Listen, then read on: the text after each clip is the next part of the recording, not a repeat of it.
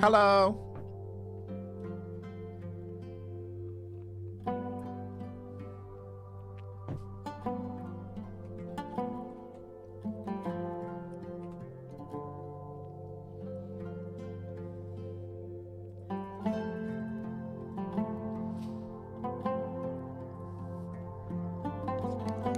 Good morning. How's everyone doing?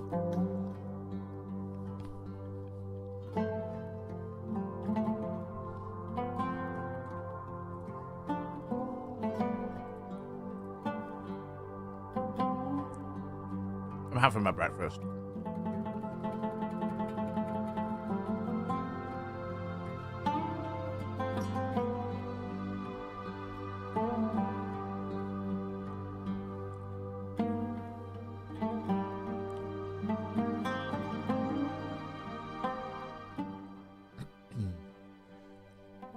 Just working. Got stream up for company as I do. How's you? I'm good. I'm good. I'm just having my breakfast.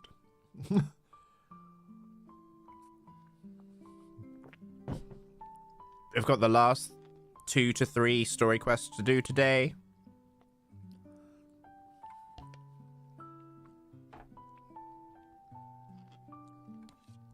Cannot wait.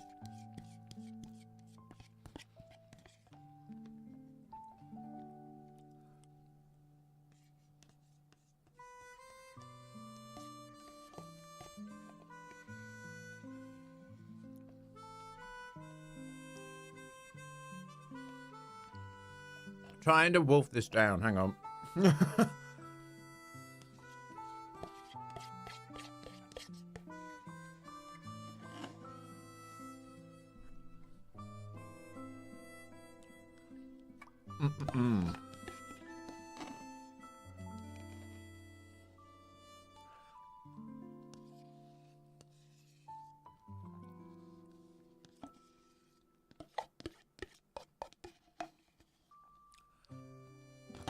All right, we'll start in a couple of minutes.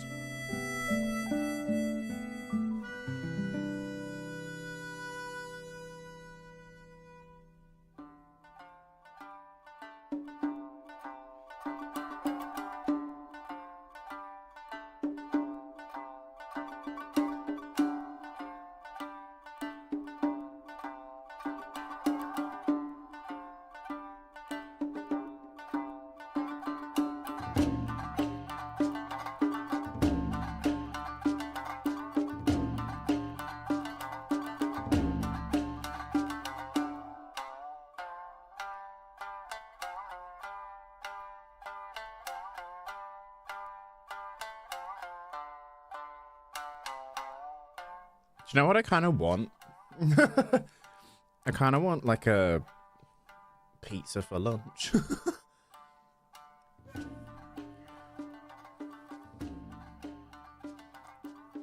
I think about lunch already. Oh my god. Who am I?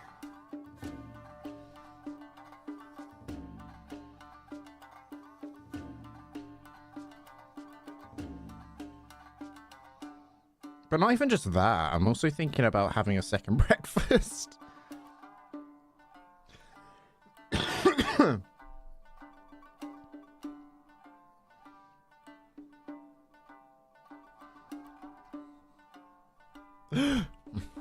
Never. What toppings? I'm not sure.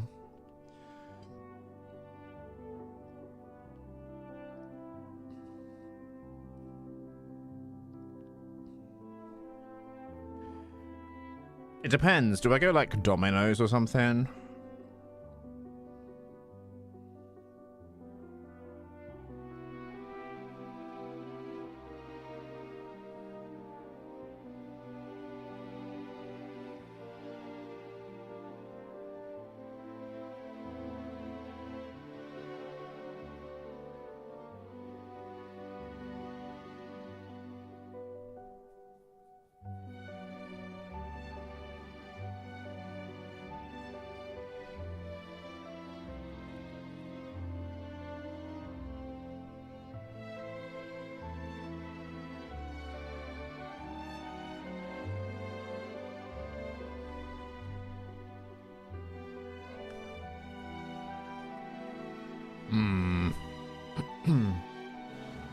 All right, let's get into game. Genshin. There we are.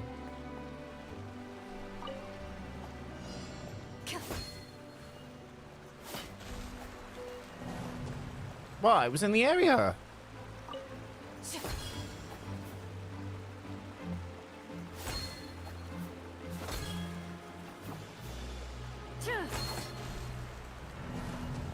What?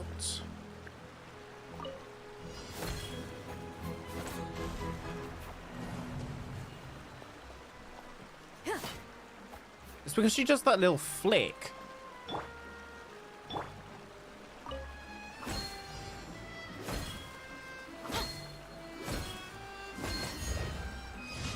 It's because she does the little flick. I was like, why is it not working? It's just a little flick.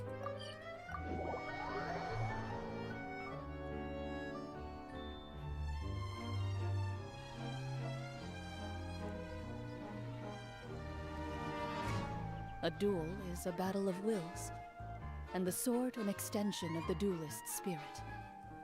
If your heart recoils in fear, then your sword may as well be in its scabbard, because you will not wield it effectively against your foe.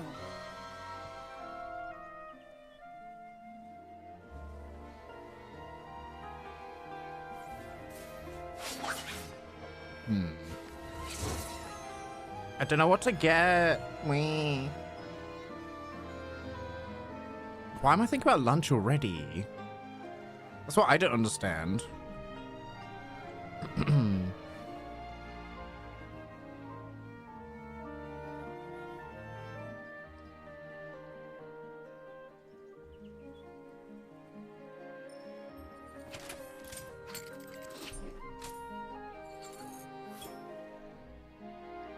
Maybe I don't get pizza at all.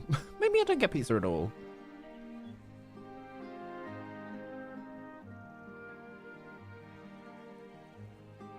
What else have we got in the area?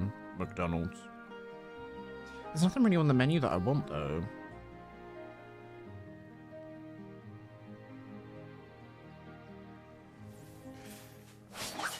What should I get? I could get Wagamama's, but that always turns into a mess, and I never eat it all anyway.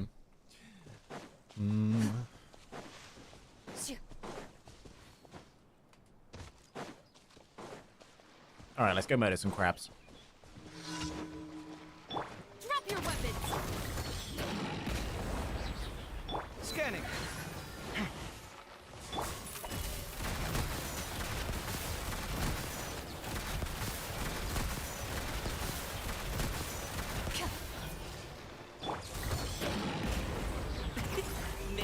Come on.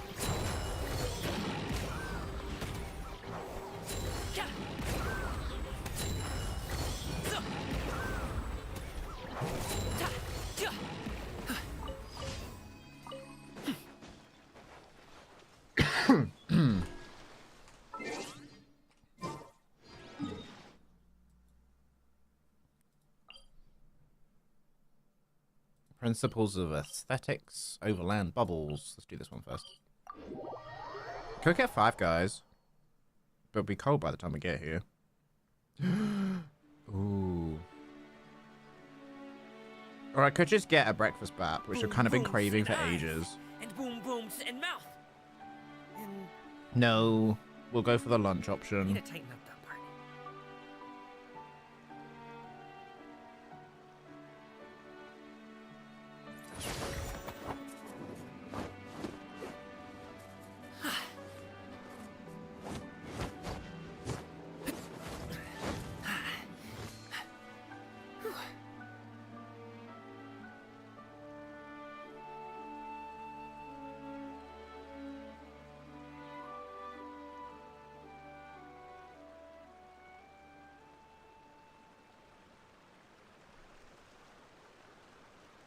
I don't know what to get.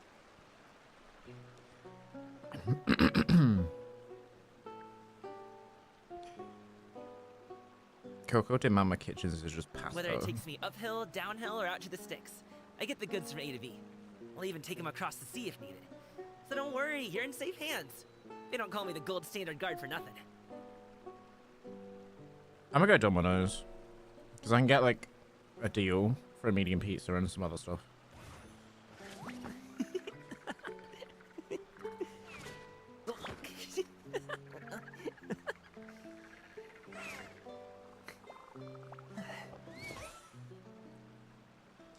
Hawaiian.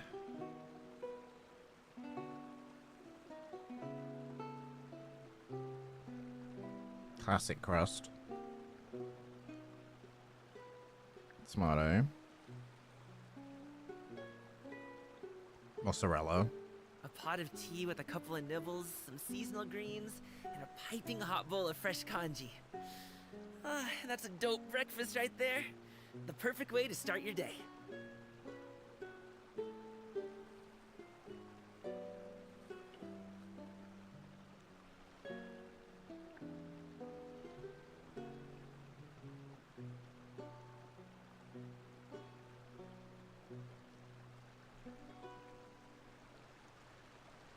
Whether it takes me uphill, downhill, or out to the sticks, I get the goods from A to B.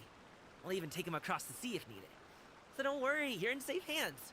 They don't call me the gold standard guard for nothing. How much is it going to be through the app? And not through Just Eat?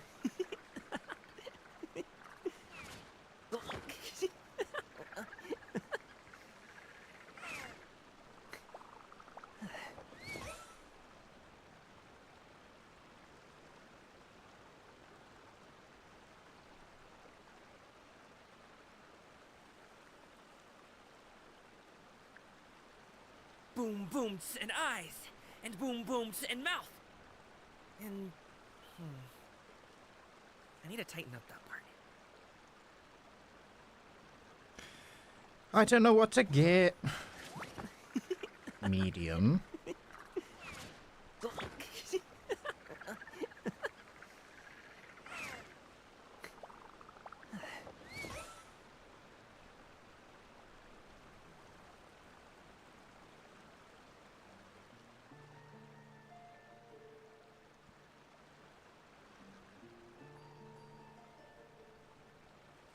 Whether it takes me uphill, downhill, or out to the sticks, I get the goods from A to B. I'll even take them across the sea if needed. So don't worry, you're in safe hands. They don't call me the gold standard guard for nothing. Okay. Oh, these ones. Always better. Wedges. Drink.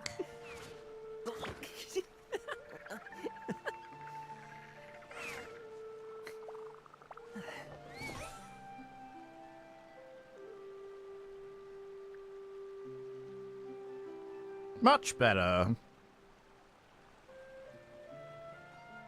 A pot of tea with a couple of nibbles, some seasonal greens, and a piping God, hot log bowl in. of fresh congee. Ah, That's a dope breakfast right there. The perfect way to start your day.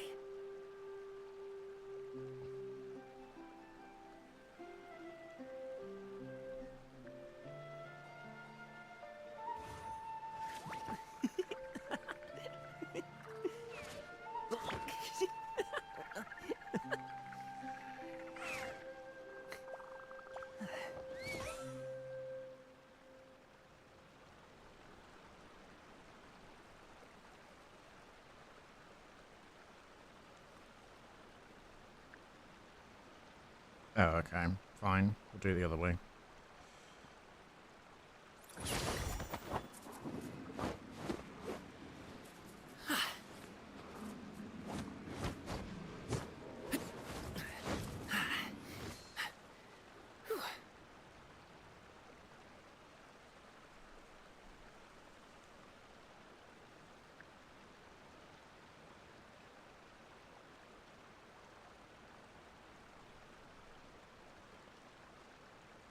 Whether it takes me uphill, downhill, or out to the sticks, I get the goods from A to B. I'll even take them across the sea if needed. So don't worry, you're in safe hands. They don't call me the gold standard guard Wait, for what? nothing. Tap here to claim the above reward.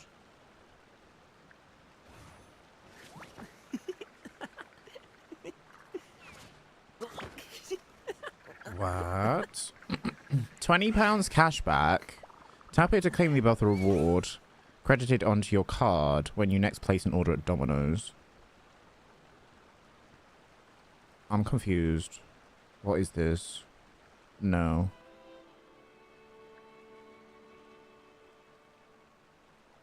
Oh. I should probably go plug in the, Be right back!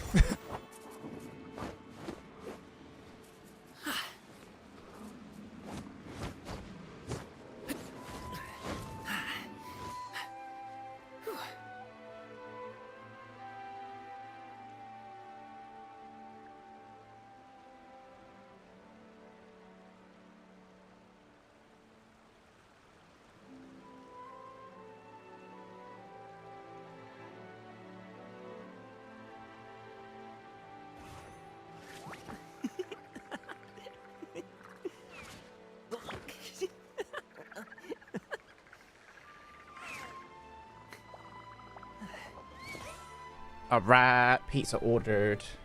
I got half Texan barbecue and half Hawaiian. And a garlic pizza thing and a drink and some wedges. What are we doing?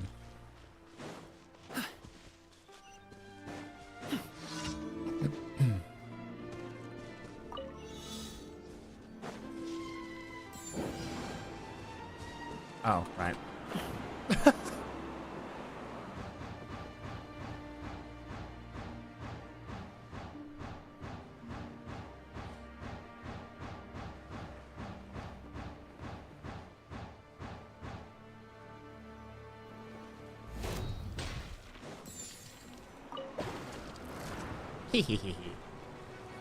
So yeah, we have like a problem with the doorbell at the moment today where it just keeps ringing for no reason. So I unplugged it because it was starting to annoy me. But now I've got something coming, I kind of need to have it on.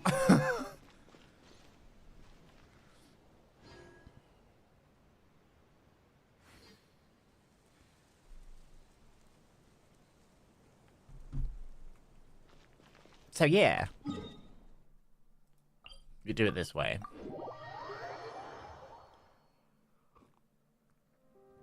Anyway, focus on stream.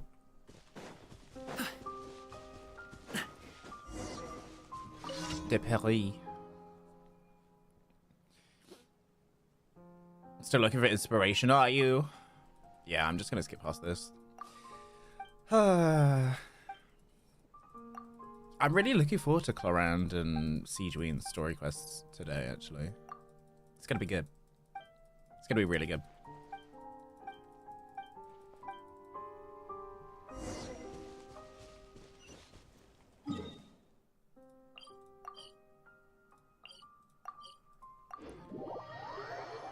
I've also got some hot chocolate.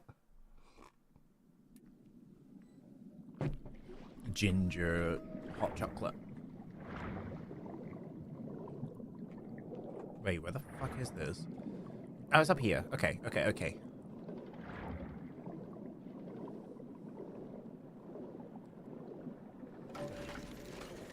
No. Why? Why? Why are you so annoying? Get out my face. We're just gonna do this. It's fine.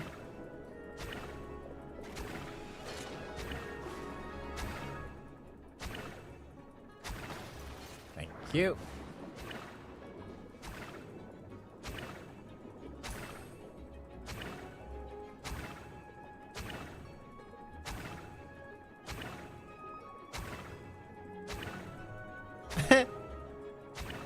Am I chasing it or is it chasing me? Thank you.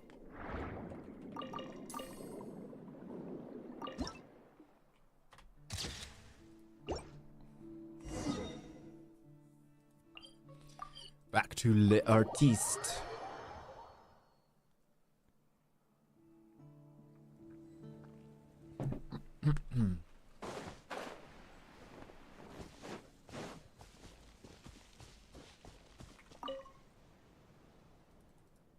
Here it is.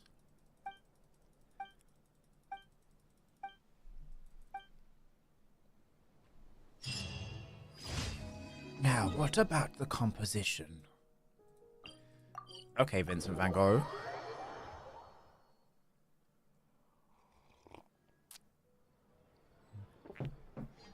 Oh, it's so good. Add Ast. Thank you for complete. Add Astra. Oh my god, it's done. Let's go.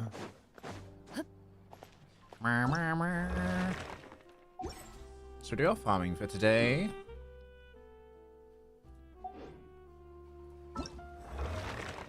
Actually, what is today? I think it's like admonition and equity and...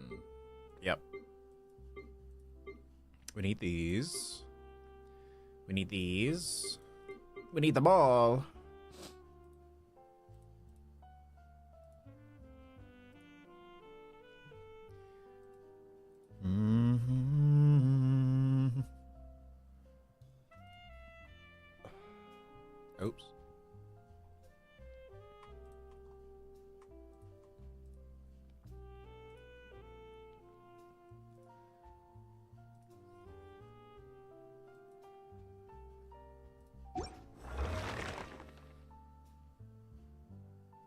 So we need Ballad, but Ballad's not on today.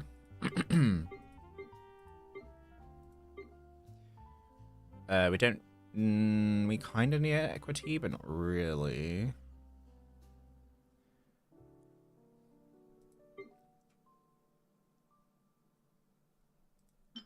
Transience.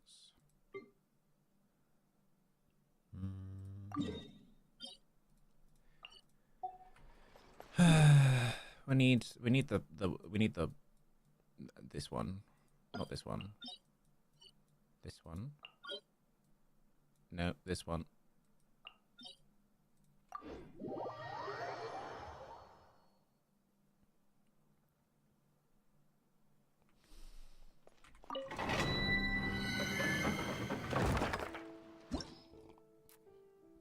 I hear this one is not as bad as it used to be. But it's still bad. Let's do...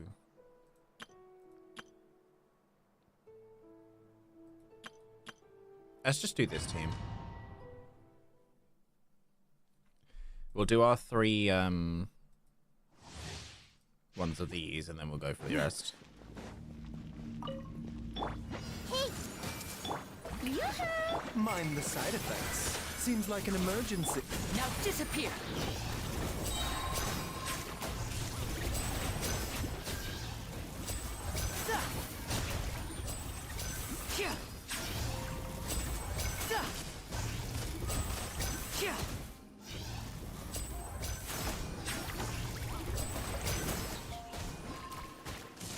And voila! Here comes the finale. I see everything. Strike a pop. The temple Come on. of wisdom. Time to shine.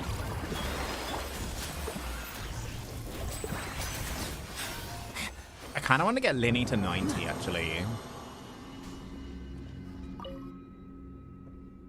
Did we already get a rerun for him?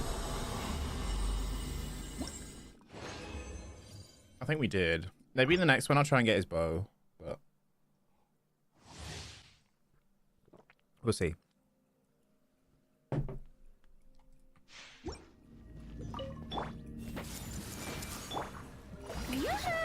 A bitter pill to swallow.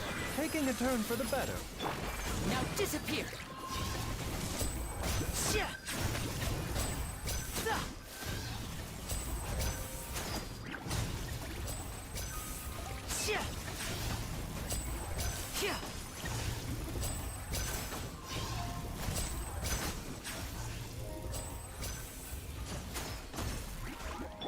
Everyone hold hands. Hi, Amani. How are you? And voila! Okay, this domain is a lot easier than it used to be. I like it now. I don't dread it anymore. Before I used to hate doing this domain. Now it's not so bad. I like it. Oh, my order's on its way. Interesting. Got the doors open. I see everything. Shower me with the... Remember, health comes first. Still running on city though. Now disappear.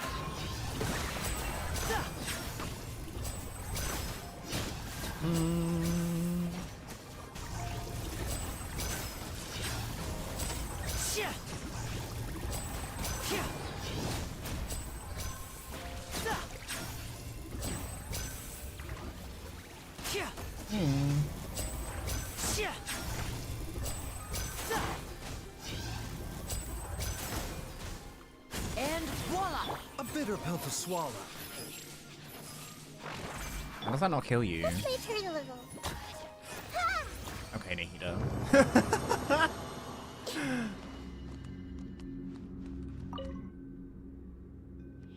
7 minutes.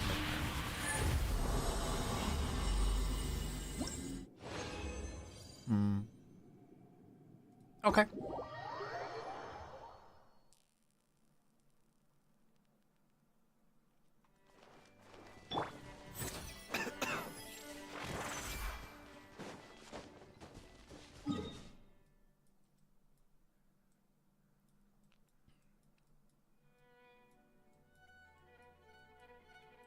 All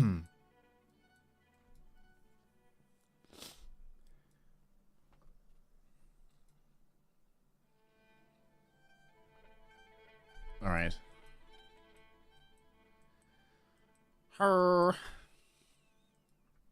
What to do now? Because I think we did the event now, didn't we? Yes. Should we start our story quest, or should we wait for this delivery to come in?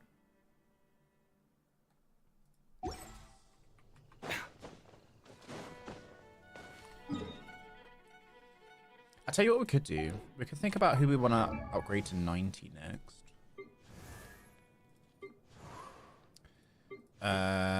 Oh, we need to get more of these for Candace. So maybe we go do that, as we can do 2 runs.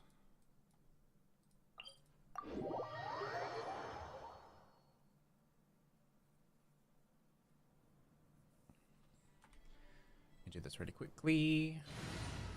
So yeah, we all healed up. Yeah.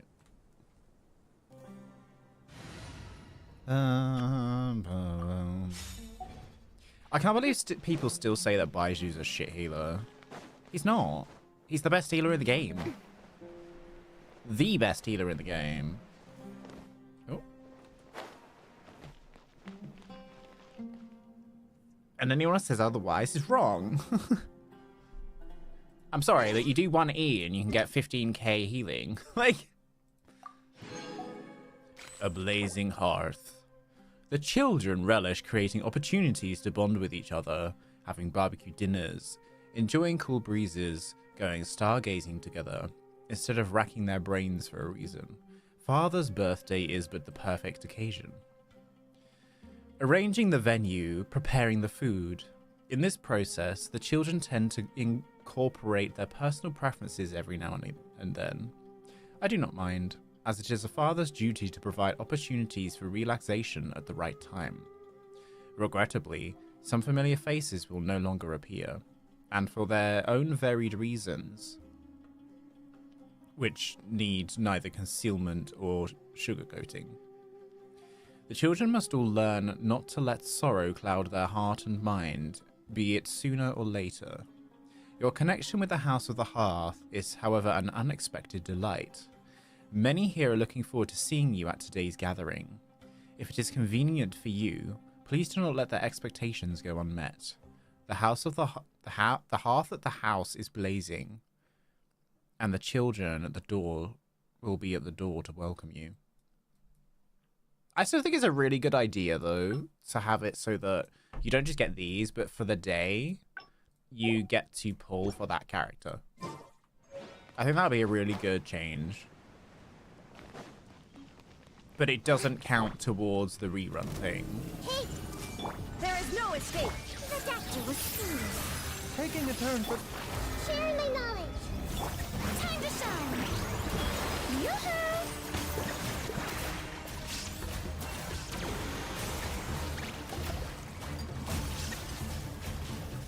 It's getting annihilated. I love it. Do not give it a chance to go invisible. And if it does, and you don't have any heater, you're screwed. I'm not even kidding. You're screwed. Okay, we do one more run of this. Oh, didn't they? Yeah, there was a teleport waypoint here. The view from this waypoint is amazing. I mean, it would be if I didn't have her little minions in the way. It's a really nice visual, right?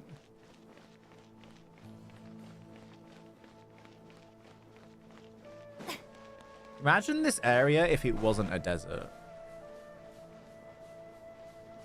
And was more like the rainforest. It would be so interesting.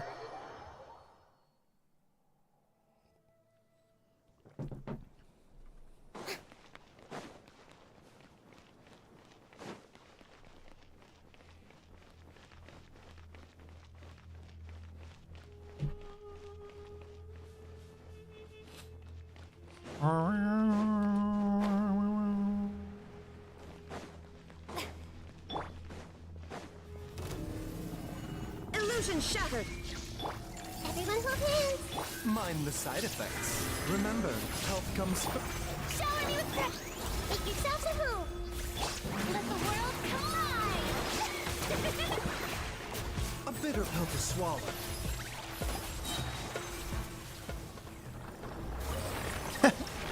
GG easy. Imagine if I did that in Spiral Abyss. And you just set this all off and you just let it do its own thing.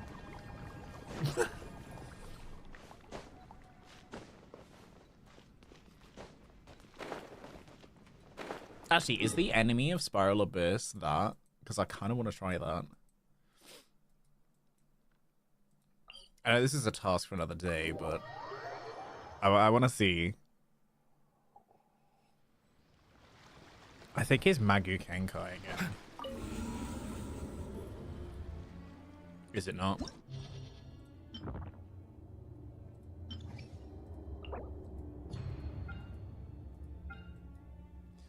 Vishaps. Mechanical Array and the Tulpa. And then the Golem. No. That's a shame. I wanted to try that. Oh well.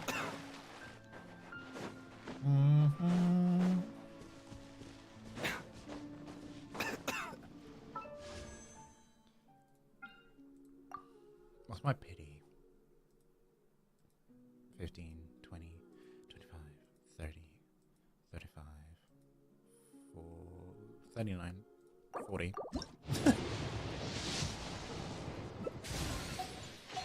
Okay, 40 pity, and now we save for whoever we want next.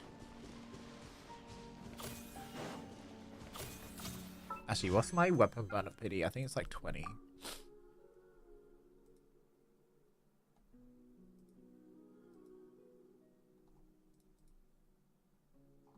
25. I suppose we could put 5 more into that, but how long do we have left of the banner? 5 days. Oh, that's fine. Nah, we'll just wait. It's fine. We'll just save. Save these 5. All the events are done. Just got story quests. Are we ready to do story quests?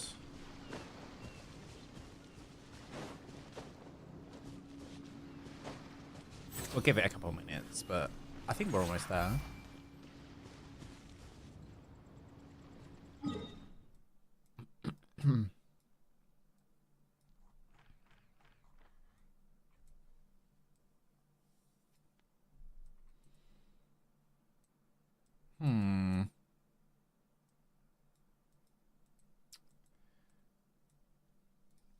What can we do?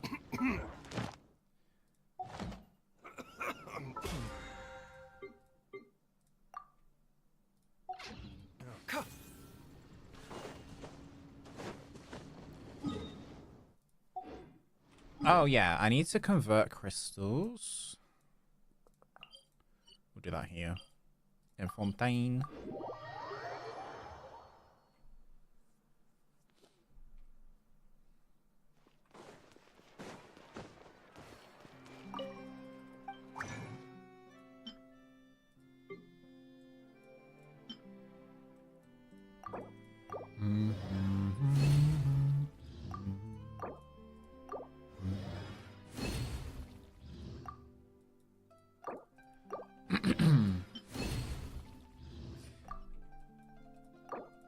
Doing yesterday's story quest, I love that there's a secret society that's dedicated to... Oh no, I don't want to do that.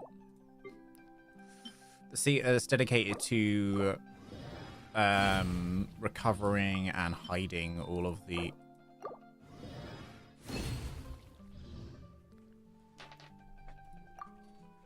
Hold up.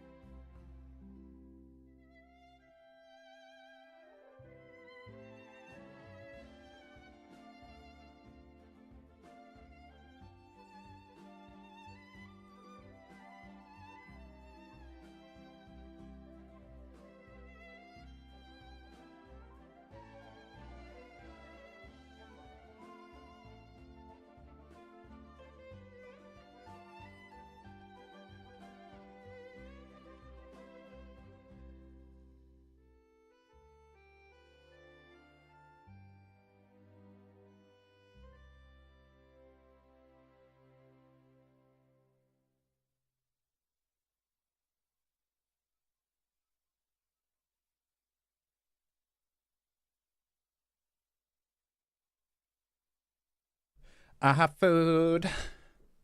I have food. And I know it's like midday. But I don't care. I have food. And that's what's important. I'm going to fit it all on the table. I didn't think about that. Oh well.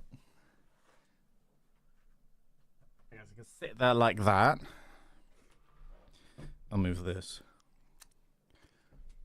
That's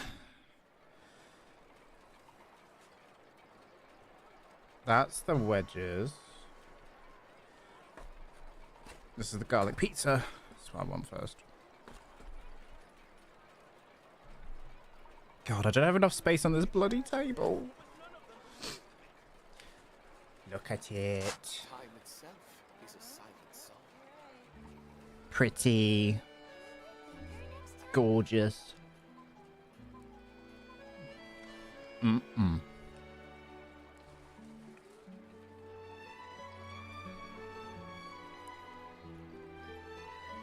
All right.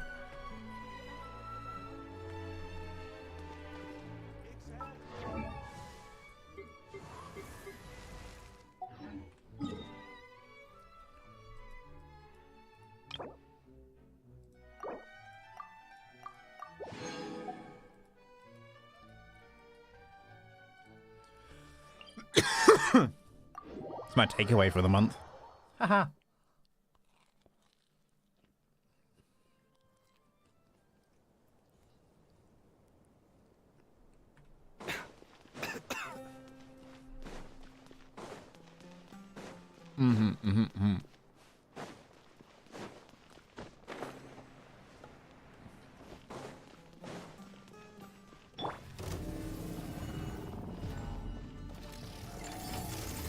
There is no escape.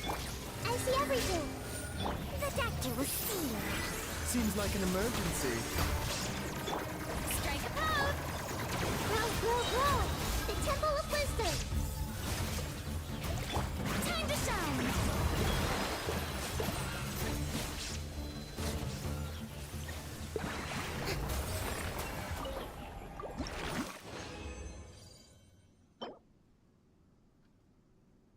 Oh my god, we got a crystal.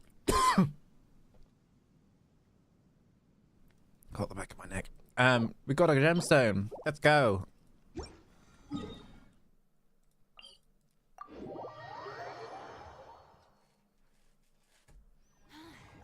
What my God. a wild and desolate sight. Allow me to grant you the blessing of water. Being too popular can be such a hassle. Who knew the people would adore me so much?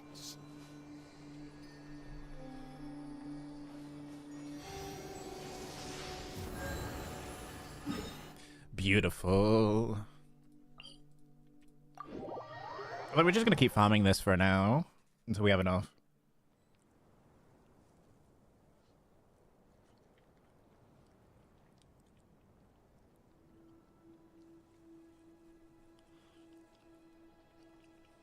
Actually, I'll go for camera for this.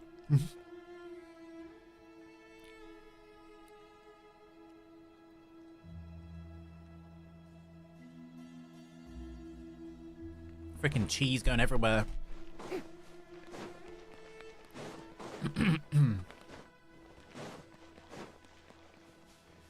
All right.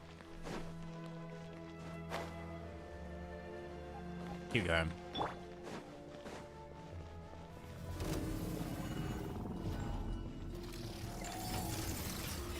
Shine down. A bitter pill to swallow. Share my knowledge. Taking a turn for the better. Yoo-hoo! Let my name echo in song.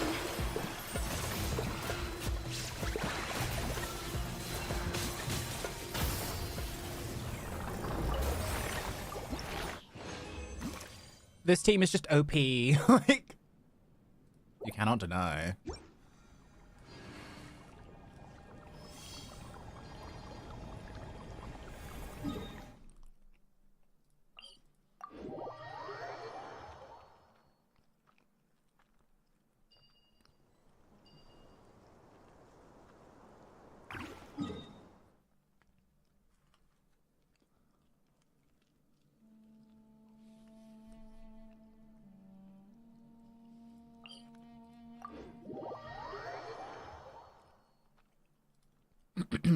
Hi, Dave.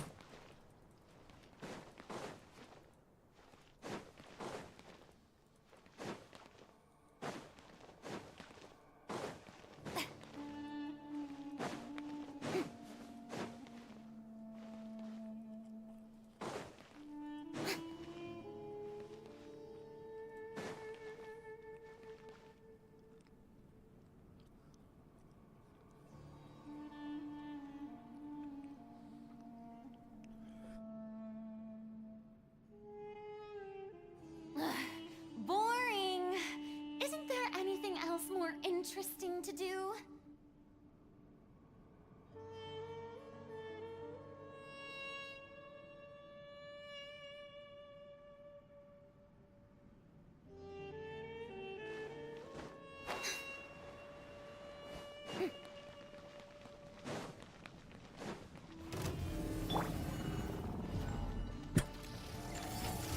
There is no escape. Mind the side effect. Make yourselves a room. Let the world collide. A bitter pill to swallow. Seems like an emergency.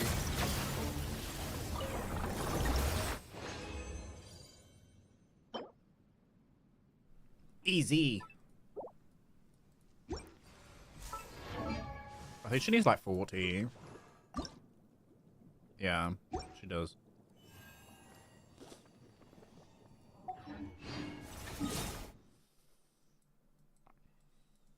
We're gonna do one more anyway. And then we've got to go do books.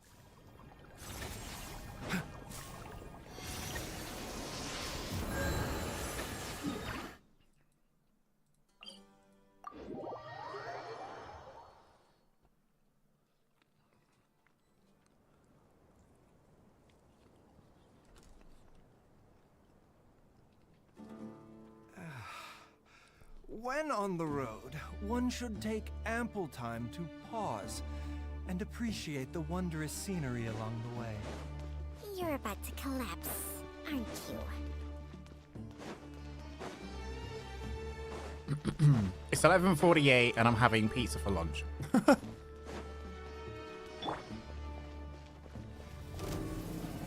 Shine down. Everyone hold hands. Mind the side effects. Strike a pose. Temple of Wisdom. There is no escape. The doctor was seen. Let my name echo in song. Remember, health comes first.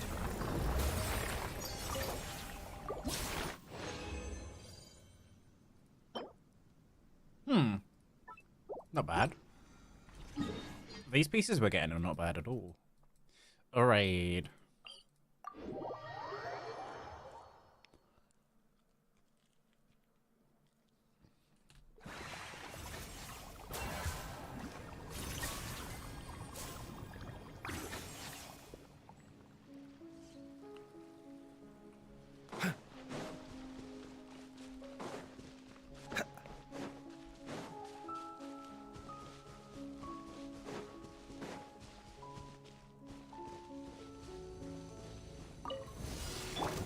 I see everything. Mind the side effects. Make yourselves a room.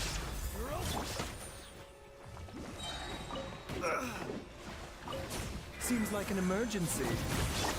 Everyone hold hands. Shine down. Time to shine.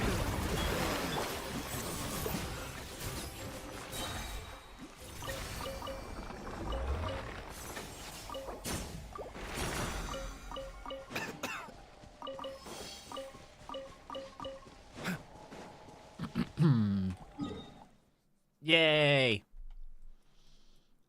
That is our resin used. Let's go.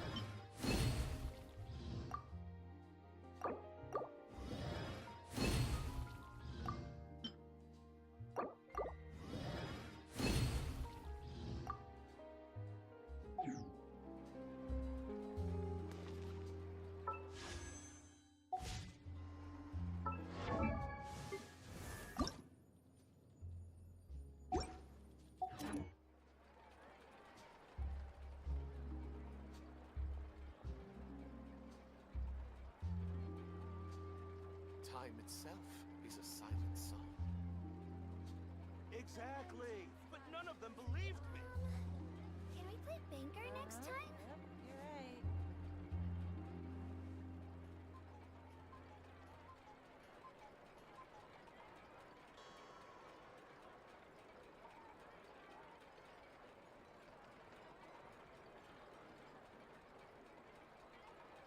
Time itself is a silent song. Exactly! Right. But none of them believed me!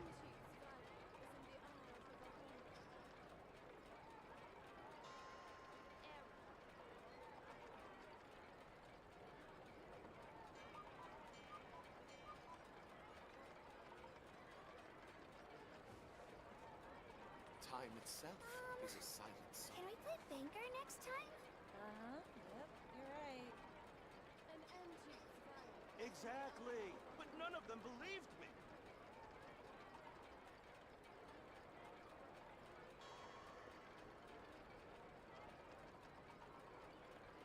Life, death, and the world around us all follow a set of laws.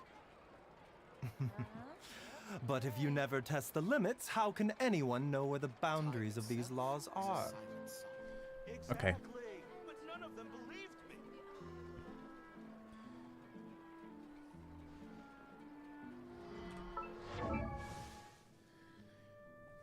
Da, da, da, da, da, da, da.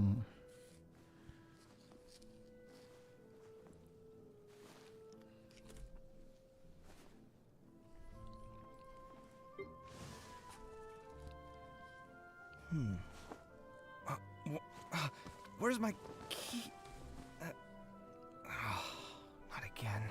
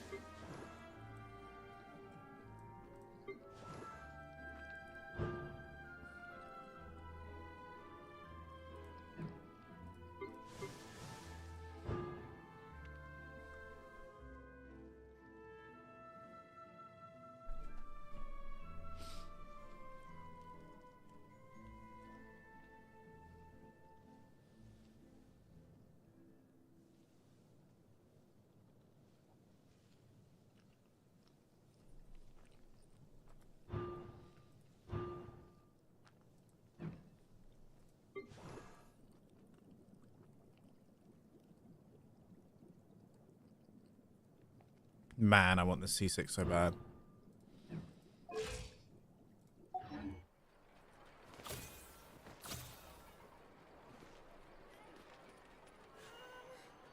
we play banker next time?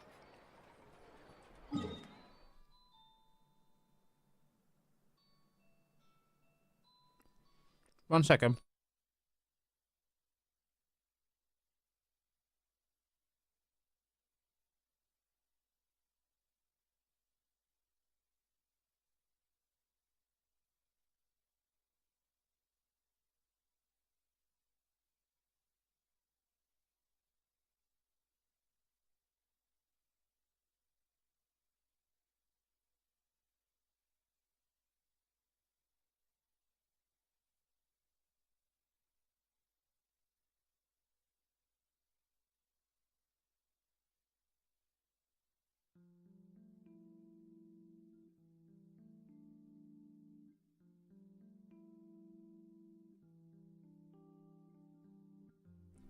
Well, yes.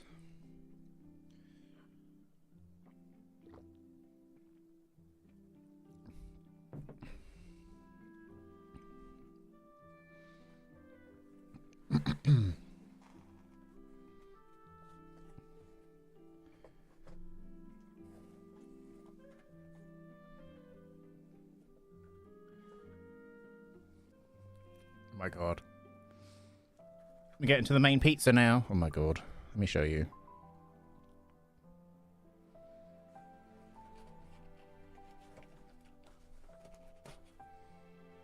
Oh, pen.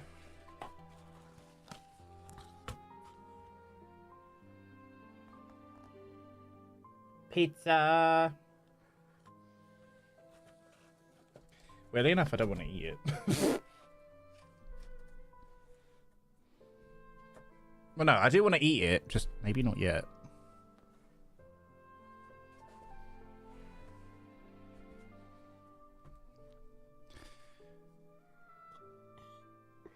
But also, I've got no room on this table, so if I was to open it, I wouldn't be able to have anything else on the table.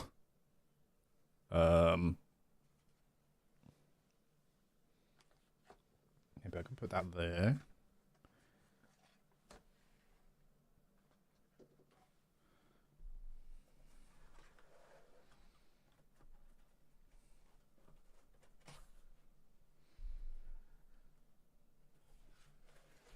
Who puts freaking mushrooms on a Hawaiian pizza?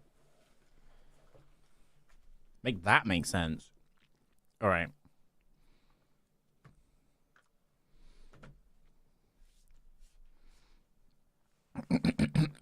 Okay, when it comes to putting sauces on pizza, what do people prefer to do? Do they prefer to dip, or do they prefer to pour it on it and then have the slices?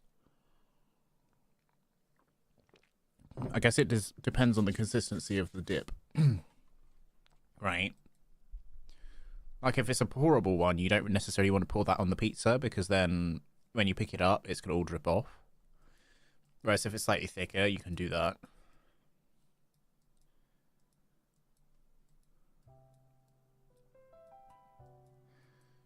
All right.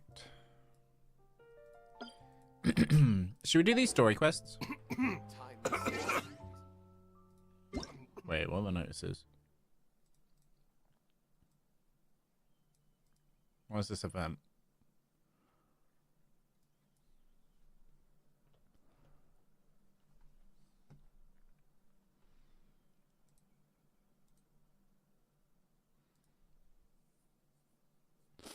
Wow, wow.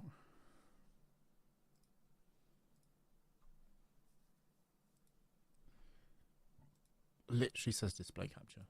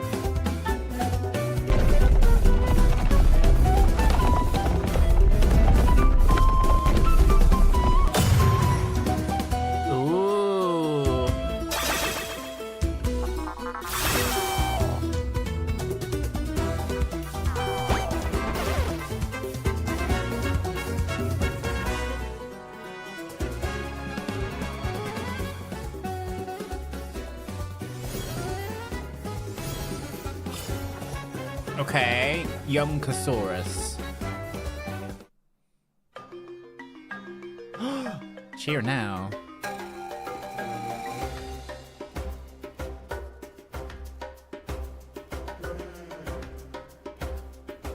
Link.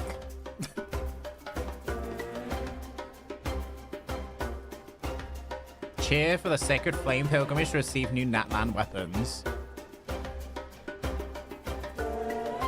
So we already passed this one. We just need the others. And I get what what does that mean? What does this mean in the bottom right?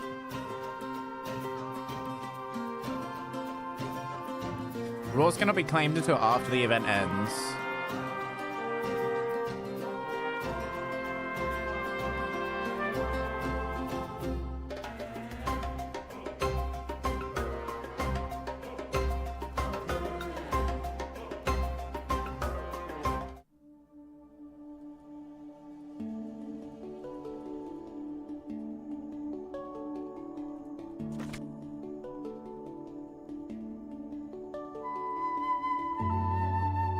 What do I have to do? Okay, this is cool.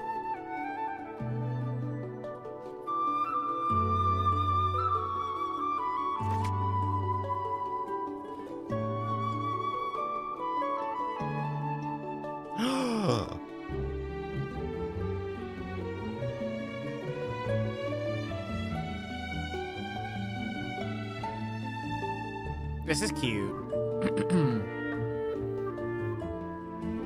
You kind of become the Saurians.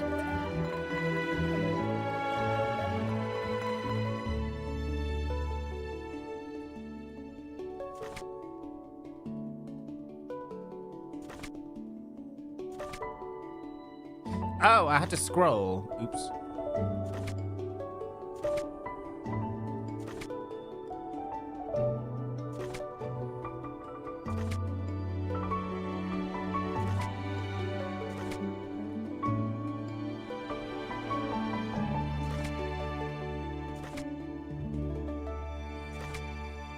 Land of vibrant stone and flaming springs. Tequemacan Valley. Coatepec Mountain. Toyak Springs. Look at him. He's just a big boy, isn't he? He's just a big boy. Yeah, it's Natlan. It's really loud though.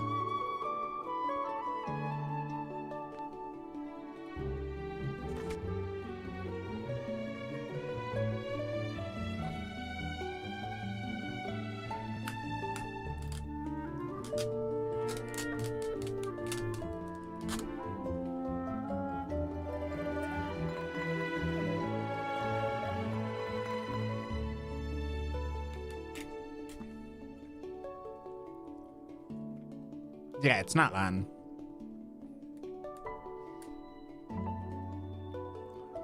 Okay, but this enemy, when it goes like this, it kind of looks like Necrozma. In his complete form.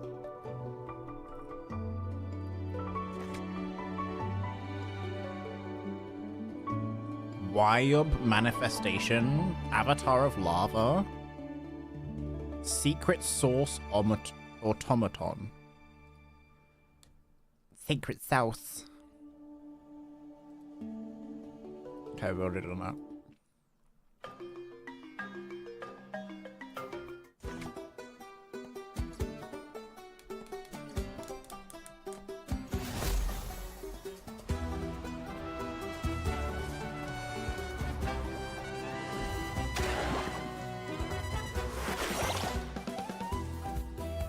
Oh, we've done this. We've done this.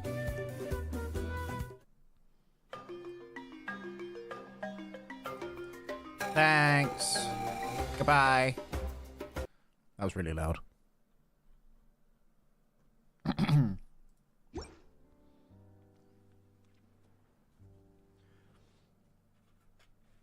Ding. I don't know how I'm gonna do this.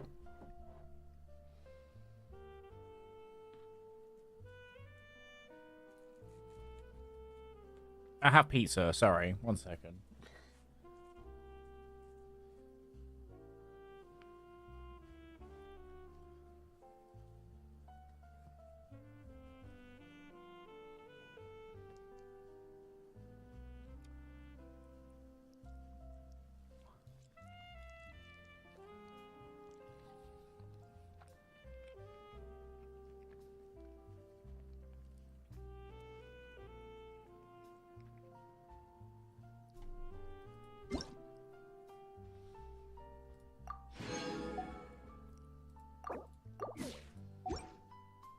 Okay.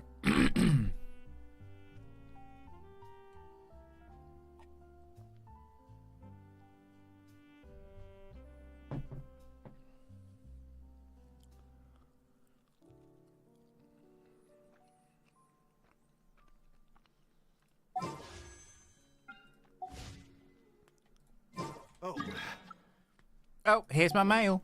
it's just some chronic problem I have. Oh wait, no, it's already arrived. Yeah, it's already arrived. Flaring Dang it. up again? Nothing to...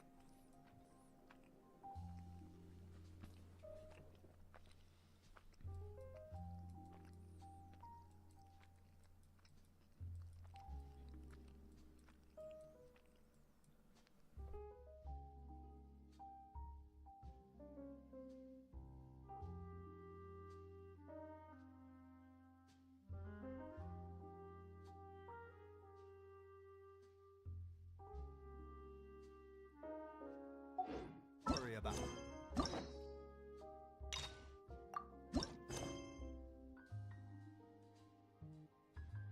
Huh? Do you also see Navia and Clorinde over there? They look like they might have run into some kind of trouble. Let's go check out what's going on.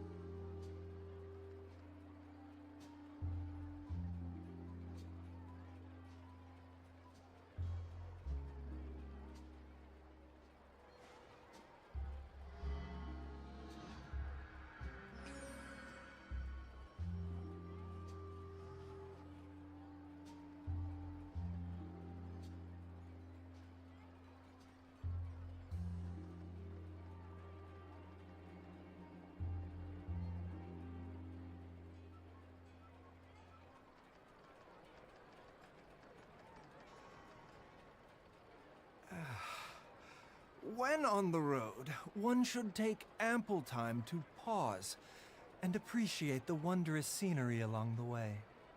You're about to collapse, aren't you?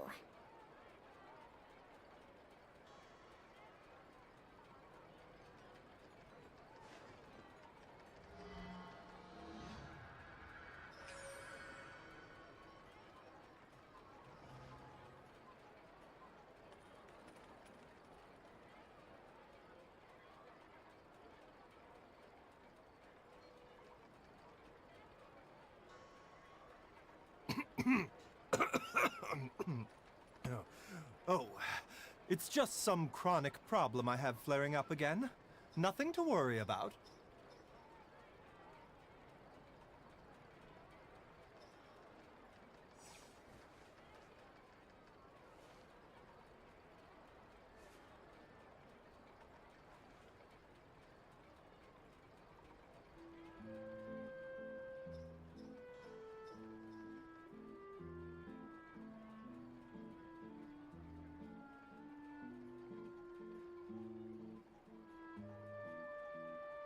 Life, death, and the world around around us all follow a set of laws.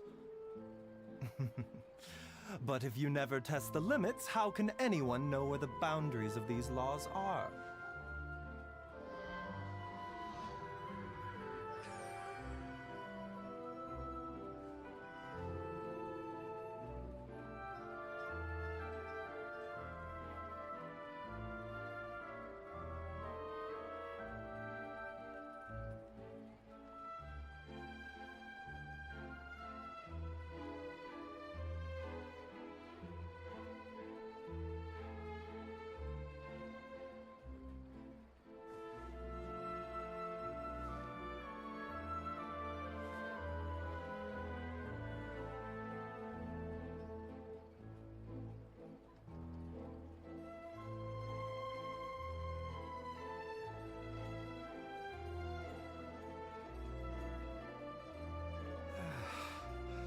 When on the road, one should take ample time to pause and appreciate the wondrous scenery along the way.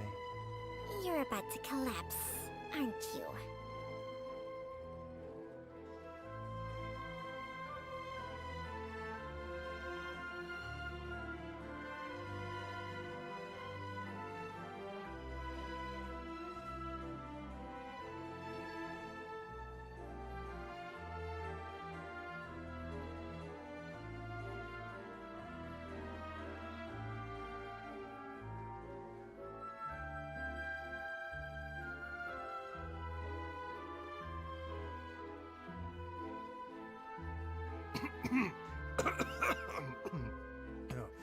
Oh, it's just some chronic problem I have flaring up again. Okay. Nothing to worry I'll put the about. pizza away.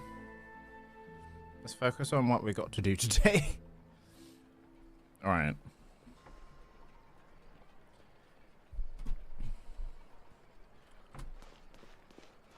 Hang on. Let's make a party. As we always do.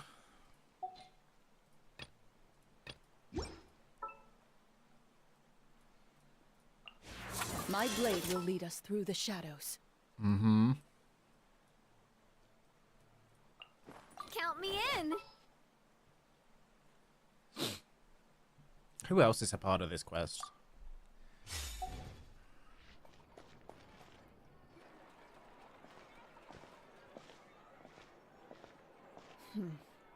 Still no dice? Not at all. And I've asked pretty much everyone in the court of Fontaine already. Lynette's ears drooped as soon as she heard that we'd have to be out and about for days on end. And Fremine, he hid himself under his helmet as soon as he realized there'd be people around that he didn't know. Oh. What about Chiori and Charlotte? I feel like both of them would be more than up to it. I've asked them already, but they're both pretty busy right now. I just gave the members of the Spina a few days off, too, so I don't want to bother them either. This is getting pretty difficult. Navia, Clorinde, what's up? Oh my. Well, if it isn't my dear partners, how are you all doing? Huh. Navia? Oh, you mean... Yep, this is our chance. Uh-oh. What are you going to do? We were just passing through. Do you need our help with something? Oh, precisely. My dear partners, we've got a huge problem right now that only you can solve. Whoa, for real? Absolutely. We've already exhausted all our other options. What kind of problem? Tell me about it. Traveler, Paimon, would you join us and play Marechaussee Hunter Judgment Day? What? Marechaussee what now? It's a new game script by the Tabletop Troupe, a local roleplay adventure club. Ooh. Ever heard of the Tabletop Troupe? They put out games that allow you to participate in a story and roleplay characters with your friends. Oh, I've loved their stuff ever since I was a kid. That sounds super interesting. Clorinde and I are both veteran members of the club. Recently, someone came up with a new script and was looking for people to help playtest it for them. When Ooh. they asked, of course I couldn't refuse. I mean, come on. A brand new script? Nobody has ever played it before. Generally speaking, scripts at that level of development have a lot of issues, but I think this one is pretty solid. The author obviously put a lot of work into the story, and the world building is also quite credible. Whoa, whoa, whoa. I know I was the one that handed you the script, but some of us haven't read it yet. No spoilers, please. Anyway, the script calls for a team of 4. Ah, yes. We're missing one final player right now. You are right. That is a big problem. So, you're saying you'll help us out? I knew I could count on you, partner. Paimon and the Traveler are kind of a package deal. Is that okay? That's not a problem. I'll adjust the pace based on the actual number of players, and ensure that everyone has a good time. Well, Traveler, what do you think? So we're missing one. Play? Paimon will follow your lead. I always help a friend in need. Count me in for a great script. Well, that solves our problem. You have our thanks. Woohoo! I'll go grab the script manager from the club right away. The script manager? Didn't you just say that you gave Clorinde the script? The club introduced a completely new kind of gameplay for the script. In this iteration, the Game Master's version of the script is incomplete. The script manager provides the next part of the script only after players have completed the current list of objectives. On top of that, in order to increase player immersion, the club has created some of the story's sets and scenes in real life. We'll only know where we should go once the script manager reveals the starting location. Oh. Right.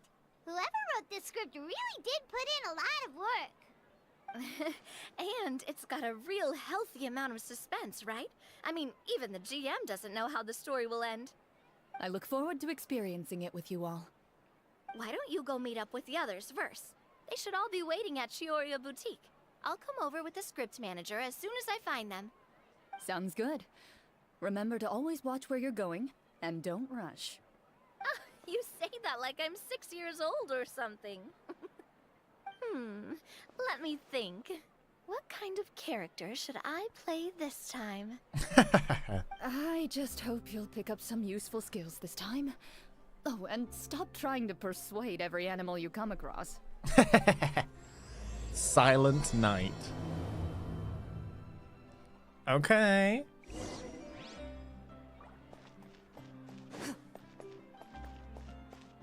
I think Faroon is in this mission.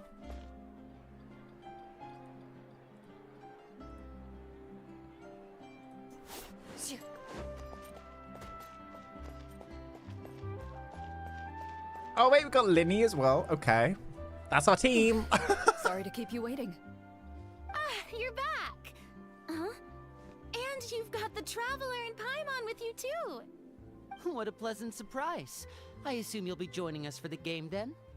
Linny, Farina! Paimon didn't know you were playing too. Are you also members of the tabletop troupe? Hey, you too. I'm more of a casual member, if anything. I haven't taken part in many formal club activities. Lynette, Fremine, and I play something similar at the Hotel Bouffe Tété sometimes, but I'm usually the GM. Ah. Still, I'm sure it'll be fun being a player for the first time. I'm looking forward to it. Well, I'm not a member of the club at all. Clorinde simply woke me up first thing this morning, said there was a good script worth experiencing, and asked if I wanted in. If you're interested, I can give you a referral. That should give you a 40% discount on membership fees. 40% discount. I think I'll wait to see how this experience plays out first, especially when it comes to the quality of the script. If it's sufficiently fun, then I'll join. Okay. Do you participate I think in that's a lot fair. of tabletop troupe activities, Clorinde? You could say that. She's actually one of the few senior game masters of the troupe. Ooh. Right. I knew about that even when she was still my subordinate. It's nothing. Really, just a small hobby of mine. Wow.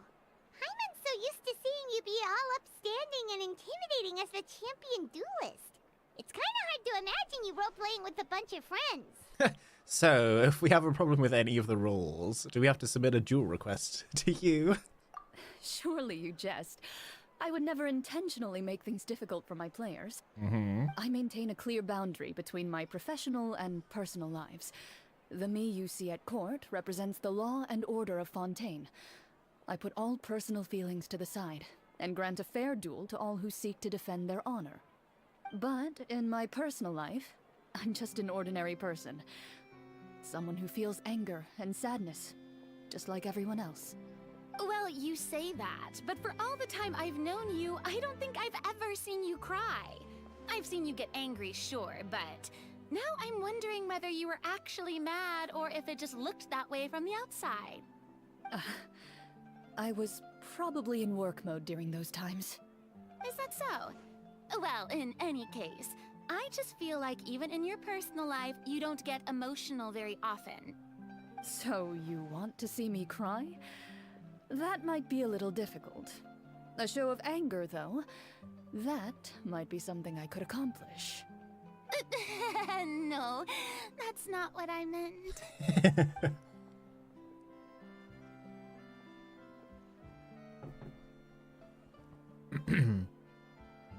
Where's Navia?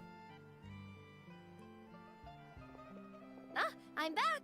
Here, allow me to introduce you to the script manager, Mr. Florian. Pleasure to meet you all. He's kind of cool. Wait, are you a champion duelist too, Mr. Florian? Oh, no. This is just the costume provided by the club. I occasionally play a few of the roles in my scripts. Ah. That sounds like a lot of work. It's nothing.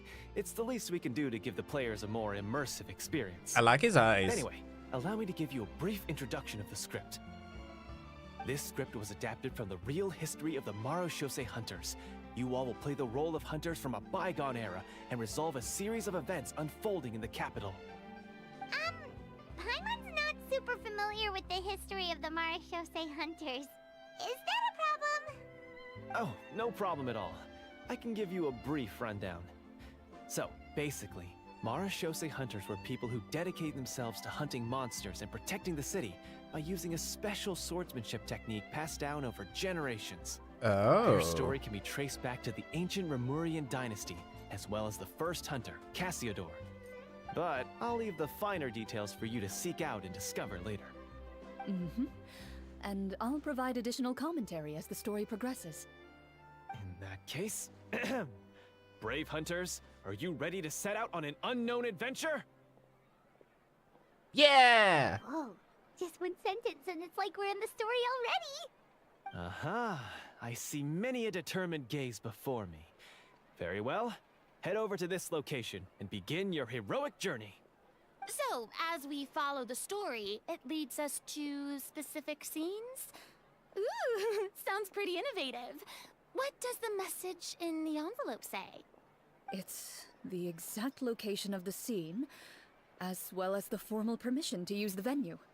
Huh, seems like they have everything prepared. Ooh. Please check all your belongings, everyone, and make sure you haven't forgotten anything. Once you're ready, please follow me to the designated location. Sounds good. Hunter Squad, move out!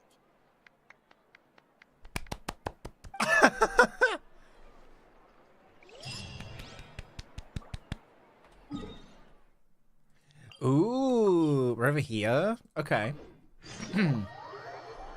Wait, they need to have a permit to do this outside. Okay.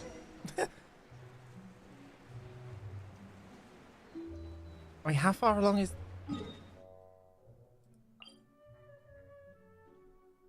Actually, I don't want to do that. Just in case.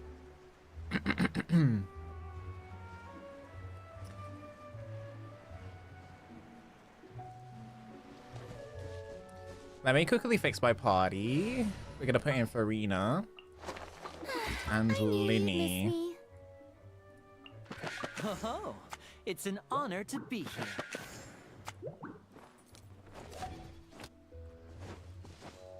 I should probably give Navia some artifacts.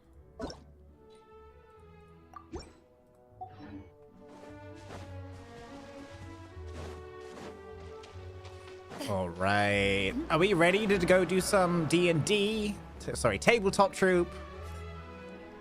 Ooh. What's with the fishing poles?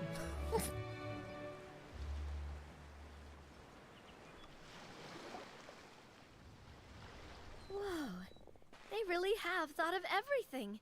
Even the phaetometer is here and ready to go for us. The phaetometer? What's that? It's a card that's used to determine action success or failure.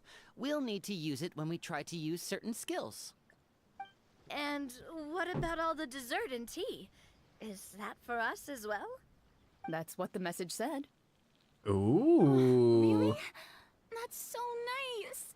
It feels just like a tea party with friends.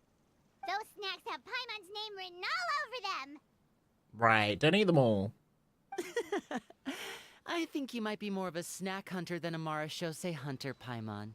Snack Hunter Paimon reported for duty. If there are delicious snacks to be found, Paimon will track down every last one. The desserts are great. But I'm still looking forward to the story more than anything. Very fair. Then, let us begin. Take your seats. First, please pick up the blank character cards in front of you and write down your name and profession. You can find an abbreviated version of the rules printed on the back of your character card. If you have any questions, feel free to ask me. In this story, everyone is a Marashose hunter. To reflect this, the club has prepared a small badge for everyone. Ooh. Ooh, nice. As hunters, you have proficiency in swordsmanship and fighting by default, so there's no need to allocate any additional skill points to those areas. Swordsmanship? So there's a fighting part to all of this? Paimon's not sure she can do all that on her own. Maybe Paimon can just stick with you? Why don't you share a character card then? The Traveler will be the Marashose hunter, and you can be her little floating assistant. Huh. Kinda like in real life. So, for the name, do I fill it out with the name of my character? Yep, it can be any name you like. You can use your real name too if you want. I do that whenever I get too lazy to think of a new name.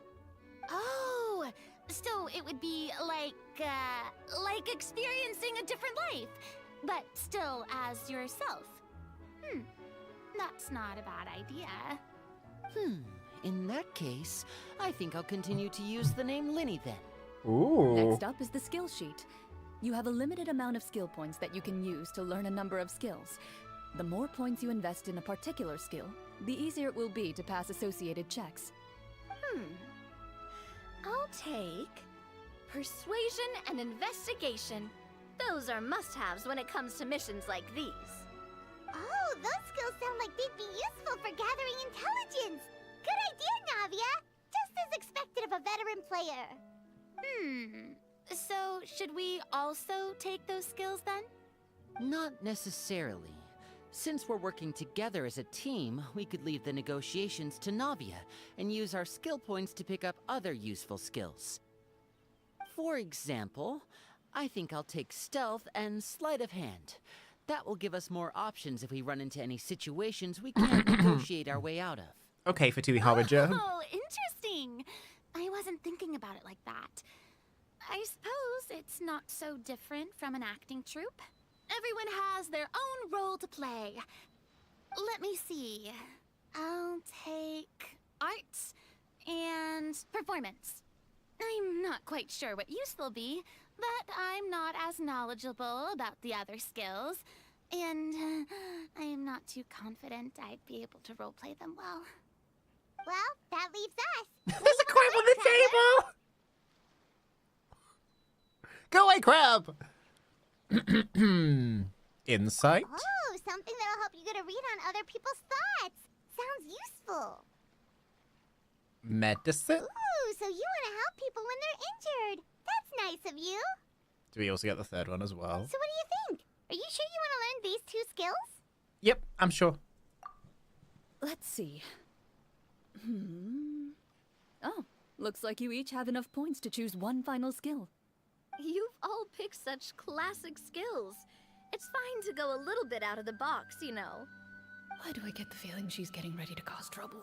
For example, this one here. Summon. Doesn't it sound super mysterious and cool? Okay, Navia. I saw that one just now as well. The description says, this Skill can be used under certain circumstances to summon characters or creatures that fit the script's world-building rules. The script's world-building rules, huh? But how are we supposed to know what a Marashose hunter can summon? Oh, that's not for us to worry about, my friend. Just learn the skills that interest you, and the GM will take care of the rest. Alright, you've convinced Paimon. Let's learn summon then. Paimon can't wait to see what kind of thing shows up.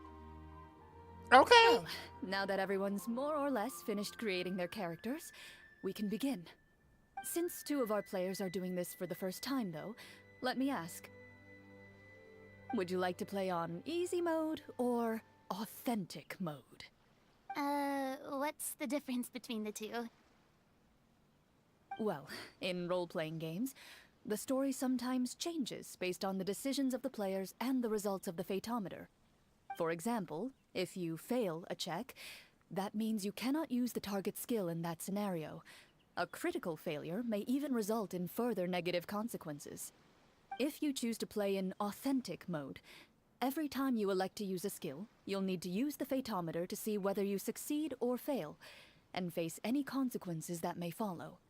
If you choose easy mode instead, every check will be successful by default, and you won't have to worry about luck playing a factor. Authentic mode. Not them explaining a D20. Given that I'd like to focus on the story, I suppose I should pick easy mode. I'd feel bad if I brought the team down by failing my checks. Huh? Oh, come on. Don't worry about that. RNG is the lifeblood of role-playing games. I'm going with authentic mode for sure. Never knowing what you might have to overcome. Ugh, doesn't that sound exciting? I'd rather be mentally prepared for what might happen. Given that she spent 500 years in the dark, I understand her for easy positioning. mode. All her checks will be successful by default. As usual, Navia and Linny will play on authentic mode. What about you, dear partner? How would you like to play? Authentic mode. Are you sure? Yes. Trust me, you'll see the beauty of RNG. Honestly, I don't think Clorinde would make things too difficult for us no matter what the Fatometer says. Isn't that right, Clorinde? No promises. That wasn't super reassuring. Well, anyway, enough talk. Let's get started. I want to experience at least a good chunk of the story today. Okay. Speaking of the story, why is the beginning scene on a beach? Well, that's because... a long time ago, back when human civilization was still in its infancy, powerful demons and evil sorcerers ruled over the land. They created a host of monsters and sent them to slaughter all humans in existence. Hi, Diggs. Soon, a group of human rebels banded together. With their swords raised, they swore to brave the darkness, and in doing so, subdue each and every monster that sought their destruction.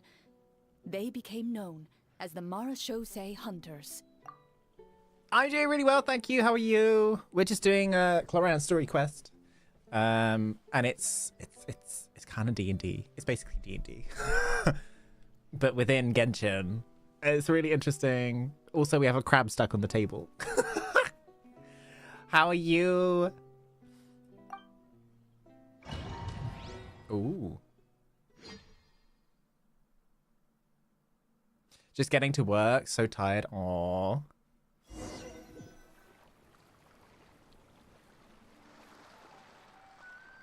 Sometime later, as a member of the Marashose Hunters, you receive a commission. Following the address provided on the message, you take a boat and arrive at this strange city. As you inhale, Not us you being can in taste the Mondstadt. slightly salty air of the docks as you begin to survey your surroundings. There aren't many people in the vicinity, but you do take note of a few others who, like you, seem to be sizing up this place. Your eyes meet, and you realize these people are fellow Marashose hunters, likely led to this location after receiving the same commission as you. You're all Marachose hunters too, right? Allow me to introduce myself. The name's Navia, monster hunter by trade and helpful neighborhood businesswoman on the side. What say you to traveling together? We can help each other out on the road. Okay, count me in. My name is Linny. I've been wandering since I was little and picked up a few less than legal tricks along the way. I was adopted by a Marachose hunter and later chose to follow in his footsteps. Ooh. Is this where you introduce your character to everyone? It sounds like they've done this dozens of times. A monster hunter, yeah. My name is Farina, and, I grew up in a noble family. I always had a strong interest in performance and the arts. Even though I'm a Marachose hunter, what I really want is to be a performing artiste. Hey, that's really cool. You can do it, Farina. That's exactly how it's done. Paimon is Paimon, a good friend and companion to this Marachose hunter right here. I've been studying medicine ever since I was a child. I want to do my part to eradicate these monsters and use what I've learned to heal others. Yay! Oh, welcome, welcome. When we face the monsters, I'll make sure to charge in front to give everyone some cover. You can take care of the healing at the back. You open your envelopes at the same time. The message reads, "To the honorable and trustworthy Marachose hunters, our kingdom is currently facing a grave crisis. The lands outside the capital have been overtaken by monsters, and our people are being led astray by forces of wickedness. We beseech you, please help us resolve this crisis and return peace and stability to our home." Huh. The layout of this city looks super familiar. It kinda reminds Paimon of Mondstadt! It is Mondstadt. The scriptwriter must have used a real-world city as a reference when coming up with the map. As experienced hunters, the layout of the city reminds you of places once traveled. You recall the sight of tree-lined streets and the gentle tranquility of days gone by.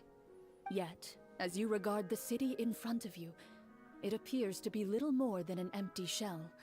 Its hollow gates are open to you, beckoning you to come forth and bring salvation back to the town. I carefully read every line of the letter and turn my attention to the signatures at the bottom. Who issued this commission to us? You see a long string of unfamiliar names.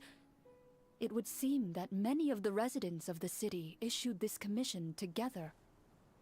They sensed that things were not right within the kingdom and sent a distress signal to the outside world. Ooh.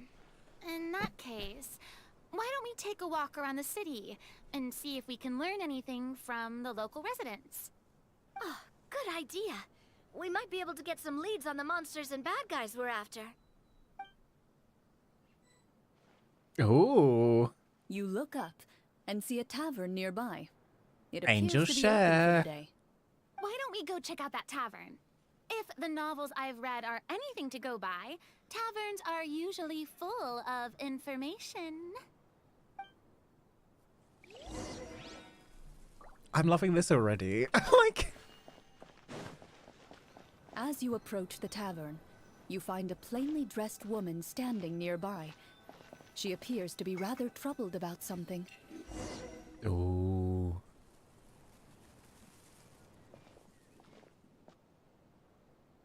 Greetings, friend. Lovely weather we're having today, don't you think? Oh, Sorry. hello. I suppose you're right. The weather today is quite lovely. If only those monsters out there would stop causing trouble. It seems like every character included in the script has a certain amount of useful information to offer. If we keep asking questions, we might be able to get some good leads. Oh, come now. Don't be sad. Life is all about optimism. Oh, that reminds me. What did you have for breakfast this morning? Huh? I don't think that's the kind of question we're supposed to ask. Nothing turns a frown upside down like good food. How about some macarons? I could make you some.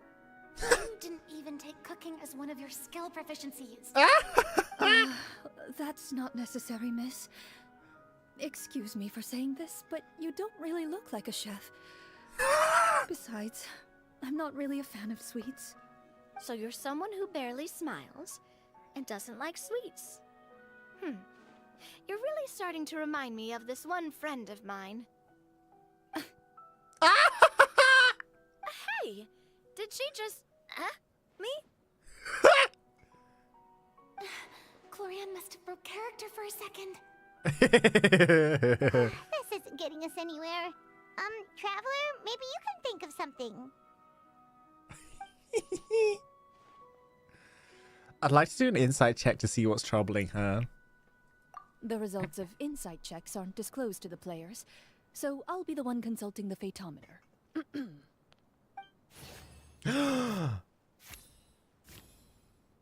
Ooh.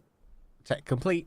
You recall all the lessons you've learned in your time and begin to carefully observe the woman's mannerisms. Ooh. You notice that when she's quiet, she has an empty look in her eyes, as if her thoughts have drifted to a place far, far away. And when she speaks, she often subconsciously reaches out to touch the ring on her left hand.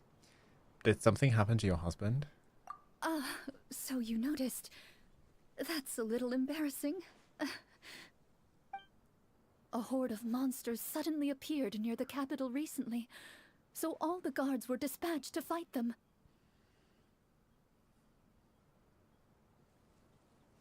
Do you remember when those monsters appeared? I'm not completely sure. All I know is that my husband was dispatched to fight them 3 days ago. Do you know where he was sent? It all happened so fast. When we said our goodbyes, he couldn't even tell me where they were sending him. You have our thanks, friend. We'll find and defeat those monsters as soon as possible. We sincerely hope your husband will be able to return to your side soon. Oh, thank you. Don't worry. We'll find him. Just try to remain optimistic and wait for good news. We don't always get to choose what happens to us. But we do get to choose the little things, like what we eat and how we respond to the things life throws our way. I hope that one day, you too will recognize the power of something as small and inconsequential as a delicious dessert. Okay. I'll do my best. You bid farewell to the woman and continue your journey further into the city. Okay. Well, what did you have for breakfast? Yogurt and granola.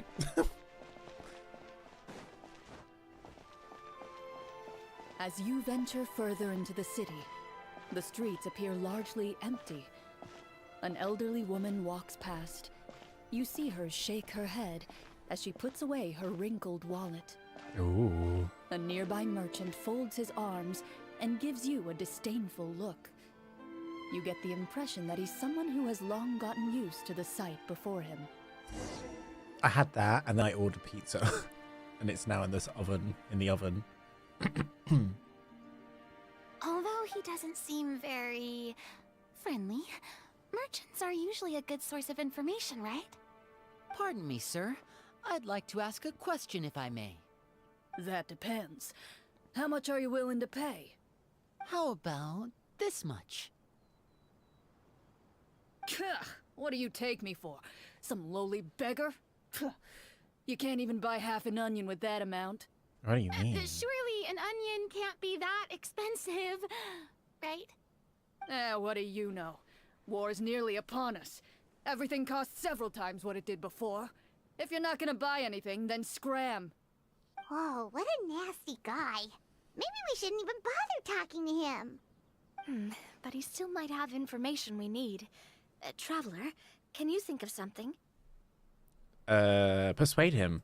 Sir, we came to this city to solve the very problem you seem to be referring to.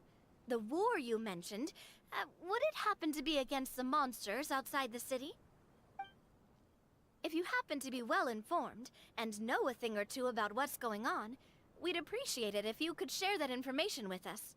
After all, the sooner this problem gets resolved, the easier it will be for you to do your business. Hiyo. 18. Nice.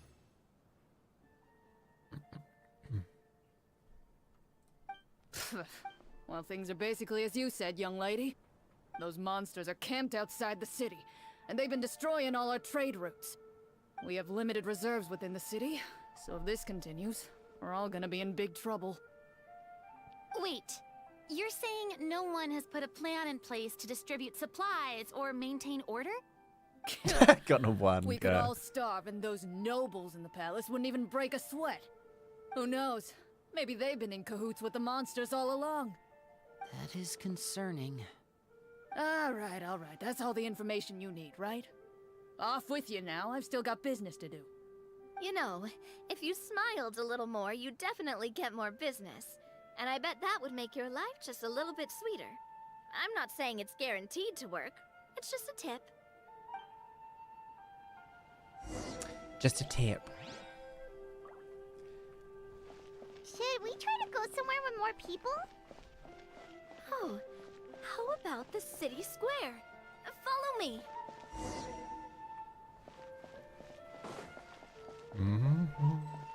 I think it's so interesting that they're using Genshin locations for this kind of thing. Before you lies the city's central square. You see a man with a slightly anxious look on his face. What is your device? Pacing back and forth, his head hanging low. Oh, this is PC. He doesn't seem to notice your approach. Still immersed in his own thoughts, he shakes his head and lets out a long sigh. This guy seems promising enough. Maybe I can get some information out of him. Hello, sir. Is there anything I can do to help you? Wait, you're... I'm... Oh, dear goodness! You're a Marashose hunter! You recognize us? Ah, are you one of the people who wrote the commission letter? Yes! Oh, I didn't expect you to actually come! Oh, what great news! The city is saved! What happened here? Alas, we once lived comfortable, carefree lives. This city used to be free of monsters. The first Marashose hunter, Casiodor, the Golden Hunter, he was the one who drove them back.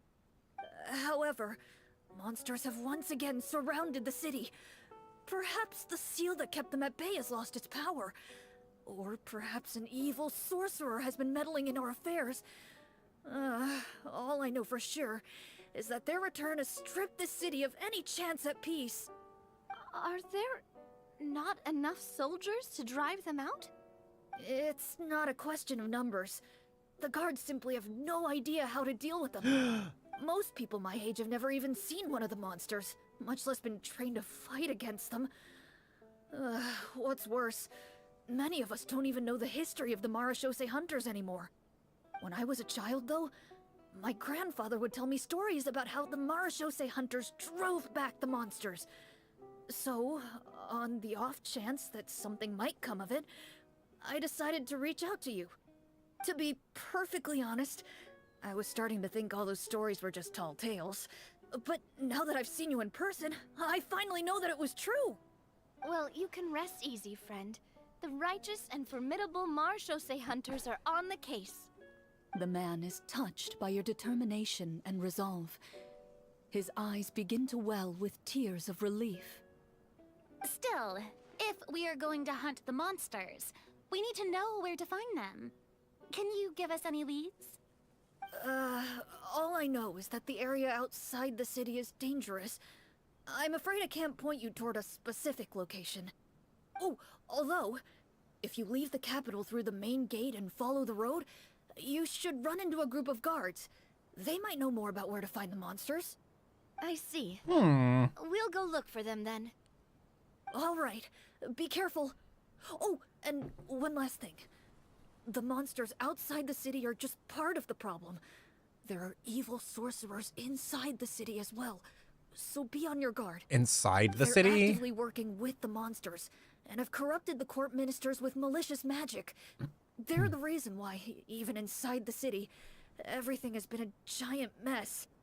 Even one of our kindest ministers has turned into a boorish and unreasonable figure, interested in nothing but enacting laws that exploit the people. Who knows how much longer we'll be able to go on like this. Talk about being stuck between a rock and a hard place. I feel bad for him. Maybe we should try to cheer him up? I could cook something. Farina could sing him a song. Like, now? Is this really the right time? I appreciate your kindness, but for now, it's more important to focus on the crisis at hand. Right. Brave hunters, I leave the future of this kingdom to you. Okay, next part of the story. Let's go. Let's go. You completed all the story. Good. That's what I'm trying to do. If I understood correctly, there are currently 2 problems in the kingdom that need solving, right? Exactly. We need to defeat the monsters outside the city and take down the evil sorcerer stirring up trouble from within. But which problem should we tackle first? Well, this seems like a good moment for a break. Take some time and discuss what you want to do. Let me know when you've made your decision. All right, Diggs. See you later. I really didn't expect the people in the city to keep us at arm's length like that. I totally thought the hunters would be treated like heroes.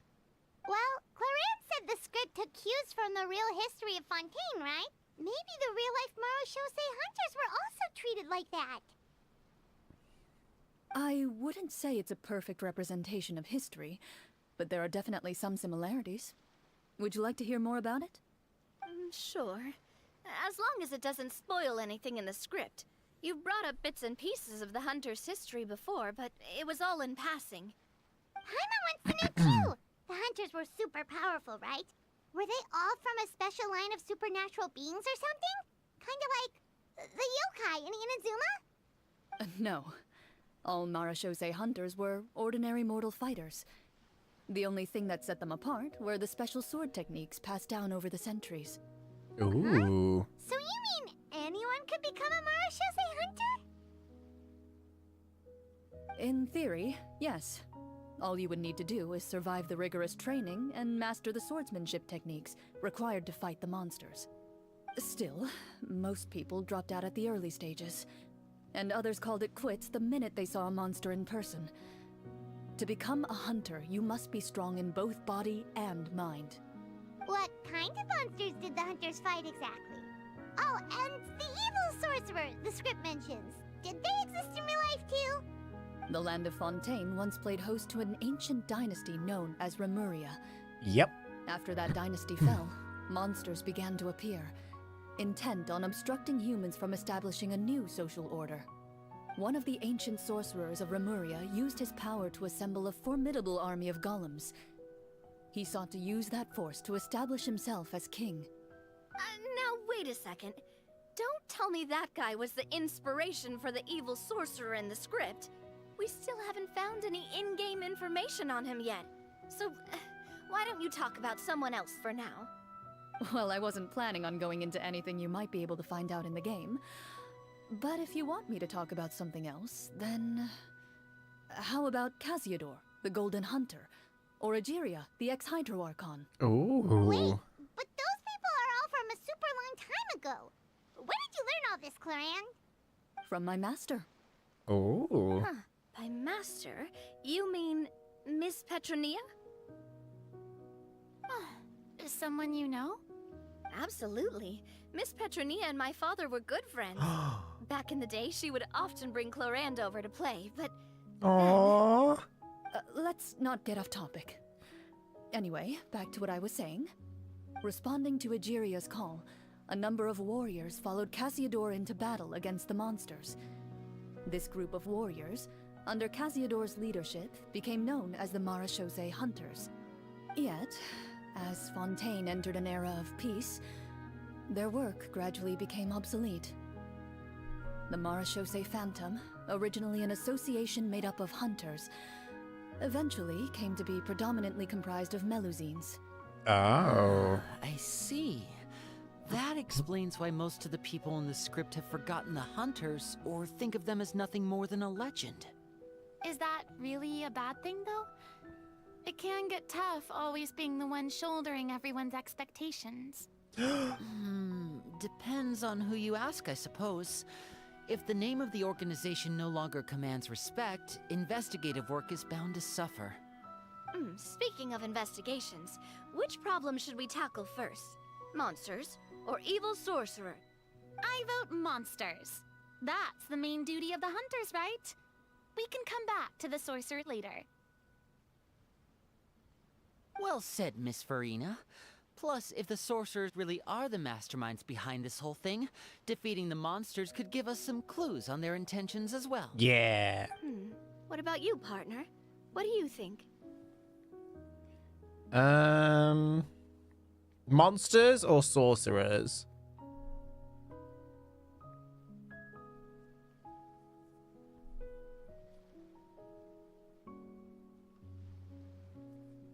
What do we think, chat? Monsters or sorcerers?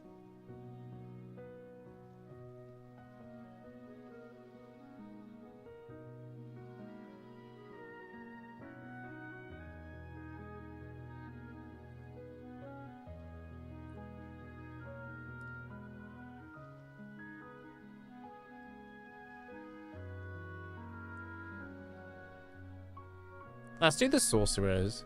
I mean, you're not wrong. But those characters are usually the ones pulling the strings behind the scenes. More often than not, they're very formidable opponents. Going after them now might be jumping the gun a little bit. We don't want a total party kill on the first day, right? With Clorinde as the GM, I wouldn't rule out the possibility. You've persuaded me. Then it's settled. Let's go hunt some monsters. All right. After some discussion, you decide to turn around and head out of the city. Ooh. I've really enjoyed this. This is different. I really like it. They should do something more like this in the other ones. Let's take a look around, We'll have a like part this guy 2. said. You there! Outsiders, halt! Who's there? An armored man approaches you. He has a tall, muscular build and a determined expression in his eyes. Just one look, and you can tell he's fought in his fair share of battles. Although he's trying his best to conceal his current state, his uneven gait and the sweat dripping down his forehead make it obvious that he's been wounded and is in serious pain. I'm the captain of the guard. I saw you sneaking around the city earlier, so I'll only ask this once. State your purpose, or it's off to the dungeons for the lot of you. We're not in the city now, though. Wow, Can't do it's been a shit. while since someone's been this suspicious of us. I said talk, not whisper between yourselves. Have you ever heard of the Marechaussee Hunters? Marechaussee hunters? Ha! That fairy tale, you mean? What, you expect me to believe you're one of them? I'd like to do a medicine. No. I'd like to do an insight check to see what he's thinking.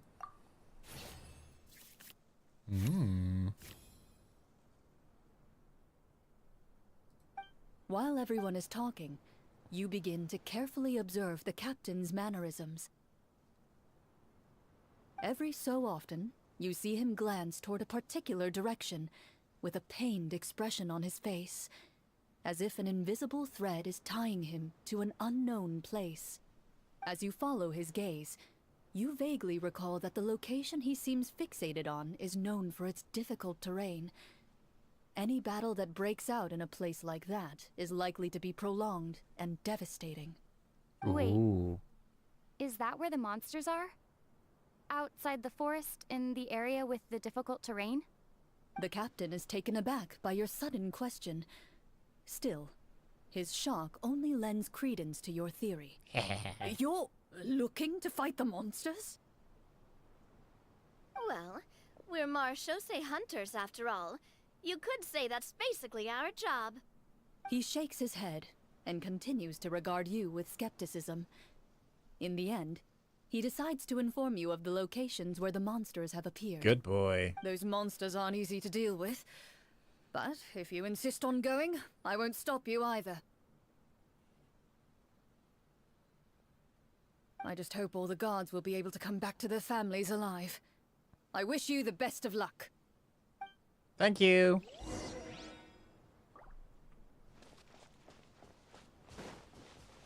Based on what the captain said, the monster should be Is right this up not? ahead. Is this not? Let's go. Hopefully we're not too late. As you approach the battlefield, you see numerous people lying by the side of the road. They appear to be dressed like guards. Their faces are filled with desperation and terror. Some are screaming and cursing in vain, as if still trying to banish the monstrosities they saw from their minds. A few of the wounded look up at you in shock and disbelief. Quick, leave this place. Turn around and don't look back, they yell.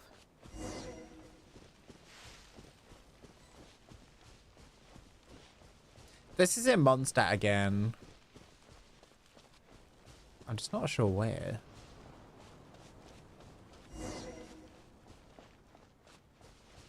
Ooh. Thank you for the follow, Circlet. Oh yeah, I think I know where we are.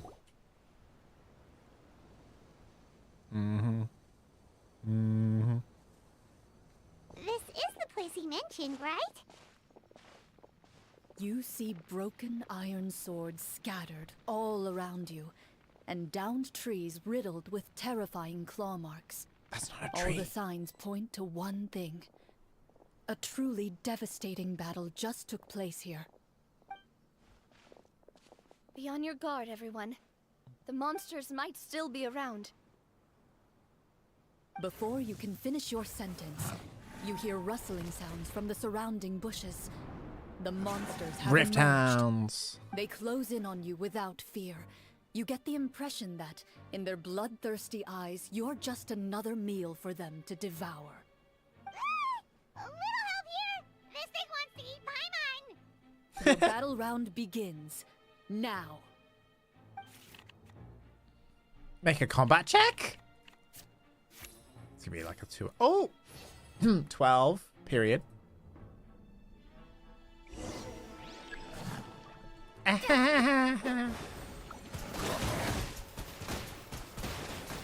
jet! No! Step right up. A Clover send-off! From the Spino with Yoo-hoo! Let my name echo in song! The next battle round begins now. Oh!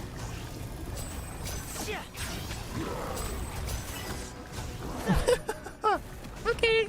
The monsters let out a terrifying roar of anger and resentment before dissipating into thin air. Ooh. Thank goodness it's over. We're lucky the marechaussee hunter class came with all those preset skill points. Otherwise, we would have been in some real trouble.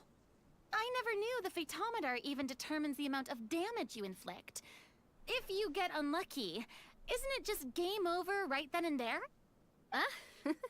That's part of the fun. The uncertainty of fate is what gives these games their appeal. Just as you begin to celebrate your victory, a suspicious lump on the ground catches your attention. A lump. A suspicious lump. Wait, could it be the thing that appears after every battle? I walk up to it, crouch down, and begin to carefully examine it. I've still got my right glove on, so it should be fine for me to touch it, right? As you investigate the mound, you discover that the exposed portion appears to be made of wood. It was previously obscured by the large form of the monsters. With the monsters gone, the small protrusion now awaits your discovery, poking out of the ground like a shy flower bud.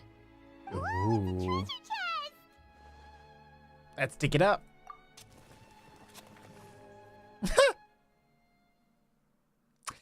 Us this whole game. You fight stuff, you get a chest. With everyone's help, you successfully excavate the wooden chest from the ground. Even without opening it, you can tell from the mora and jewels scattered around the chest that it must contain quite the fortune. Makes sense. We worked hard for this. Let's Yeah. open it and we can share what's inside. Ooh. I can understand your excitement, Paimon, but think about it.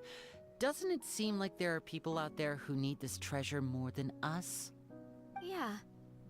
Think about all the people suffering in the capital. Or all those guards who got hurt fighting the monsters.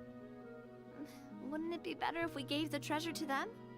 Wait, is that how it works? Paimon thought since we were the ones to dig it up, we could just take it for ourselves. Well, let's put it this way. Any decision you make during a role-playing game can impact the future course of the story. But would the people really believe us? It's hard enough for us to prove we're Marcia Say hunters. What if they think we procured the treasure illegally? They might get even more suspicious of us. That's No definitely worries, something we Diggs. should consider. Have a good day. Maybe we can come up with an explanation in advance. Well, if donating it could cause that much trouble, why don't we use it to buy some gear and fill up on good food? Then we'll be ready to fight even more bad guys. Looks like you're facing a difficult choice once again. Well, it's getting late. Why don't we call it a day for now? Wow, where did the time go? I'm not sure if it's because I'm having so much fun with you all or because the story is particularly enticing, but I feel like I could almost keep going. Here, here. Ooh, how about we play through the night? I'm not sure I'll have enough energy for that. Yeah, that won't work for me either. Lynette will give me an earful if I get home too late. I understand how you feel, Navia, but we have to change venues for the next part of the story anyway. Ooh. Another location? Mm-hmm. There's a special note for the GM at the end of this section that says to proceed to an indoor set for the next part of the script. Whoa, they really pulled out all the stops for this new script. Well, even if we end the game for the day, we can still stay a little longer and hear Clorinde finish her story, right? Paimon wants to hear more about the history of the hunters. Something tells me you just want to finish the free desserts before we break for the day. That's just a coincidence, okay? Besides, to Paimon, not finishing free food feels even worse than having to buy her own. And anyway, Paimon really does want to hear more about. Look at these Clorinde's pastries master. on the plate there. That looks so good. If the story doesn't have a happy ending, it's okay not to finish it. It's nothing. I appreciate the concern, but it's all in the past. It won't do any harm to share these things now. Oh.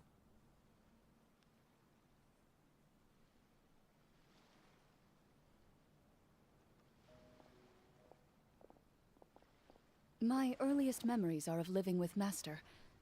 According to her, she saved me from certain people of ill repute. My birth parents had left me behind some time before that. What a No. heavy beginning for a life story. Master was a fascinating individual, if inexperienced in the ways of raising children. My first ever toy was a short sword. Although I suppose it wasn't so much a toy as something Master removed from her waist and handed to a noisy child in need of distraction. Wait, so she handed an actual sword to a child? Isn't that dangerous? Did you hurt yourself? Yes. Of course I did. I cut my palm and bled quite a lot. But Master was not concerned. She just stood there and casually lectured me about it. Oh. See? That's what you get for not holding the sword properly, she told me. She then crouched down next to me and said, "Give me your hand. I'll teach you to bandage this wound. After that, it's time to learn how to truly hold a blade." Excuse me for asking this, Clorinde, but how old were you exactly when all this happened? 6. probably around 3! 3, give or take.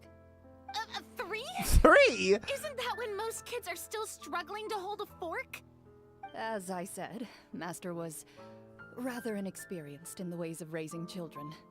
She believed trial and error was the best way to teach a child what they're capable of.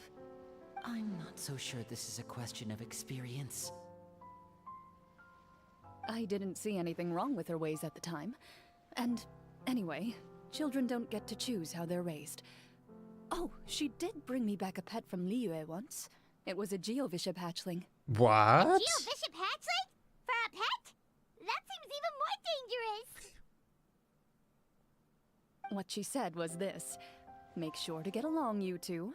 If you really can't agree on something, just settle it with a fight. Whoever loses is the real pet. Oh! And how old were you when this happened? 5. Well, did you win? No, I lost. So you're saying you actually became the Geovishap's pet? Yes, but only for a week. By the end of that week, I defeated it in combat, and we've shared a cordial relationship ever since. Wait, where is... Really doesn't sound like the kind of childhood someone should have. Later on, I gradually understood that Master most likely didn't know any other way to raise a child. She was a Marashosei hunter, but I never heard her bring up her own parents. Thanks to her, I learned how to navigate the forest by the age of 6, and could hunt monsters in the wild by myself the year after that. What? Even though the training she subjected me to was strict, she always made sure to take me traveling when she had the time. We met many of her friends during those days. 6. That was also how I met Mr. Callis and his family. I still remember the first time we met. You were too scared to join our picnic and hid behind Ms. Petronia the whole time. I still hadn't really met many children my age at that time, so I didn't know how to interact with others. After that, though, you started coming over a lot. You loved challenging people to shooting competitions, remember? I don't think many members of the Spina ever beat you in one of those. I had a lot of fun during those days. I enjoyed them too. Oh, do you remember that one time we went exploring around the Spina together? We overheard Papa call your master Fontaine's Protector of Justice. We tried to pretend like we never heard anything, but you nearly let it slip that one time. Protector of Justice. Oh, wait, you mean that vigilante hero from 20 years ago? The one who is always active at night? Yep, that would be her. She often would put on a black cloak and go out at night. I never knew where she went or what she was doing. Until, like Navia said, we overheard the truth from Mr. Callis that night. Ooh. 20 years ago, huh? I still remember the guards leaving all kinds of witness reports about her on Nervalette's desk. Ah, my apologies. There's no need to apologize. You had nothing to do with it. And anyway, everything she did was for a good cause. Although, calling herself the Protector of Order was a bit much. Especially when she deliberately operated outside the law. Huh? When did the Protector of Justice become the Protector of Order? Oh, she had a bunch of code names. I heard she would just come up with a name on the spot whenever she was asked. Later on, she probably got sick of answering those questions and decided to stick to just 2. The Protector of Justice and the Protector of Order. That sounds like her, all right. I bet she forgot which of the 2 she'd use by the time she got back each night. Well, she certainly sounds like a fascinating individual. With her strong sense of justice, it's no surprise her student followed in her footsteps. It's true. I always wanted to become like her. Someone powerful, independent, and with a strong sense of conviction. But...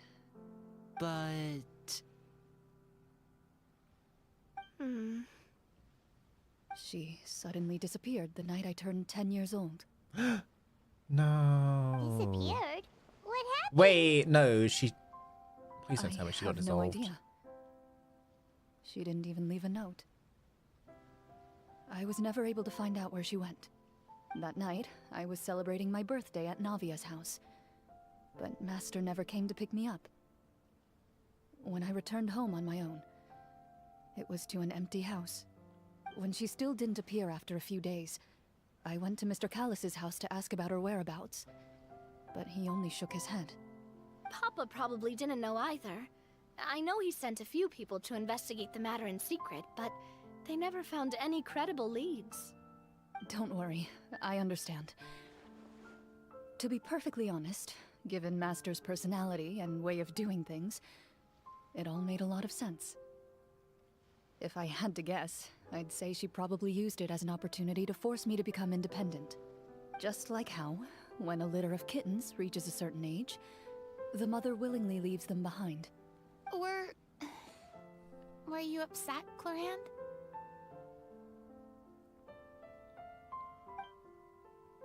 I was at first, but not anymore. I don't believe Master would suddenly disappear for no reason. There must have been something she just had to do. Well, despite everything, Please don't tell me she got to follow in her dissolved. footsteps and become the greatest champion duelist in all of Fontaine. You're practically a living symbol of law and justice. I suspect my position would be far too by the books for her. Master always did whatever she pleased. But you're right. I suppose I do take after her in some ways. Who knew Clorinde had such an interesting past? I never had the chance to ask her about it before. I wonder if Clorinde's master were the champion duelist back then. Would that duel against Mr. Callus have gone differently? Oh no. Judging by the atmosphere, Clorinde and Navia are probably thinking something similar. The mood just got super awkward all of a sudden. Aww. Well, anyway. Would you look at the time? It's getting dark, so we should probably call it a day for real this time. If we keep talking like this, we really will be here all night. I had a great time today, Miss Clorinde. Thank you for being our GM. Anytime. The script was good, but I've got to say, your childhood stories were even better. Hey, you should tell us more about that fight against the Geo-Bishop sometime. Maybe your master was onto something. So You funny. could be right. What does she mean, onto something? I certainly don't know any 5-year-olds who want to fight a bishop in their spare time. Guess I'll head back as well. I need to save my energy if I want to continue enjoying the story tomorrow. You're that excited to hear about my fight with the bishop? I was talking about the script. Right. Talk about the script, huh?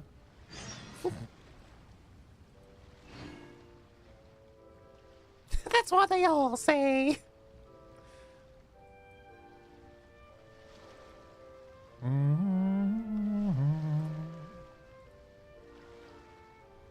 Right.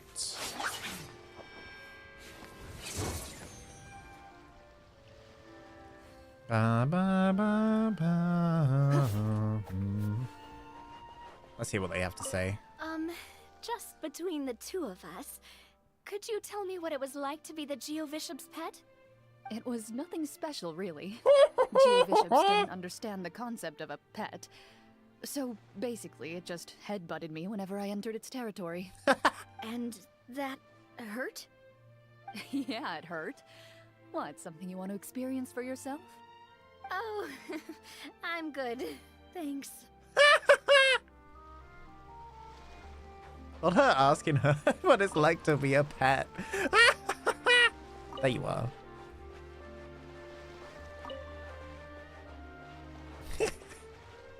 Alright, I'm gonna take a short break. 1 second.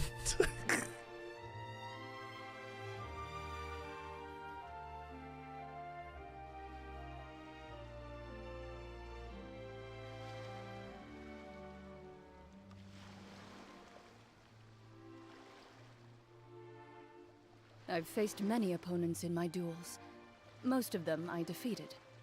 The rest surrendered. Hmm? No, I have never lost a duel.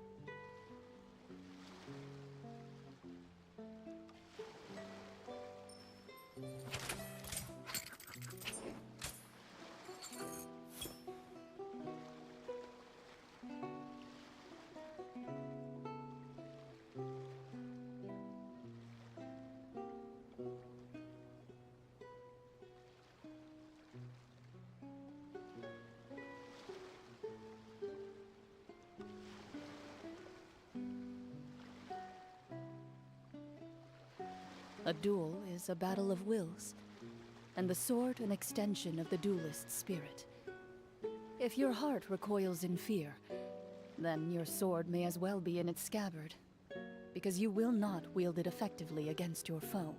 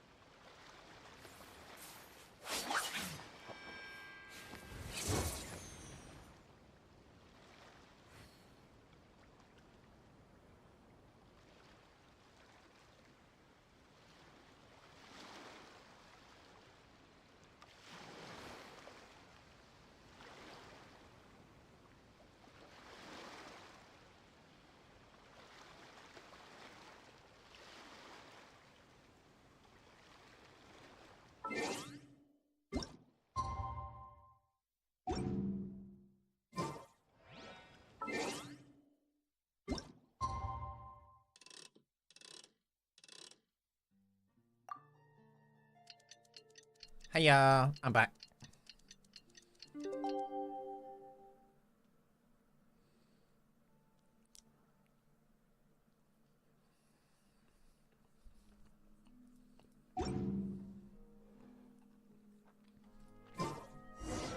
Let's go meet up with the group! Paimon's really looking forward to today's story. What? You're on the other side of Fontaine. What the frick?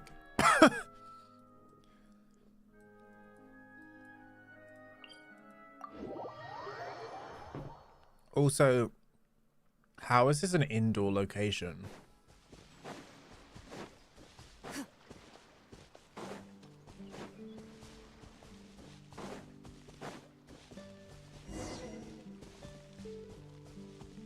What? It's just a gap between trees. Hold up. Hold up. Let me have another mouthful, and then we'll go.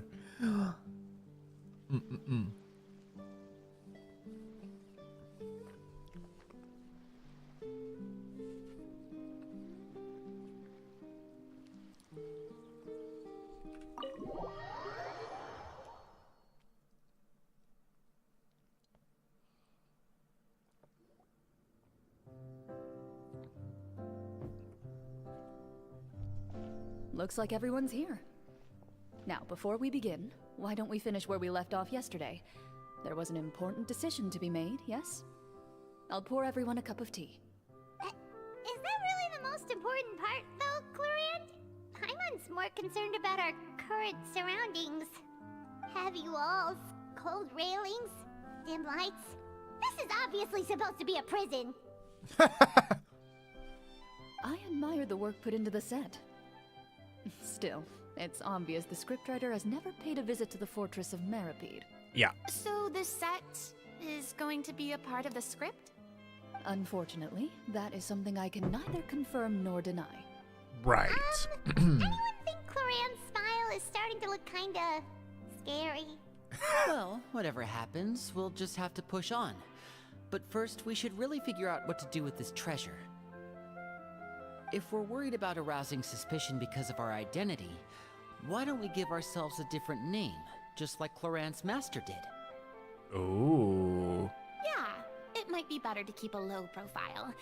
As long as we're helping people, it doesn't matter who we are or what we're called.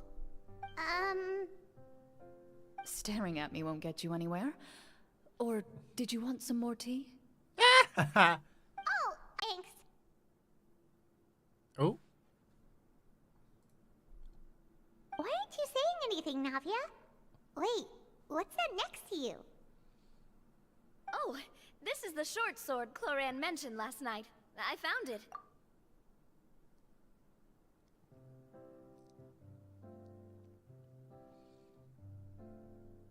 Huh. I'm surprised you managed to track it down after all this time. Ooh. Well, I made sure to take good care of it, considering the circumstances in which you gave it to me. Of course I had to keep it safe. Anyway, where were we? Oh, right. I was just thinking about all the potential ways for us to break out of prison. We could dig a tunnel, or try to bribe the guards. Wait, we haven't been thrown into prison yet, have we? Well, it's only a matter of time. It pays to be prepared. Just like how you should always have an umbrella on hand, even when it's sunny. Alright, Paimon's made up her mind. Let's just give the treasure away. Paimon may have wanted to keep it, but if it's going to land us in prison somehow, Paimon will be too upset to enjoy her snacks. Turns out, Paimon cares more about the snacks than the treasure. Paimon's developing as a character. So, you reached an agreement? All right then, we can continue with the story. Oh, and we'll collect all the scattered pieces of treasure on the ground as well. All right. You collect the treasure and make your way back to the capital with your bag of loot in hand. Ooh.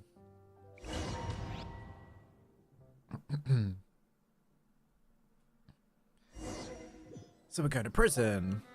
The city is still shrouded in a gloomy, oppressive atmosphere, but your spirits are surprisingly high. In places where sunlight struggles to reach, you generously share your wealth with the children, the elderly, and the poor in urgent need of help. Thank you, kind soul. The elderly woman's look of gratitude follows you as you walk away, her eyes never leaving your back until you move entirely out of sight. However, there's still quite a bit of Mora remaining. It appears you haven't made much progress. She's probably trying to tell us to speed this up. We need to hurry up so we can address the sorcerer problem. Should we go find that man again at the square? He seemed like a pretty responsible guy. I'm sure he knows the people here far better than us. Yes. Oh, good idea! Just as you start to make way to the square, intent on finding the man again, there's a voice. Ooh. Something seems to be on the verge of happening. Oh! Please wait, distinguished guests. Several strange guards suddenly call out to you. They run forward to meet you and proceed to politely pay their respects. With the monster way Greetings, of doing it. gentlemen. Are we being invited for afternoon tea? Surely you jest, my lady. That would not be our place. It is His Excellency the King who requests to meet with you. Please come with us. Right.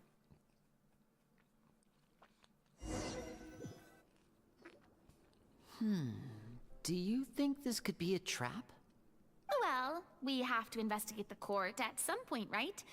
Meeting the king himself would be a fantastic opportunity to do that. I say we go for it.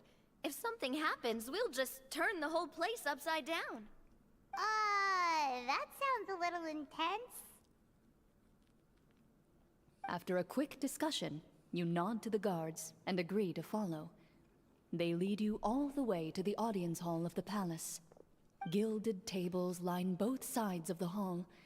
The space itself is adorned with all manner of expensive antiques, glass shelves, and silver candlesticks.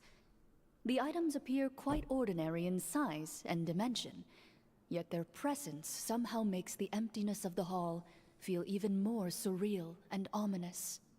Wow, it's so luxurious! The elderly king, clad in a magnificent robe, sits upon the deep crimson throne before you. Crimson He throne. wears above his head a majestic crown, with a gemstone the size of a bird's egg set right at the very front. As you observe it, you see a complex pattern of light reflect off its surface. They're here, Your Majesty.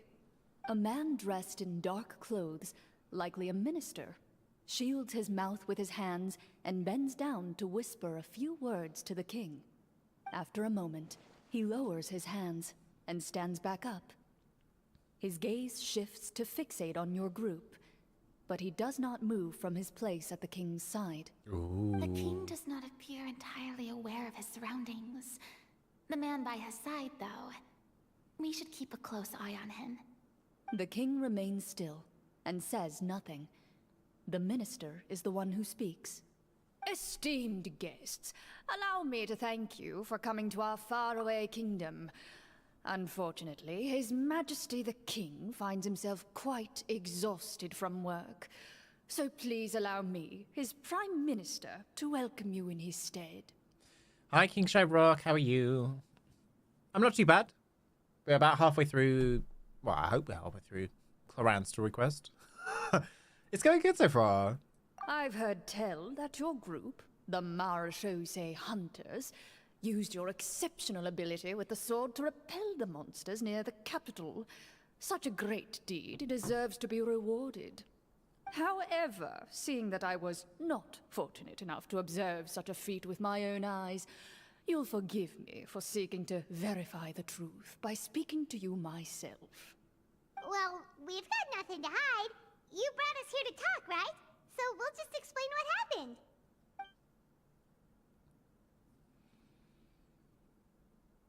The golem's blades were so powerful, they could cut down trees in a single swipe. It took a lot of effort to defeat them, even for trained swordsmen like us. Well, there was enough details, right? Believe us now? Your account does indeed match those of the survivors. Since you were the ones who defeated the monsters, that must mean you are also in possession of the treasure they stole?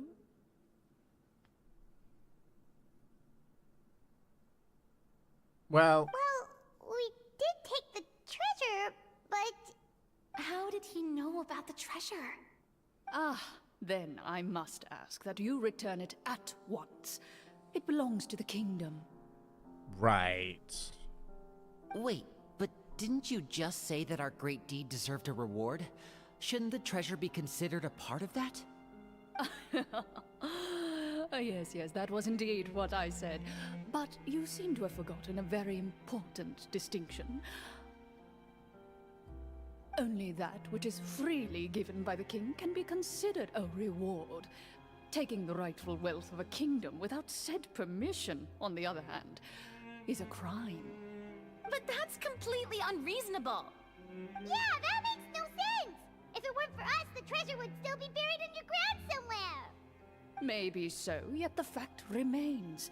You tried to dispose of the treasure without reporting it to the court and without receiving permission, yes? What, no answer? Surely Is there anything you're not that anyone insinuating that you, a group of legendary Marachose Interesting. hunters, sought to take the treasure for yourselves?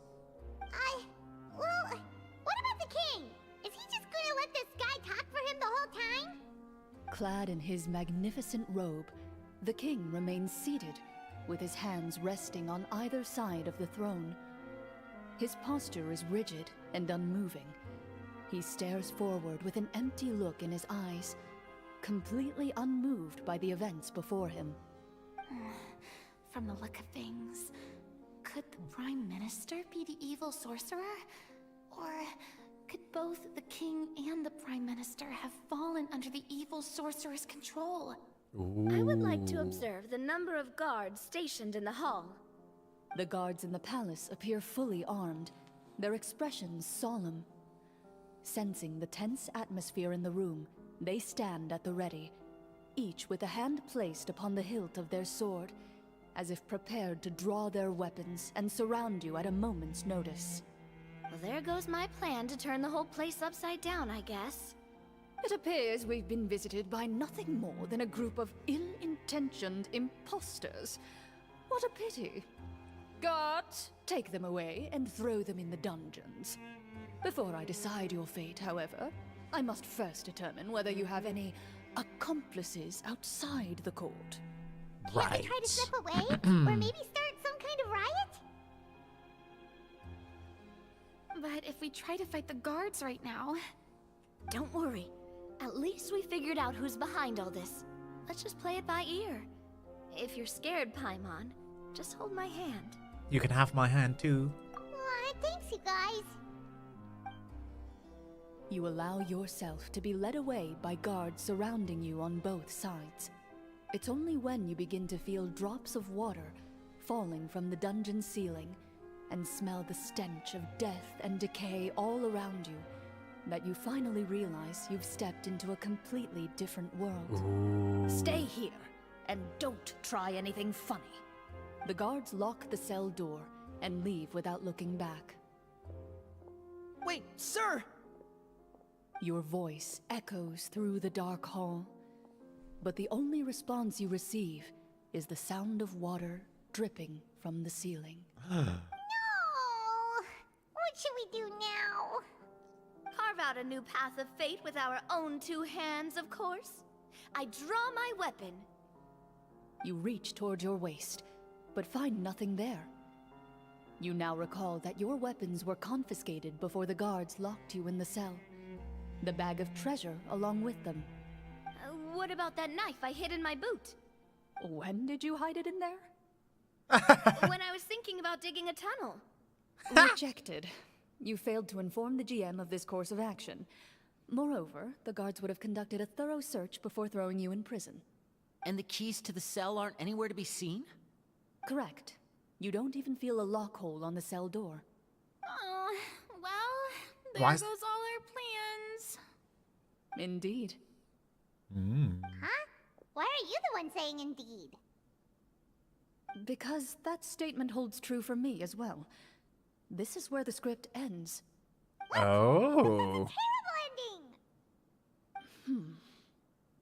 Generally speaking, this should be the point where the scriptwriter gives the players some kind of hint, or gives the GM some kind of code for how to move forward. I mean, maybe they just really wanted us to be immersed in the feeling of being in prison? Like, they'll only show us the way out once we've grown truly and utterly desperate? That is a possibility. If only there were desserts and tea in real prison. Oh, wait, guess that's kind of how the Fortress of Meripede works if you're lucky. Ha! Not true. Sorry, very true.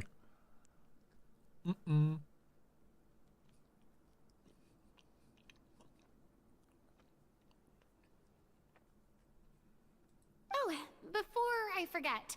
Navia, the short sword you had with you earlier.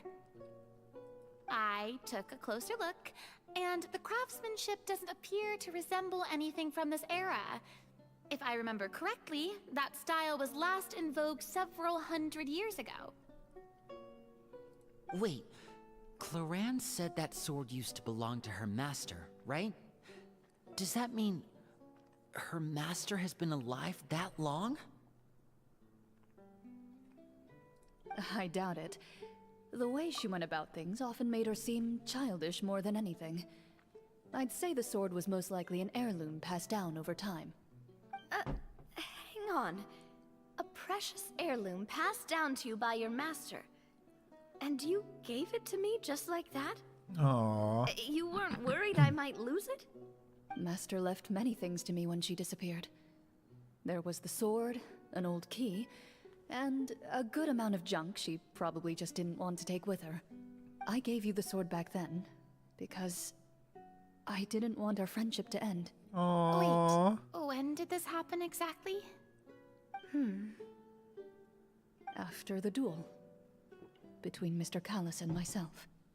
Uh-oh. Before that, Clorinde would have meals with us and even stay over at the Spina some days. She was on great terms with Papa as well. After the duel, though, there was a period of time where we simply didn't know how to face each other. She entrusted this sword to me, and never came back. We were both sad, and conflicted, and totally overthinking everything as a result. Whenever I looked at this sword, I couldn't help but wonder if Miss Petronia had never introduced us to each other at that picnic. Maybe part of the sadness I was feeling could have been avoided. Back then, it felt like I hadn't just lost a father, but a close friend as well. No one can change the past. The most important thing is that you two found your way back to each other and can enjoy things like this together. Yep, you're right. I'm sorry, you two. I didn't mean to bring up any sad memories. Think nothing of it. No one here is at fault. Aww. Noise from the door. Plop. Plop. Huh?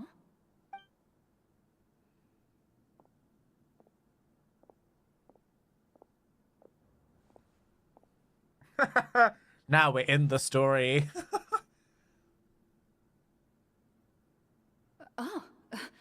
Looks like the next part of our script is here. Perfect timing. The situation was really starting to get desperate. And not just because of the prison thing. From Clorinde's face, Paimon really can't tell if it's good news or bad news. It speaks to her professionalism as a senior GM. Maintaining a poker face takes true skill. Water continues to drip from the ceiling. In this lightless dungeon, you lack a reliable way to tell how much time has passed. Eventually, you get used to the unpleasant odor of straw, mold, and rust, and find yourselves alternating between fits of drowsiness and despair. Suddenly, you hear footsteps outside the door. Ooh. Heads up, everyone. Someone's coming. Gather close, everyone, and keep your voice down. Who's this? Wait, are we all a part of the story now? Who are you? I work as a guard in these dungeons, but my true identity is the same as your own. I'm also a marechaussee hunter.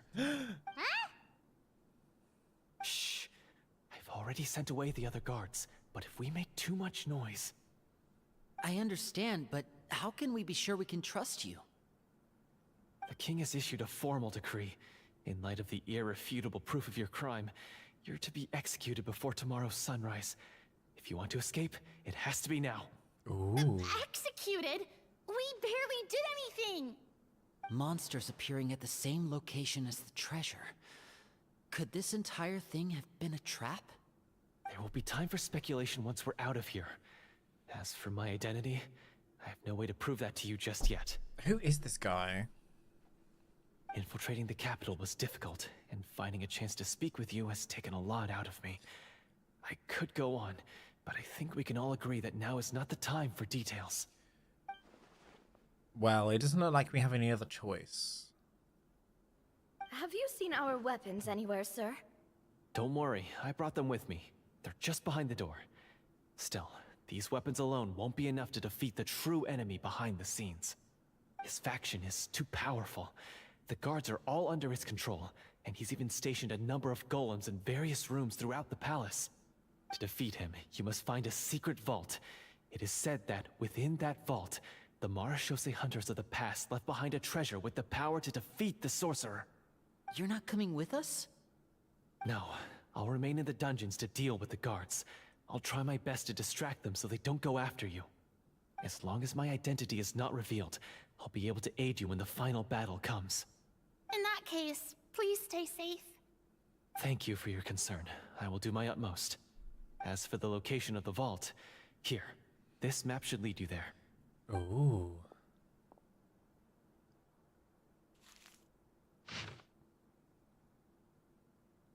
Huh? What the fuck is that? Oh, I see a fontaine. Oh, I think I know where it is. I think I know where it is. All right, once I open the door, remember to stick close and refrain from making any noise. I'll lead you out of here as quickly as possible. Right.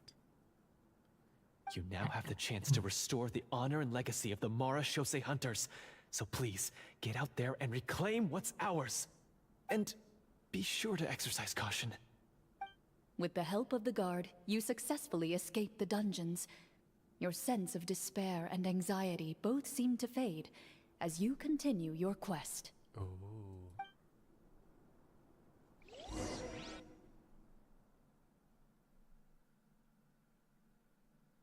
Wait, we didn't get to use our skills at all while we were in prison. Who knows when we're gonna get the chance to use that cool summon spell? That is a pity, but we can only continue to move forward. Wait, are we on the main map? Yeah, we are. Sure.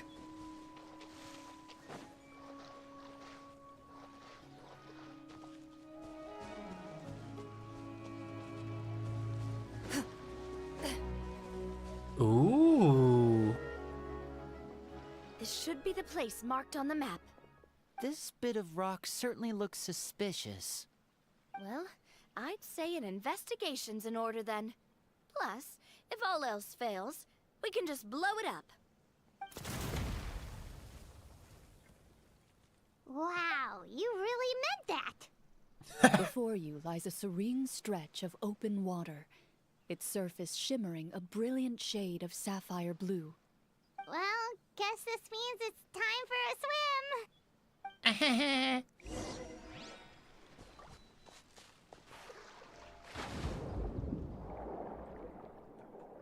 Ooh.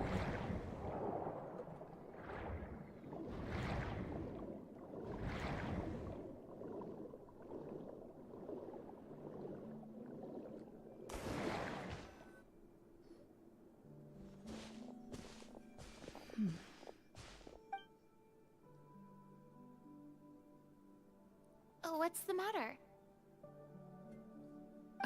It's nothing.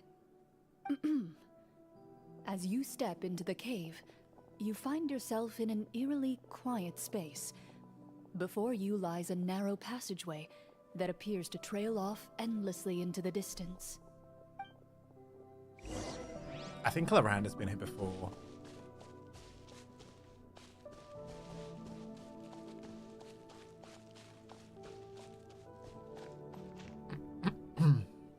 Wow, this must be where the treasure is hidden!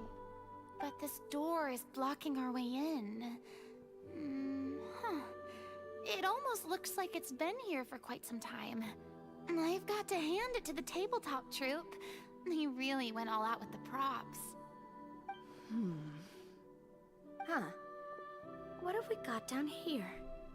A kind of mechanism connected to the door? This isn't the game anymore. It looks like we might have to arrange it into a certain pattern. A pattern on a stone door. That's something Master mentioned before. Is something wrong, Clorinde? After a long, difficult journey, you finally arrive at the location indicated by your map. It appears to be an ancient site of some sort, where treasure likely awaits. Your surroundings are exceedingly quiet and serene, as if the secret that slumbers here has never once been disturbed.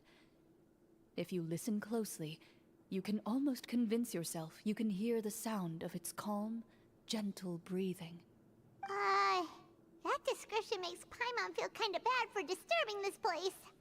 We're doing this for the sake of the people, to free them from the evil sorcerer. I say it's time for this treasure to once again see the light of day. Lenny's right. We need to keep going. The future of the kingdom depends on it. The next part of the story requires us to solve the puzzle, right? Let's start exploring the area. Yes, that should be fine. Something feels off about all this. Guess I'll just have to improvise. Okay.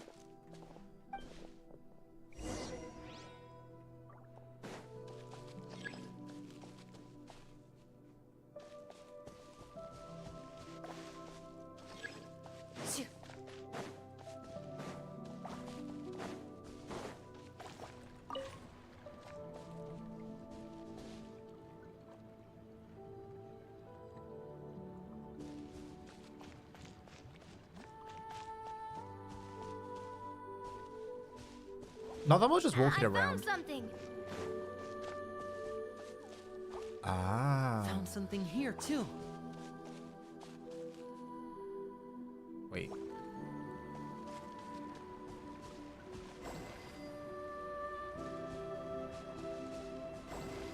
Same here. Ah.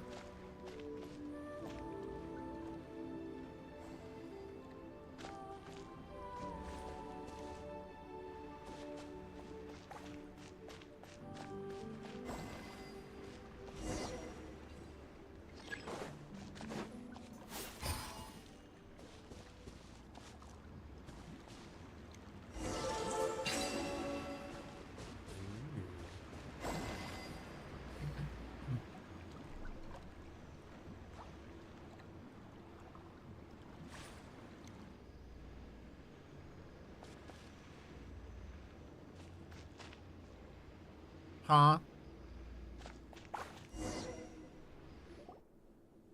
It worked! Something just appeared. Some kind of new mechanism, maybe? By solving the puzzles, you prove yourselves worthy of inheriting the secrets of the past.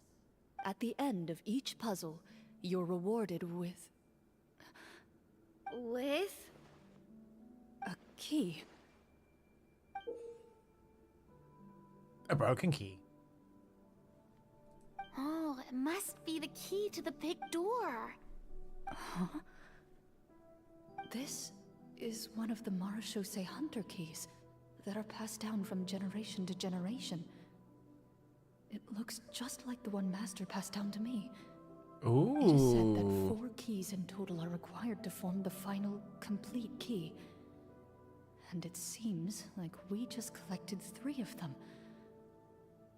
That must mean... Huh? What's wrong? You hear a few strange noises. Suddenly, all the torches in the ruin go out at once. Huh? What's going on? Did we fall into another trap? For the sake of immersion, please close your eyes, everyone. Without the torches, the space is now completely dark, and you cannot see anything. Ooh. But Paimon can still see a little bit over here. Paimon! Don't break other people's immersion. Oh, right. Sorry. Suddenly, you hear the sound of footsteps pierce through the darkness. There's someone else here? Oh, this is so unsettling. I can't see anything. I've been discovered then. Wait, that voice, it's... You recognize the voice as belonging to the guard who led you to this place. It appears he now covets the treasure for himself, and has come to stake his claim. Oh, so this is just part of the script. Then I can probably relax. Well, if we can't see anything, that means we can't fight to the fullest of our abilities. Should we retreat for now? Judging by the way he's holding his sword, he must be a real Marachose hunter. But this isn't part of the script. Retreat? That's not the hunter way. If it's dark for us, then it's dark for him. We choose to fight. Your choice is noted. Please keep your eyes closed until I tell you the torches have been relit. This battle will be in the dark. You got it! Well then, let us begin. Oh. This is fun. Loaded. I'd like to try to hit him with my sword. Your strike is successful. York? Is he still standing? Goodness, he sure has a lot of heat. Is it over? Can we open our eyes now? The enemy is strong and relentless, but the battle is nearing its end. The torches have not been relit. What about now? Final strike. Ha!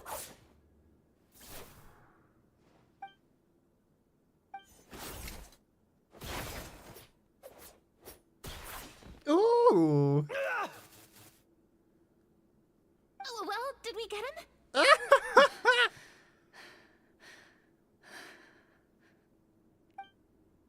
Why isn't she answering? Clorinde? Warm fire flickers across the walls once more. Your vision is now clear. In an impressive display of courage, the four of you successfully defeat the uninvited guest. That look in his eyes.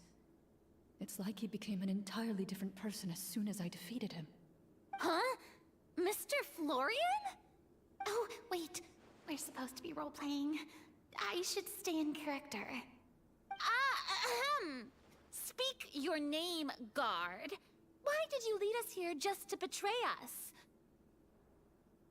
Is this treasure really more important to you than bringing peace to the kingdom? What kingdom? What peace? Those were nothing but lies. Oh. I, Florian, am a true Marachose hunter, descended from hunters of ages past. So he's also using his real name. Or, wait, was that the name of his character from the very beginning? Then I'm even more confused. If you truly are a Marachose hunter, shouldn't you want to help us just like you said before? Shouldn't we fight together for the sake of the people? What do you know? In this day and age, there's no glory to be had as a Marachose hunter. What's that supposed to mean? My skills were passed down to me by my father. We lived a life of obscurity in the remote wilderness. Still, he devoted everything he had to being a Marachose hunter. And what did he get in return? A life of poverty and pain. And a world that forgot all about him. When he died, not a single person came to mourn his passing. The Marachose hunters were the ones who saved this city. We're heroes. We deserved more recognition and respect than this. Is he talking about how no one in the capital seems to remember the hunters and their legacy? I didn't expect the script to contain this level of social criticism. So that's why you want to take the treasure for yourself? You feel like you're owed fame and wealth? If you already knew where the treasure was located, why didn't you just come down here and take it? Because I still needed the final key. Oh. Only a true Marachose hunter is capable of passing through this final door. As someone who sought to hurt others for his own gain, Florian lost that right long ago. Okay, but what is this treasure anyway? We've got all the keys, right? So can we just go in and take a look? You're sure you want to go in? We've been talking about it for so long, of course we want to see what's inside! And we've already defeated Florian, right? So he won't try to take it from us anymore. Pesky brats. Watch yourself. Then let's open the door together. All right. Your choice of action is confirmed. It's a game within real life, but not a game at all. But it's played like a game. Without anyone noticing, she takes out her own key and joins it with the others to form the final required shape. Ooh. Before you, the door to the treasure, sealed and undisturbed for more than 100 years, finally swings open. You hear the shrill wail of the door hinge as it rotates for the first time after years of disuse, almost like a sleeping giant letting out an extended yawn. You get the impression that the secrets buried behind this door might be just as heavy as the sound you just heard. It's open! Come on, let's go in! Paimon wants to see what's inside! Ooh, me too!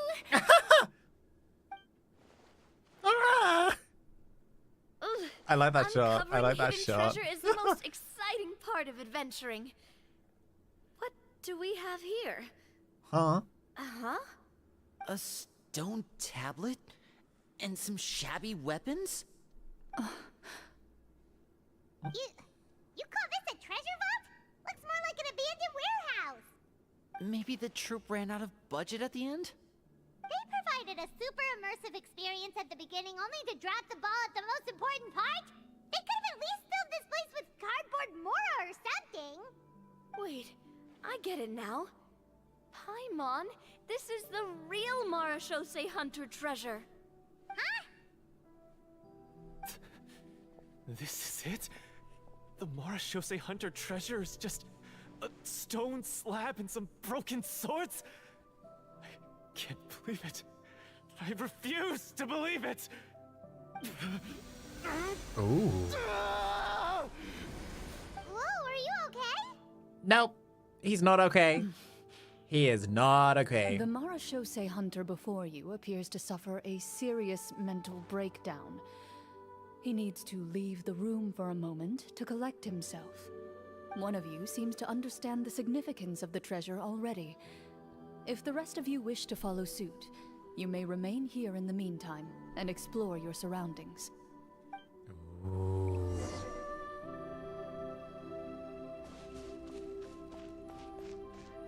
That's a lot of swords. And bows. Notice how they're all weapons that you can get in the game.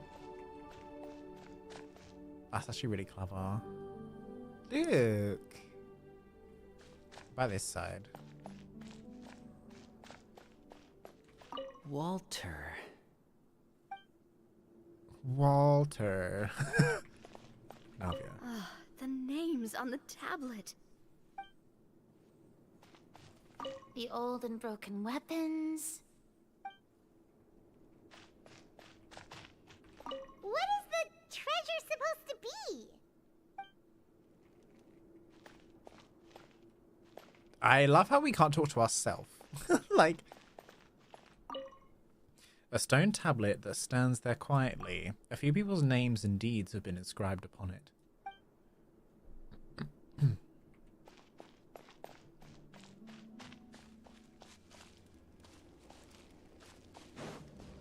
It's like it's a gravesite.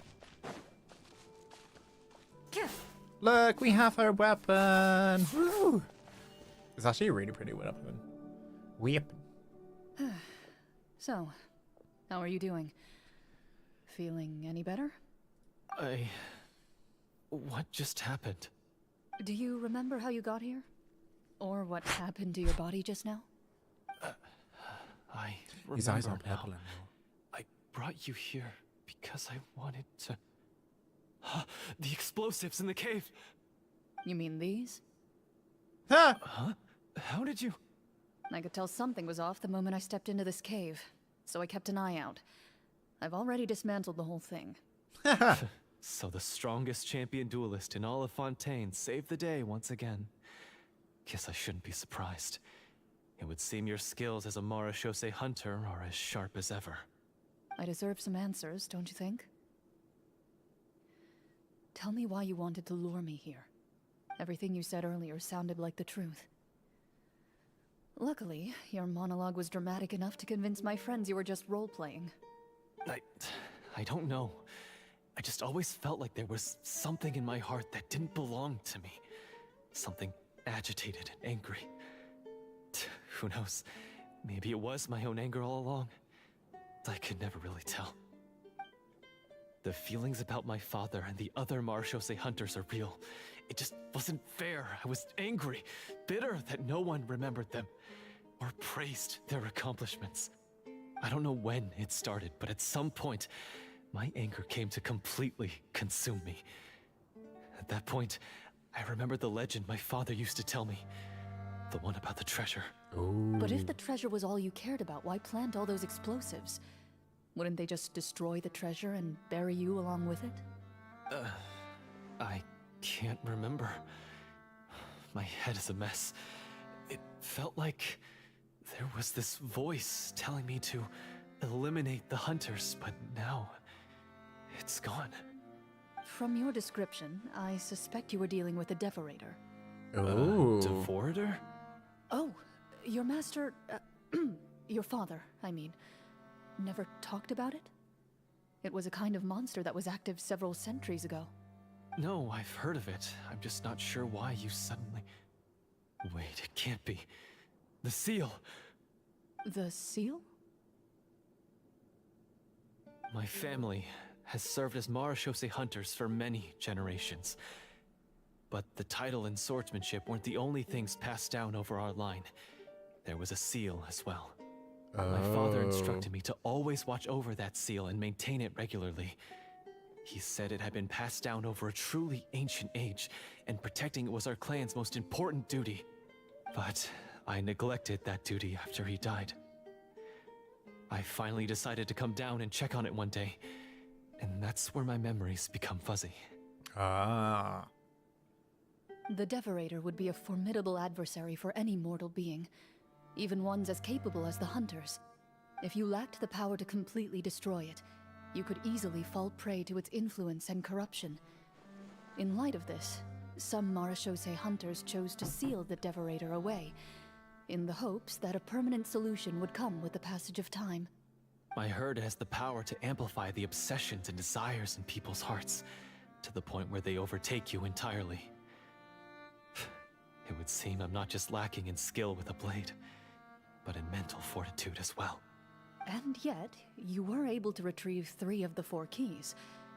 If I remember correctly, each was entrusted to a respected and capable hunter. How did you manage it? One of them belonged to my father. The second I stole from a different hunter. And the third... was one that I snatched while the person was on the way home from the tavern. I nearly died in that alley. Ooh. Idiot. I know just how strong you are. It's as clear as day to everyone in Fontaine. I observed you from dusk to dawn, but could never find any opportunity to sneak up on you. I never even saw you drink a single glass of liquor. The only way I could think to obtain that last key was to lure you here using your hobby, and then... Oh, I get it now. That monster, it wanted to bury you here alongside the treasure. I won't comment on anything else, but the script was good. Well, I did pour my heart and soul into it. The stories my father used to tell me about the glory of the heroic Marechaussee hunters and how they came to be forgotten. It's more than just a story. Huh? You're proud to be a hunter.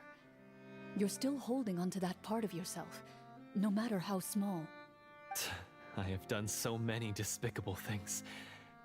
I have nothing to be proud of. Then explain the purpose of the evil sorcerer in your story. Isn't he the true antagonist? The one who sought nothing but his own gain, and used the people as pawns to attain it? In your heart of hearts, he was the one you truly wanted to defeat. Ooh. But I've already tainted my sword. I no longer have any right to... Wake up, Florian. Remember how you introduced yourself earlier. Do you really think the hunters acted out of a desire for honor and glory? Or to be loved and acknowledged by the people? What did your father teach you about our order? You do not wield your sword for yourself, but to protect those you serve. There's nothing special about a blade. It's the intentions of the wielder that matter above all else. Do you still not understand? Even after seeing the treasure for yourself? The contents of that room, they represent the true legacy the hunters left behind. You're right. I am a Marashose hunter. It's time for me to redeem, no, to finally serve the people I vowed to protect all along. I wouldn't be so quick to push aside the need for redemption. I know. That's a charge I won't bother to defend myself against. Good. Then, come with me, and help me see the script through to the end. Huh? See the script through to the end? But there's no more script left. Never finished it, huh? No, I mean, I wrote the script with the sole purpose of luring you all here. There was no reason to write beyond this point. Then we'll just have to keep writing it. The evil sorcerer still needs to be defeated. Ooh. You mean the Devorator? Are you saying I have to make up the rest of the script as we go along? Yep. Is that really so hard? You've already written most of it.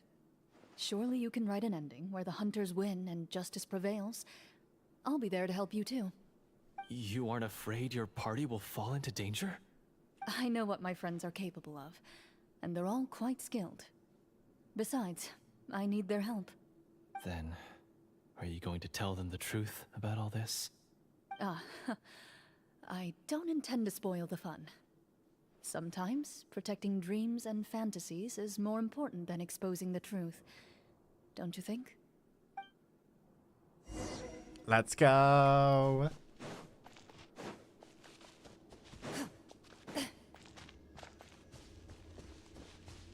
Hang on, let me have a mouthful.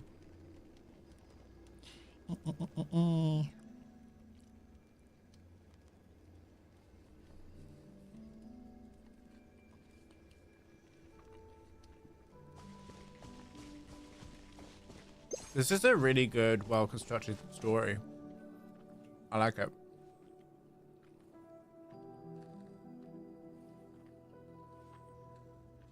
They're back! That took a while.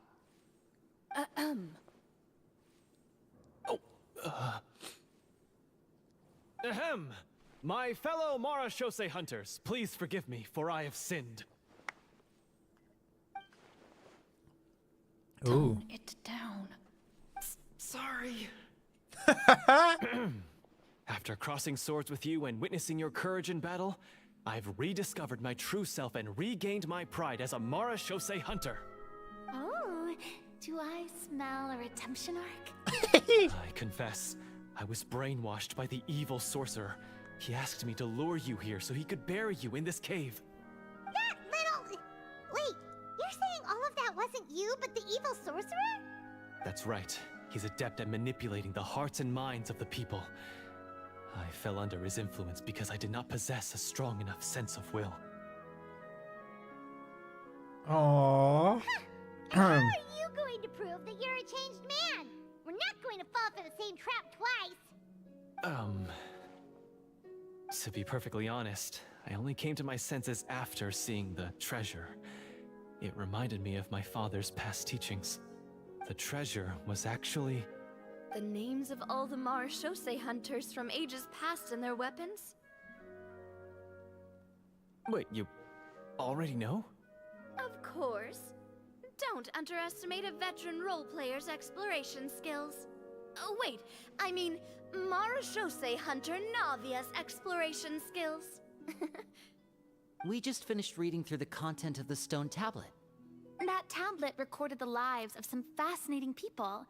For example, this Marashose hunter called Est. She inherited the responsibilities of the Golden Hunter and passed judgment on many people. But in private, she had a very easygoing personality. Her favorite pastime was singing and dancing with her friends, and she was said to have a beautiful voice. So, she was just like you. Aww. Oh, you really think so? Well, when you put it that way, I suppose I also have a few things in common with this Walter. Working as an executioner, he supposedly used a countless number of tricks to confound his enemies in battle. Oh, if only I could have seen the feats of magic he pulled off back then. Their lives were all so exciting. You could write so many cool books about their accomplishments. How could they have all been forgotten? Because they chose to be. To hunt monsters that only appear in the shadows, you must also operate in the dark. To be a marechaussee hunter is to willingly give up on wealth and fame. Then this stone tablet must have been left behind by their companions. That's right. Few marechaussee hunters ever revealed their identity to the public. They always protected the city from the shadows. Aww. The only time they spoke of their accomplishments would be at night, when they gathered with their fellow hunters in front of the bonfire to share stories of the monsters slain by their hand. So, this tablet was created not so that the hunters would be remembered by the people, but so that they would be remembered by each other.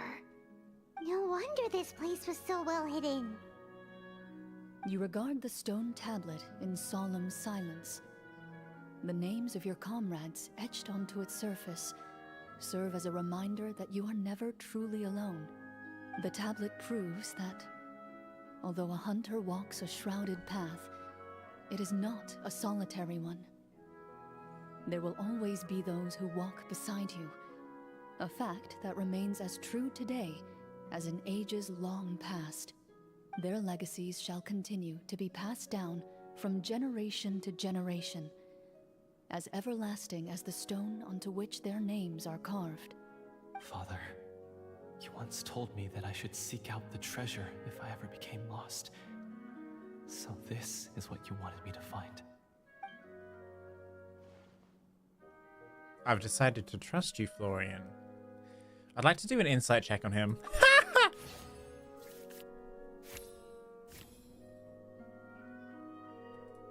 His eyes are sincere, and his words ring true.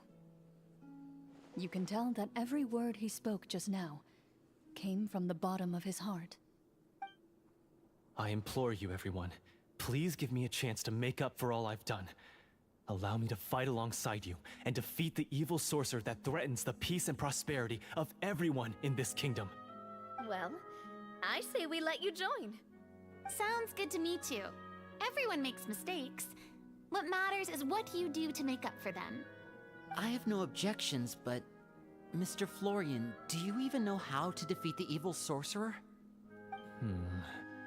When he took over my mind, I gained some insight into his thoughts. Every time I thought of the treasure, he reacted with a strong sense of fear. Huh?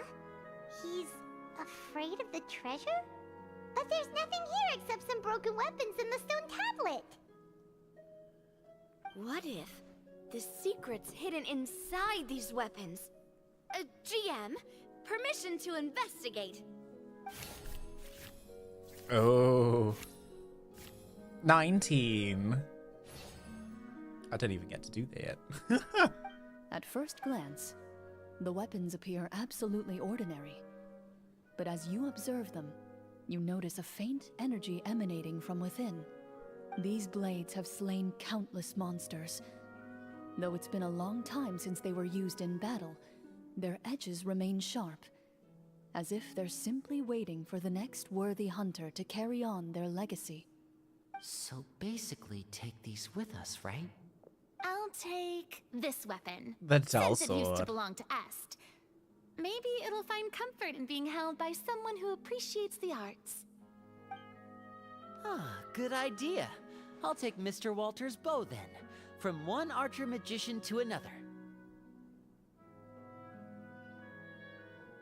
Paimon's gonna pick a cool weapon too! Give her a dagger. Shank, shank, shank.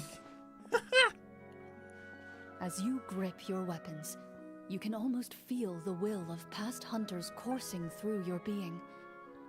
It's a feeling of courage, determination, a silent vow passed down from generation to generation that says, eradicate the monsters, no matter the cost.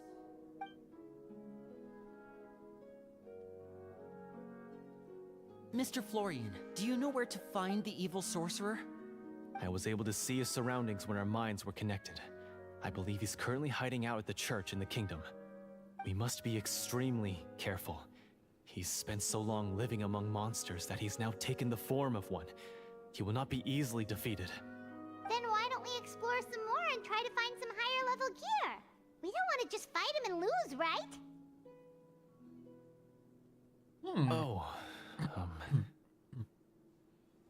No, we have to strike now. He was greatly weakened when I managed to break out of his control. If we let him rest, he might have time to escape. I agree with Mr. Florian. We've got to act while we have the advantage. Don't forget, the people of the capital are counting on us. Yeah, now that we've got a plan, there's no point in waiting. The longer this drags on, the worse it will be for everybody. Yes, that's what's called... Taking initiative. Yes, that's exactly right. Alright, you've persuaded Paimon. Mr. Florian, please, lead the way. Of course. Follow me. Not it being in his basement, though. He had to set up so many scenes today, and now he has to join in for this last part. I really don't envy his job. Finally, you decide to slay the evil sorcerer and bring peace back to the kingdom once and for all. As you walk away, you feel the gaze of the stone tablet at your back, as if all the hunters of the past are wishing you success in the battle ahead and awaiting your triumphant return. Hi, Ritmiko. How are you? I love taking initiative. It's so lovely. It should be. I just saw there's portraits and you're blocking them. Yeah, there's so this is Clorinde's story quest, and it has like a D&D-esque element. So they've got like special portraits of all the characters. So rude of me. No. Not rude at all.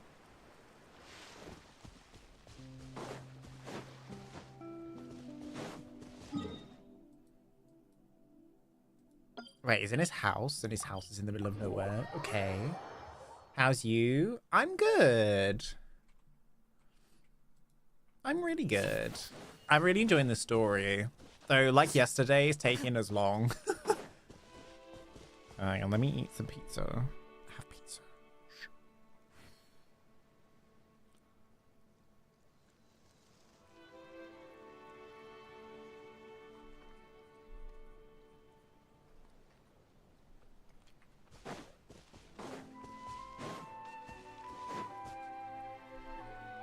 Finally, you arrive at the church Florian described. As you approach, an ominous aura surrounds you. You get the sense that your enemy is close at hand. How strange. This uneasy feeling seems so real. How did they manage that? Now, it is time for the final battle. Let's go.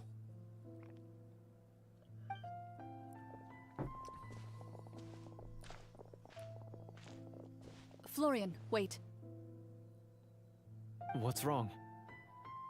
I think you should wait outside. You've already been corrupted by the Devorator once. It could easily re-enter your mind and take control of your body. I don't think it's a good idea for you to be this close. If it corrupts you again, it's possible you might take on a new form entirely. That's exactly why I have to go. Why I should be at the very front.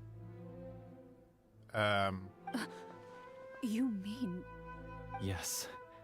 I intend to lure it into my body. That's too risky. If things get out of hand, I might have to kill you. Do you understand how dangerous this is? Oh. I understand, but if I do this, you'll have a clear and visible target. The Devorator will have a hard time passing up a chance to enter a body it knows how to control. You won't have to worry about any of your friends being taken over. You're not like me, Miss Clorinde. You're a just and powerful Marechaussee hunter. The monster broke free due to my error. It's only right that I shoulder the responsibility for its destruction. This is something that I have to do. Consider it a duel to restore my honor. My only request is that you give it your all. Aww. I understand. Then, as a champion duelist, I hereby accept your request for a duel, and extend to you my most sincere regards. Thank you. I love the The battle sword. is now upon us. Let the Devorator once again tremble under the blade of the Marechaussee hunters. Is that her dedicated weapon? No, that's my one.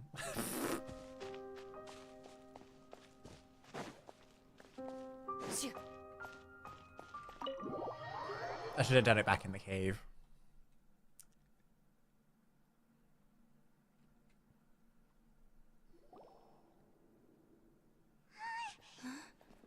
Cutscene. Ooh.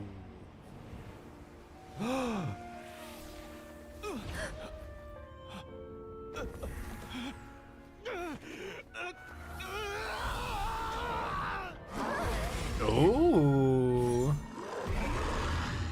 Hello. So lifelike.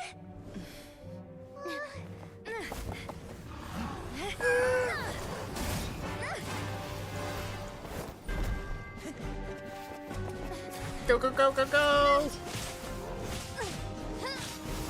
Yeah, use that dull sword.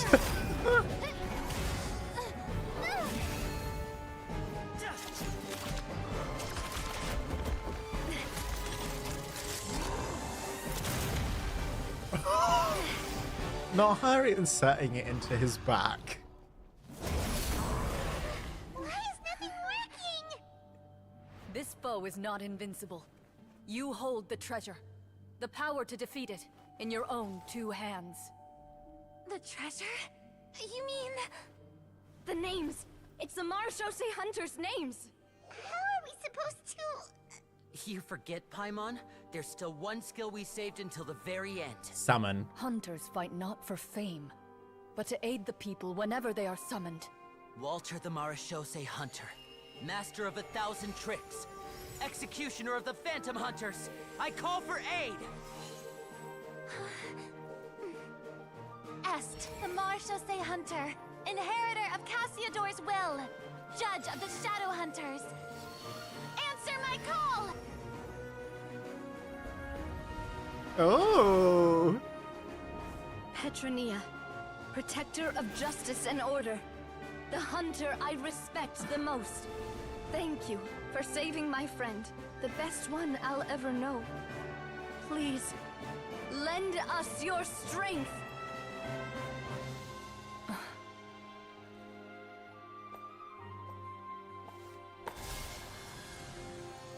We have come to answer your summons.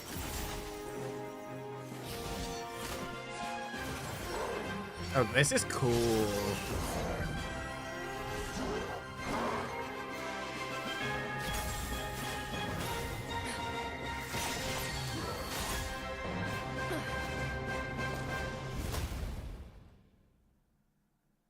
And so, the monsters were eradicated, and the sorcerer was defeated. Peace soon returned to the capital. Those in the court, manipulated by the sorcerer, also recognized the errors of their ways. Some remembered the names of the heroes who saved their kingdom, but others simply continued their lives none the wiser. Such is the story of the Marechaussee hunters. They pursue the phantoms in the darkness and exterminate all who pose a threat. They will always protect the city and those within it, even should all memory of their accomplishments be forgotten by the very people they serve. I am assuming we've finally reached the end of the script. Yes, you've reached one of the better endings. It's a pretty solid story overall. I thought it was just an ordinary adventure at first, but the further we got into it, the more impressed I became with the production and the plot. That final battle especially. All the effects were super realistic. I wonder why. Oh, right. Yeah. Totally. Novi's like, yeah, they were real. That's a really good point. I never expected the weapons we picked up from that vault would have that kind of effect. Yeah, mine nearly scared the daylights out of me when it started glowing. I took a good look at it after we got out, but I don't think it ever lit up again. Oh, we should probably give these props back, right? I'll just leave mine here. They're not props. Did you have a good time? They're real. Of course. Let me know if another script like this comes around. Sure, no problem. Then I'll head back for now. I think Florrie I need just some dead on time the to floor, fully please. digest everything that just happened. Once Mr. Florian is awake, Awake, he's please dead. pass on my regards to him. He must be extremely exhausted. Oh, wait, he's sleeping. He's fine. to He's have fine. He's passed out fine. cold like that. You're right. He's No, had a lot to Farina deal with. thinks this is all acting. I think the rest have cottoned Well, on like, See you okay. all some other time. Toodaloo. Bye, Farina. I love her. Okay, so Can I ask? can I ask now, I think it should be fine, yeah. what in the world was going on back there? So you saw through all of that? That time in the cave when you told us to close our eyes, it'd be weirder if we didn't notice anything. Mm-hmm. I was dying of curiosity the entire time. I mean, you did a pretty bang-up job of pretending nothing had gone wrong. Farina actually looked like she thought all of it was planned. Guess none of us wanted to be the one to break the illusion. What are you all talking about? Yeah, what's going on? I was just playing along too. Oh, wait, don't tell me Paimon never... Oh, this is all my fault. It's not too late to cover your ears. Here, Paimon, I'll do it for you. Bit late for that, don't you think? Uh-huh. Yeah, this wasn't fake. You're saying everything that happened back there wasn't actually part of the script? Nope. It's probably more accurate to say this was never a real scripted story to begin with. What? Mm-hmm. So loud. My head. My head. Mm-hmm. Hey, you! Get up right now and explain yourself! No shaking, please. Oh, my head. Florian explains the truth to everyone. Did- I love how Farina is gone. She's like, this is a great show. Let's go. I'm doing another one next time.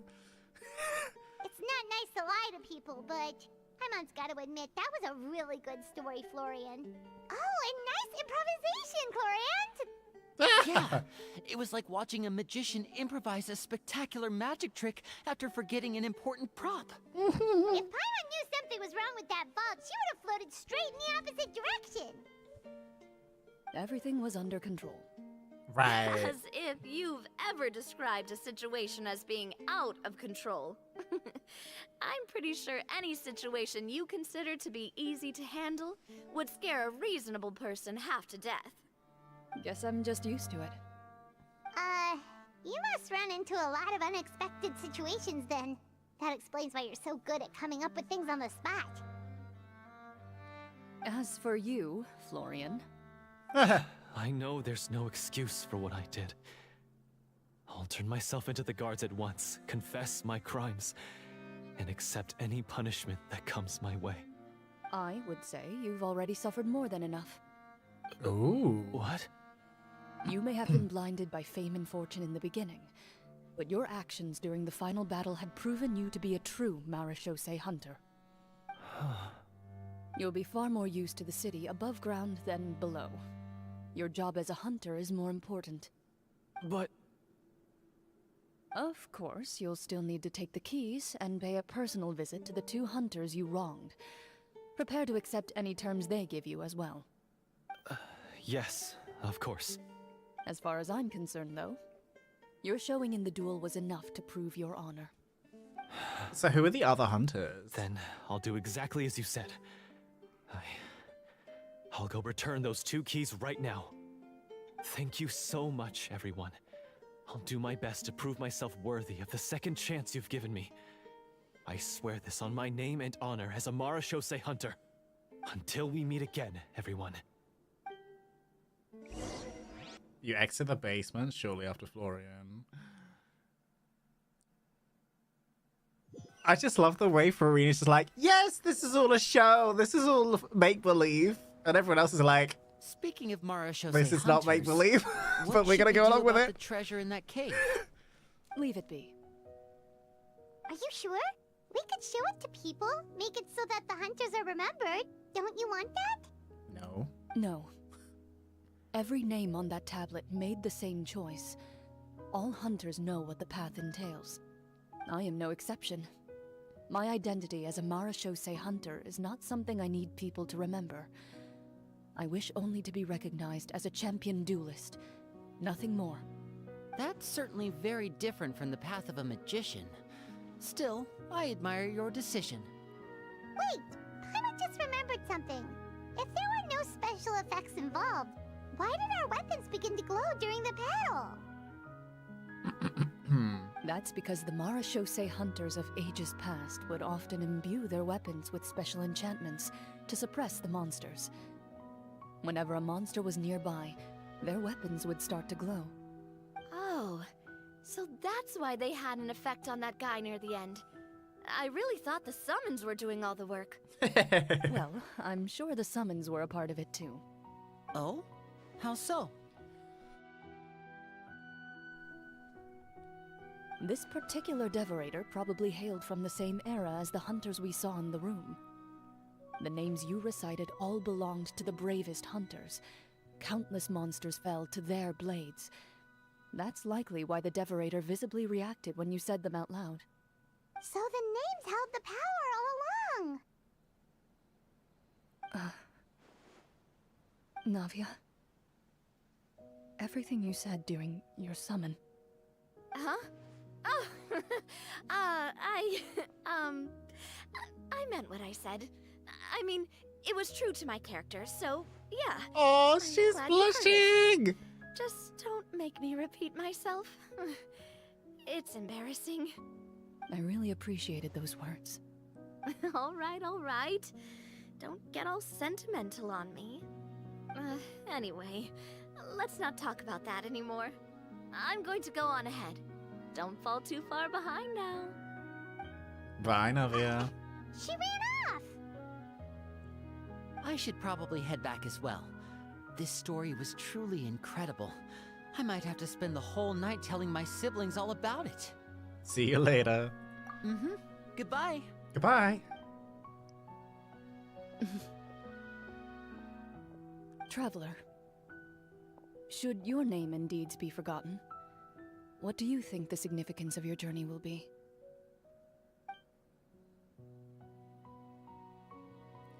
I suppose the significance would be the journey itself and the world we helped create. There's still value in the time I shared with everyone here, in the things we were able to accomplish, even if no one remembers them. A great answer. I'll remember it. What would your answer be, Clorinde? Me? The Marashose hunter says nothing in response to that question. Perhaps her answer lies in her silence. An unspoken vow left to echo through the night. The path she walks needs no explanation.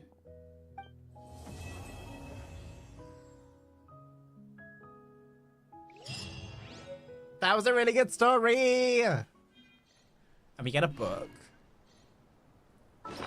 Character album.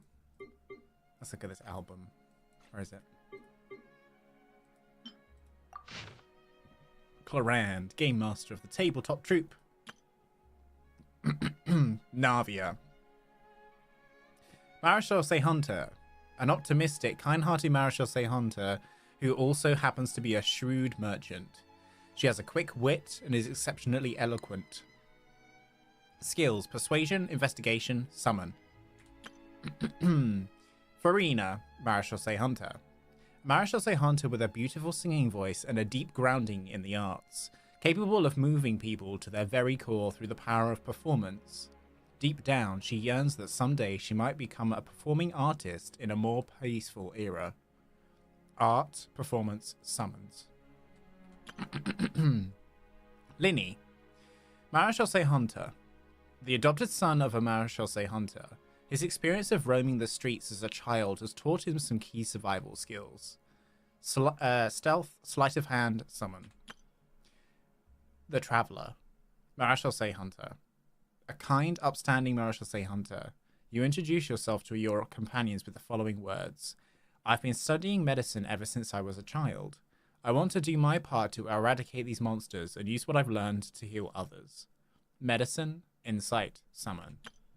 Paimon, Marechaussee Hunter's good friend. Follows the Marechaussee Hunter Traveler around in the capacity of a best friend and guide. Aww, that was really cute. More books like that, please.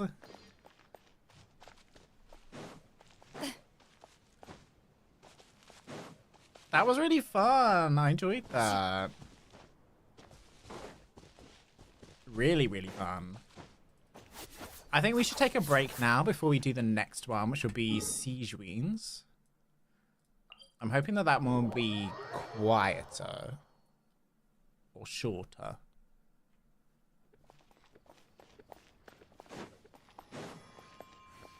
But I want to take a break so I can eat, for starters.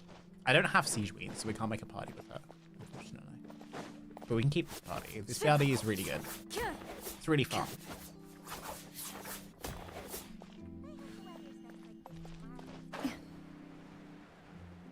I wish I went for Clorinde's weapon, but it would have helped if I went online and got my primos for the months prior to her arriving. Because no one wants to get in front of a dangerous flying fairy like human with a gun. I'm with a gun, she'll return to their best friend. Not that.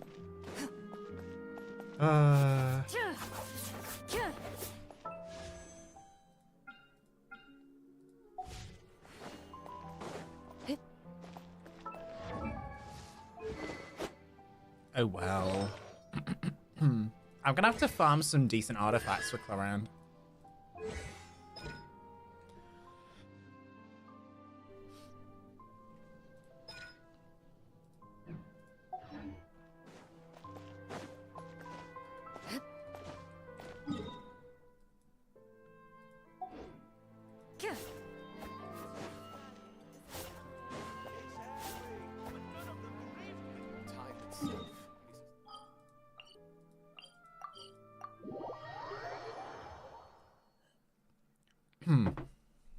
That was a really cool story. I just hope Sigewinne's is slightly shorter. Just slightly, though.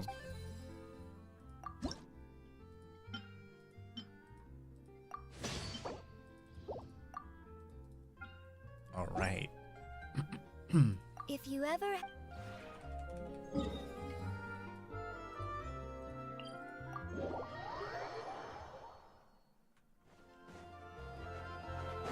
Can we make any weapons? No.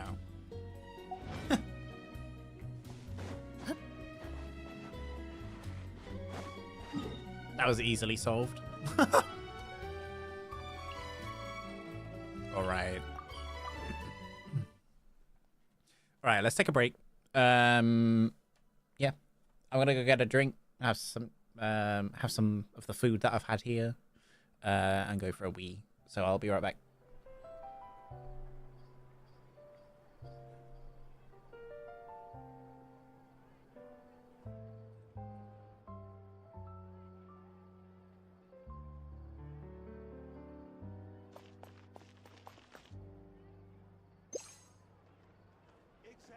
There'll be an extra fee for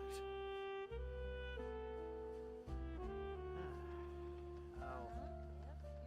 I'll think about it.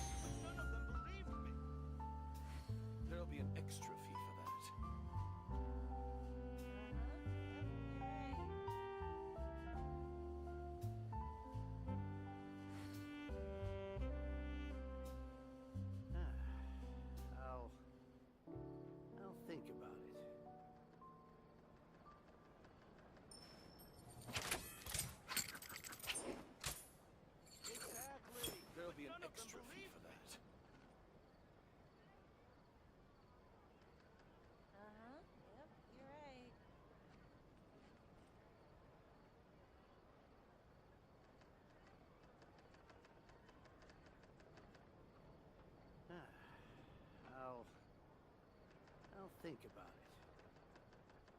it. Exactly. But none of them believed me. I've faced many opponents in my duels. There'll be Most an of them extra I fee for defeated. that. The rest surrendered. Hmm? Yep, you're right. No, I have never lost a duel.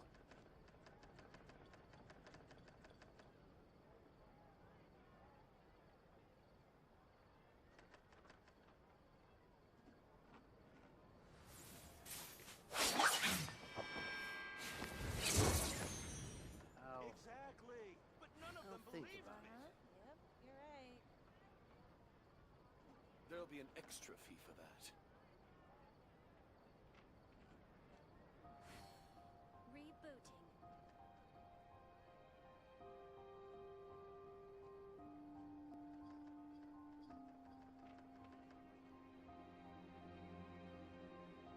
In my role as champion duelist, my opinions do not matter.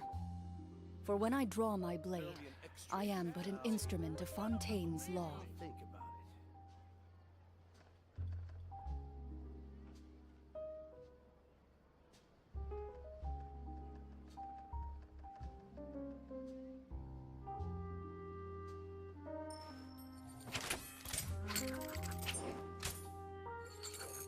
There'll be an extra fee for that. Ba, ba, ba, ba, ba, ba, ba, ba, ba, ba, ba. I'll think about it. That was a really good story quest. They need to make more like it. Or at least make like an event around it. That would be very cool. I think we've only got 2 things left to do before 5.0. Finally. Finally. Look! Our list! I'll think about it. There's nothing left, almost. Okay, face zoom in. Hello. How's it going? I'm gonna eat some pizza in your face. A duel is a battle of wills, and the sword an extension of the duelist's spirit. If your heart recoils in fear, then your sword may as well be in its scabbard, because you will not wield it effectively against your foe. You're so short. Well, at the beginning of this week, I had about 4 or 5 story quests to do, 5 or 6 world events, an Archon quest, and Spiral Abyss. And now it's just those. There's 5.0 coming. It says it in the title, I think. 7 days, 6 days, something like that.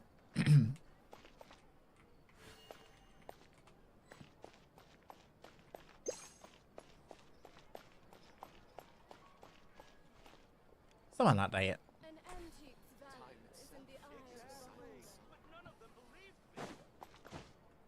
But yeah, I don't have that much to go. And we're fully caught up. And we can start with a clean slate for Natlan. It's just characters then. But they always take forever, so. I kind of want to put Linny to 90. But also, I want to see who's coming in the next Echoes. Actually, let's go have a look at that really quickly.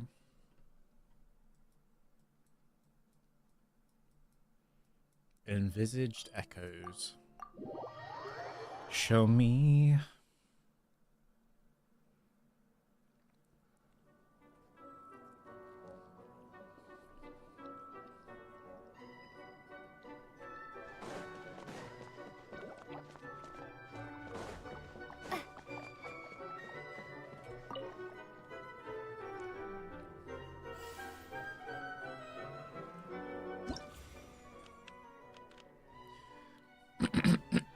So the ones that we've yet to get is Carrara, Ningguang, Chi-Chi, and Jean.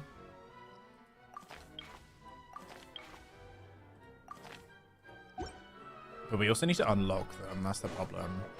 I feel like I'm always going to have an odd set of keys.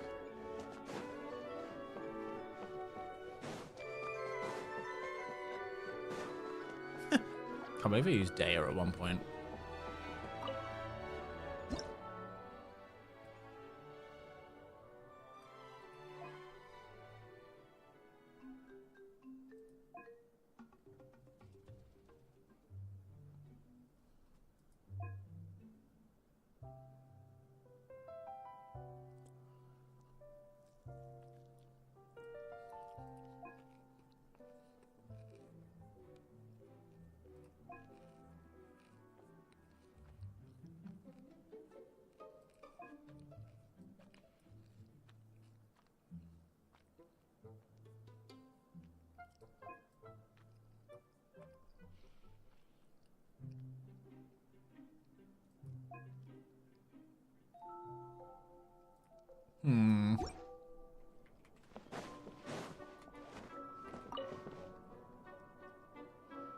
I just need this to reset. I just want more keys.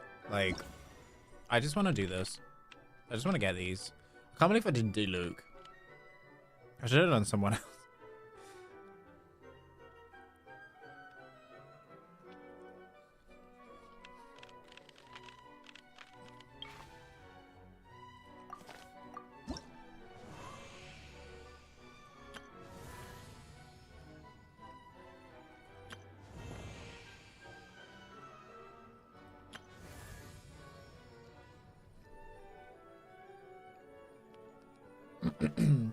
Yeah, I did do Luke.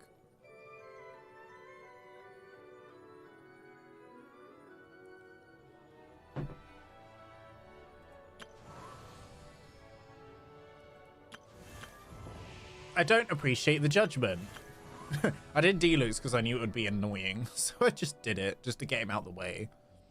Not picking Ningguang is a criminal. Yeah, but I couldn't pick her next. I kind of want to do Jean next, though. I don't know, I just prefer the look of Jean's one.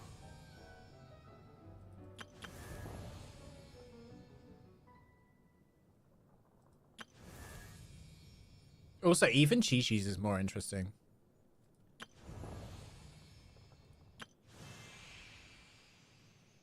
Kirara's is really nice, though. I will say. Honestly, I just want more of them. The one I want the most is Nouvelette's. Ningguang's is elegant. It's just leaves. Let's be honest, it's just leaves.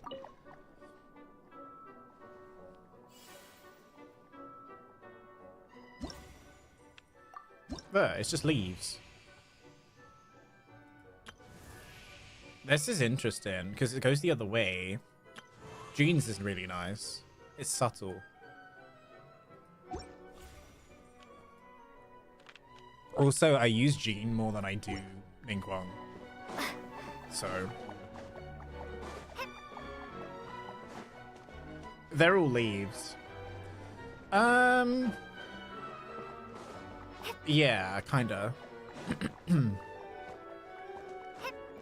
only one who isn't leaves, the only one who doesn't have leaves is Chi-Chi.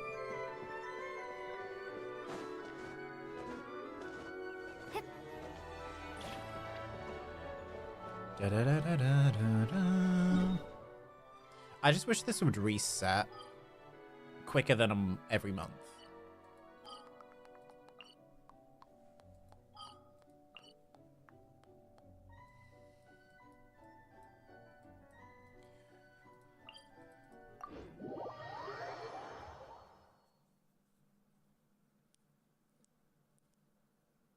My eye. One sec.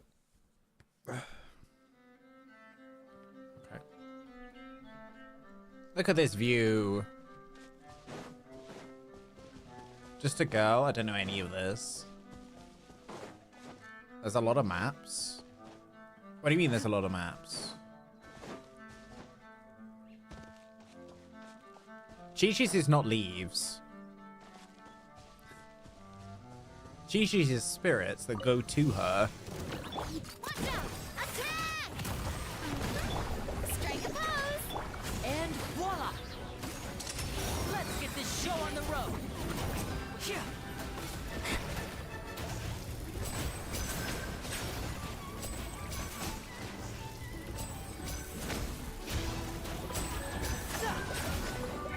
Disappear. Coming at ya.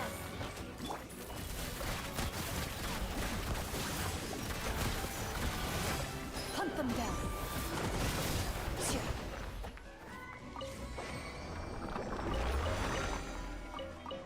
Look at all the free stuff. Fire! Well, with rocks. Shower me with praise. Let the world come alive. Step right up. Replace my hammer.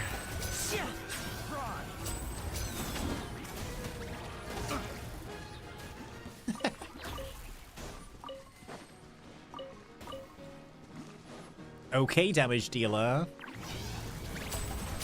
Well, yes. And voila. He did. You should see the other team that I've been rocking recently. The other team I've been rocking recently is nasty. The show begins. Let my name echo in song.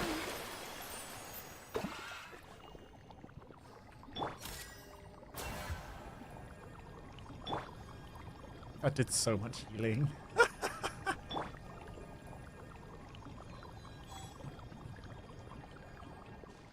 7,000 healers. What do you mean no healer? Farina's a healer. Farina can heal, yeah. How brilliant! Yep. Don't need a healer. Farina is the only support you need.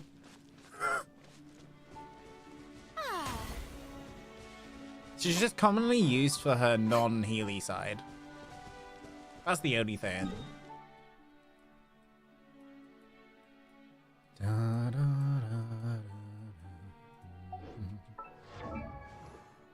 Shall I just put Lenny to 90?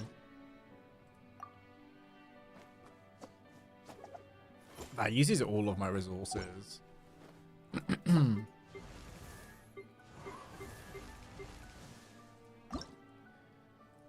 Actually, we do need to go farm these.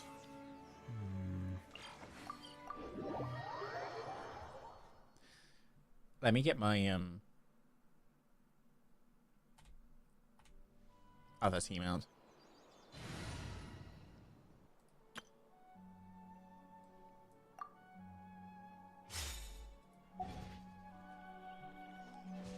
Oh, look, it's gumming.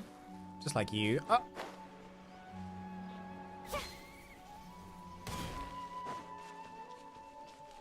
What about you?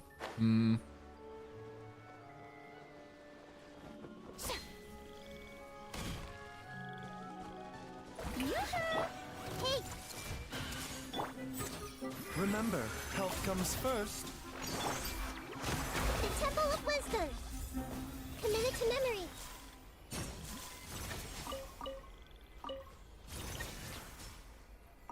Thanks for all the spores. I don't play Genshin. Maybe you should.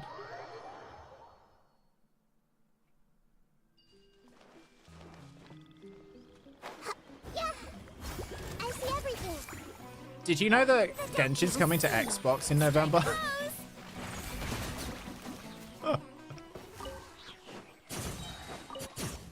Genshin's going to Xbox in November. Got tired of Mondstadt? Yeah, but once you get through the Mondstadt story, it gets a lot better. Like, a lot better. Like, exponentially better. You gotta get a leeway, though.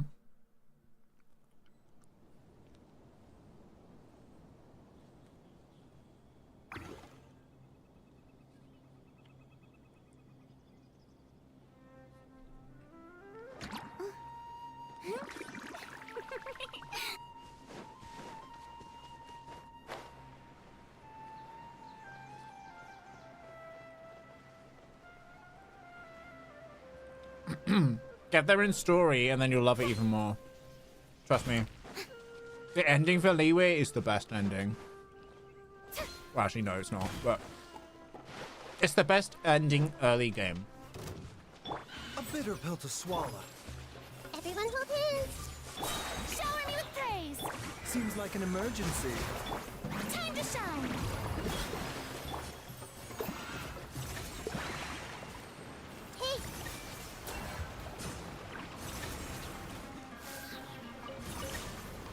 Hee.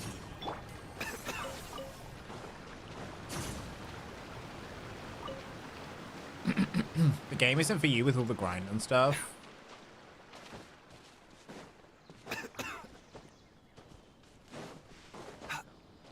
Do you not play League? Do you not play MMOs? It's exactly the same, just different. Your mom's calling you? Okay. Hi, Mom.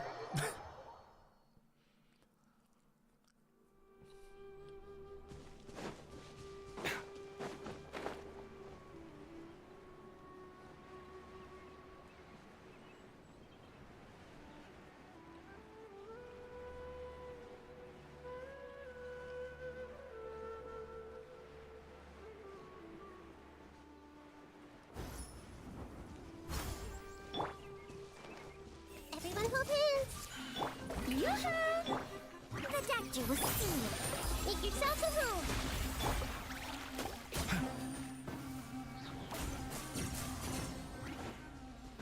Wait, out of that, I only got one?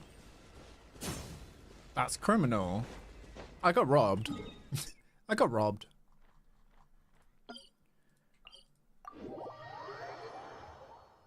I got robbed.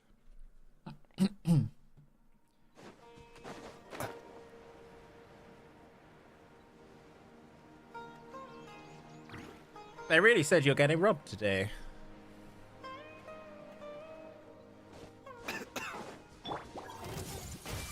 A bitter pill to swallow. Shower me with praise. Ah! Get him! Let my name echo in song.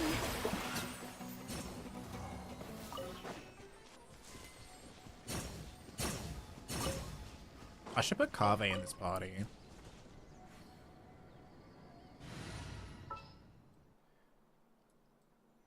Where is he? Need a hand? No. We just want you for your ability.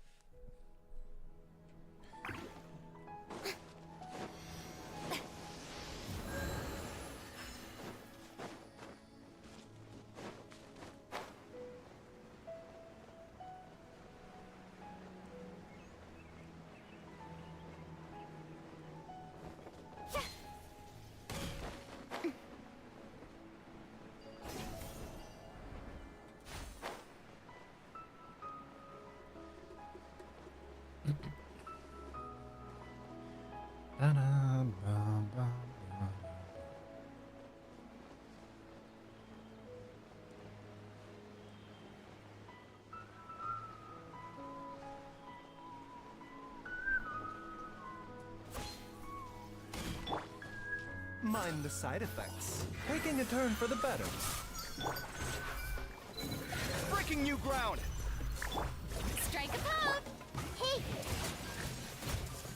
The Temple of Wisdom. Come at me!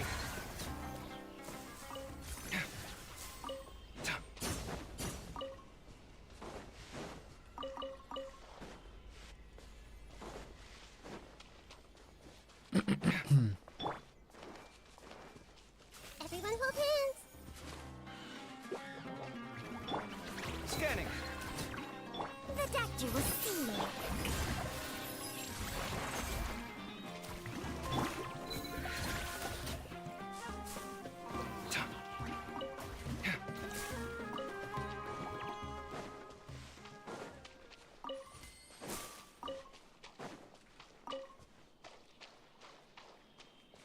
I think there's one around here as well. Yep. Hey!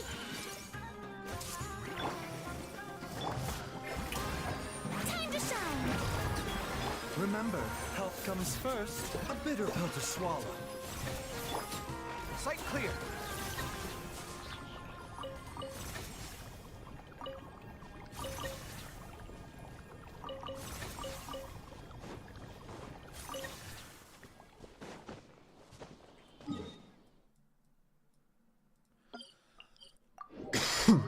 Oh.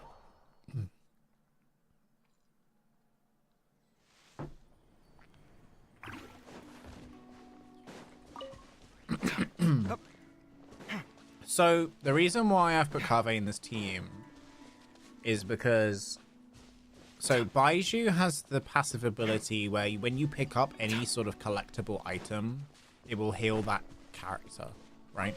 Oh, doesn't matter which character it is, as long as he's in the party, it will heal them. Now,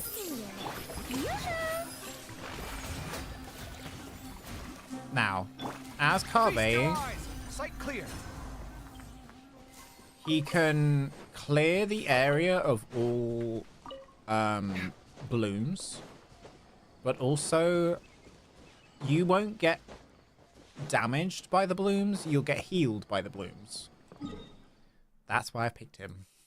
Because normally when they explode, you take damage, but with Kaveh, you take healing and no damage. I mean, he's only kind of half built, but he's really good. He's really nice. He's real nice. Oh, I could actually do that. Yeah, so yeah, I don't play League. Yeah, you do. I've watched ya. I uninstalled it like 2 days ago. No, but you have played League. It's not that you don't play League, it's that you aren't playing League at the moment.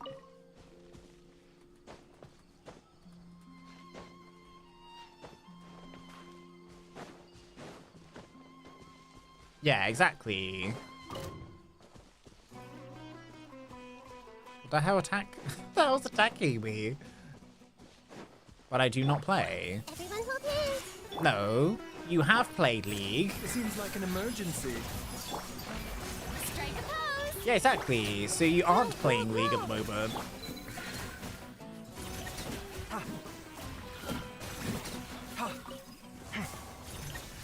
Come at me. Oh, someone's surrounded by healer chills. Oh well, they'll be fine. They'll be fine. Saying that, we were getting into Dota 2 yesterday. I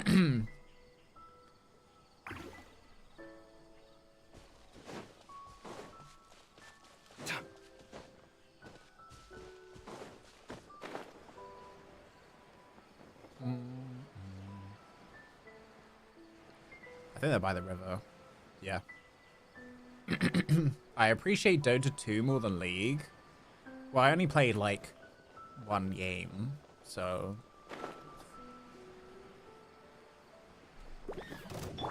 Hey! Sharing my knowledge. Mind the side effect. Scanning. Let the world collide! Breaking new ground.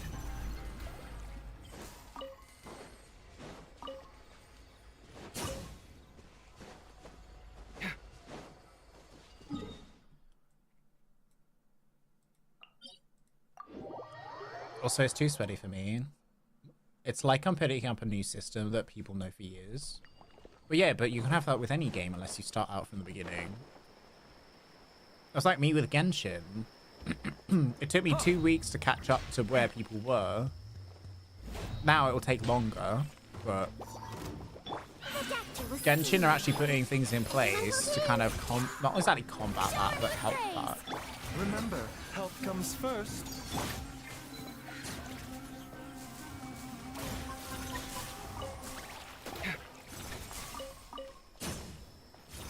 Come at me.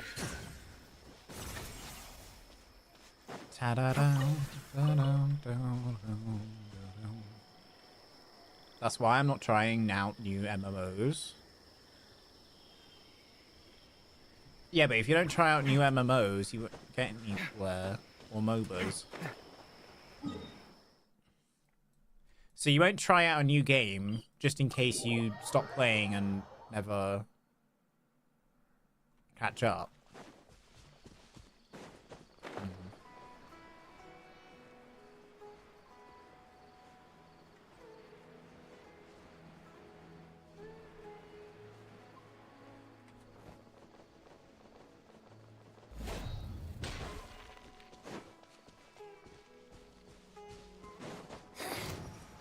Insolence shall be punished. Okay, Queen. A bitter pill to swallow. Time to shine! Sight clear. Watch and learn.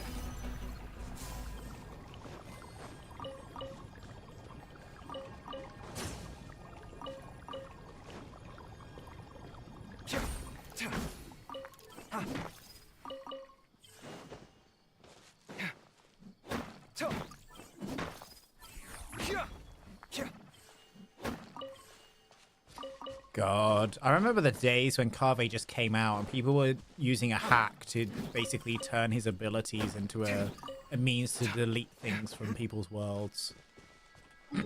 That was a wild time. Everyone went from doing co-op to no one doing co-op. What's your adventure rank? 60.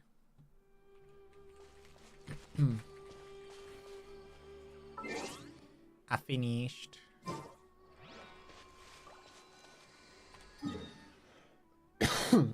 Yeah, 60, and then on Star Rail it's 70, which is basically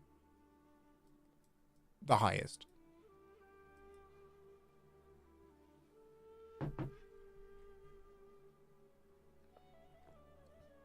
Come on, veteran. I last longer, though. What do you mean you last longer? It took me a year and a couple months. Maybe a year and a month to get to level AR60. From 59.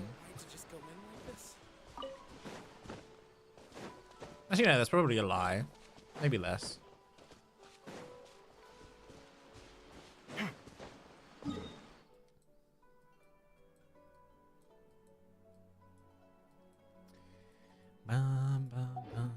Does it not want me to attack anymore? I don't think there are anymore. Damn. Ha! Ha! Scanning.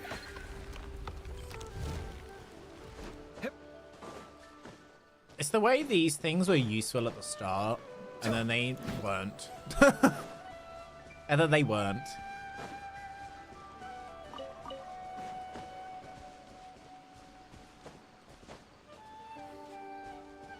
Main Quisha is coming to Genshin. Who?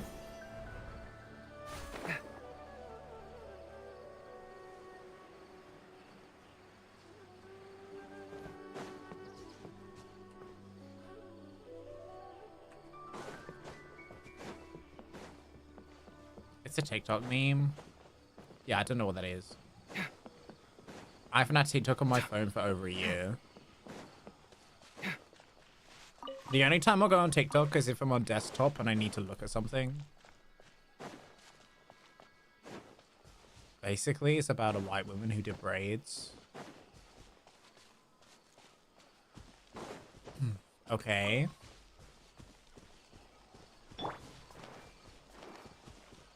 And then someone on Genshin looks like her.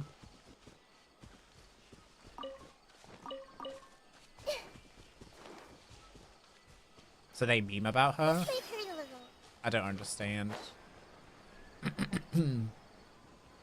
I don't know who she is, so...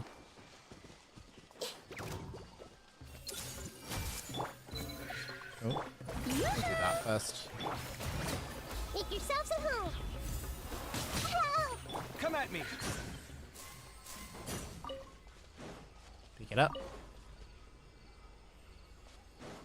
I don't think there's any more. Like the nice try, welcome back person's name, and they put Laquisha.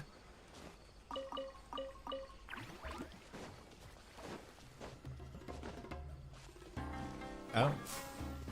I see everything. Scanning. Try to keep up. Shower me praise. Honey, don't try and attack me. I've got 2 Archons on my team and a Doctor. Like, what are you gonna do? I don't have your TikTok, so I can't show you. You do have my TikTok. I think you've literally followed me on TikTok. Either way, I don't really go on it anymore. I probably should. I need to go back through all the past week's worth of content and clip bits for shorts. But beyond that...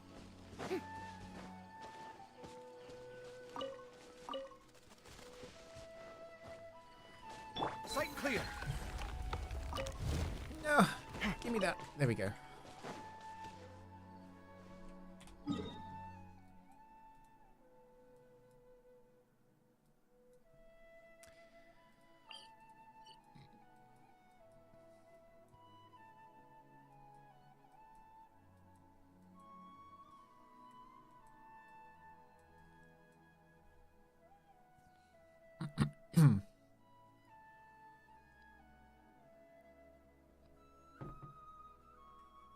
Mm-hmm.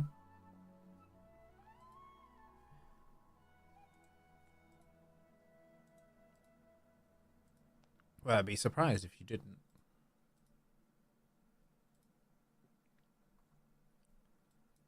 Ba ba ba ba.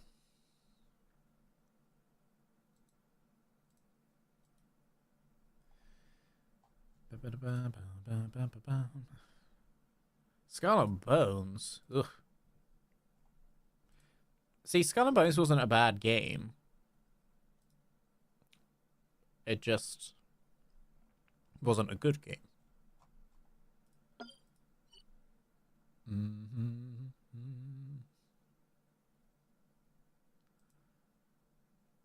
Saying that, I need to add TikTok to this rotator thing here. I need to add that. I'll have to code that in and find an icon.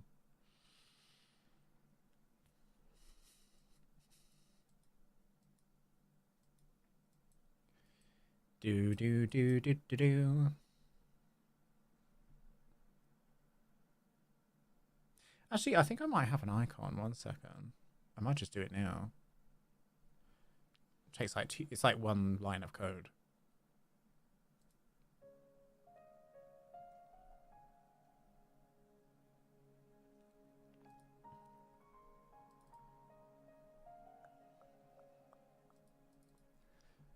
Brand assets.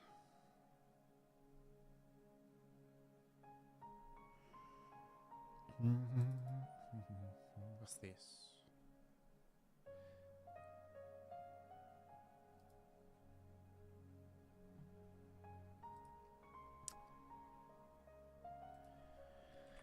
TikTok brand assets white.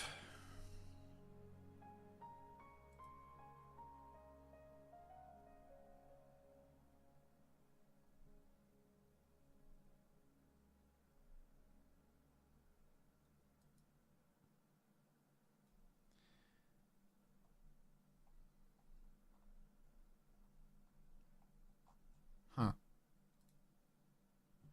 What's in it? Logo. Icons.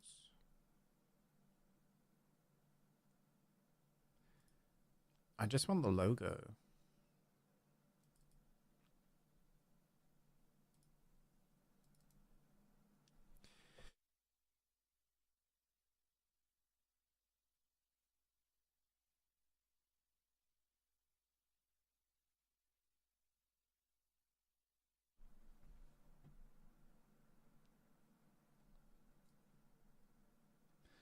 Give me the logo.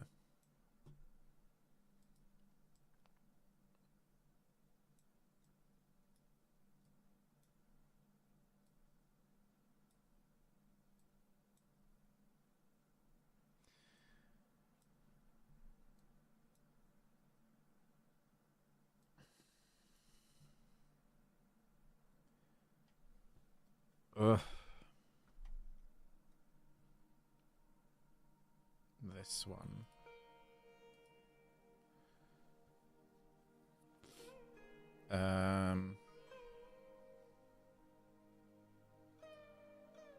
Does it have to have the text?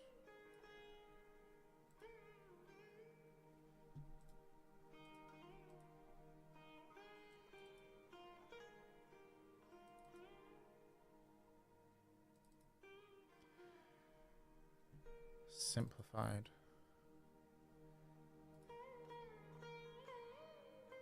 White. Does it have to have the text TikTok? Can it not just be the logo?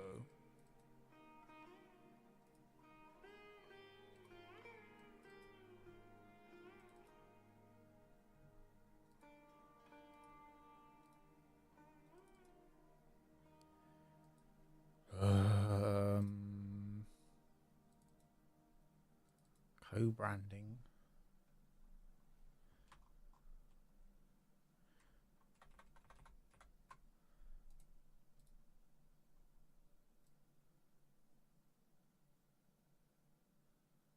I don't want a co-brand. I just want to. I mean, I guess I kind of do.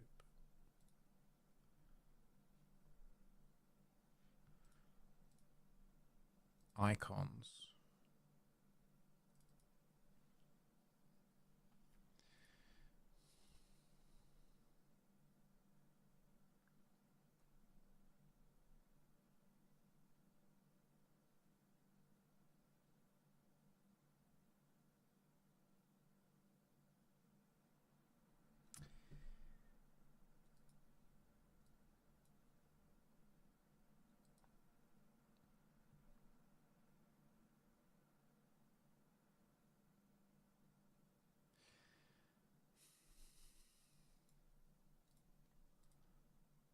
Nope.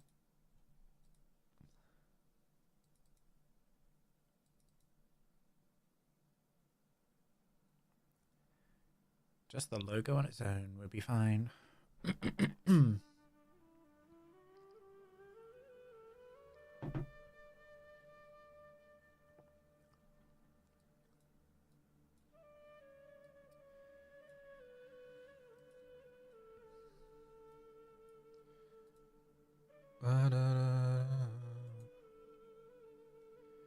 Isolate.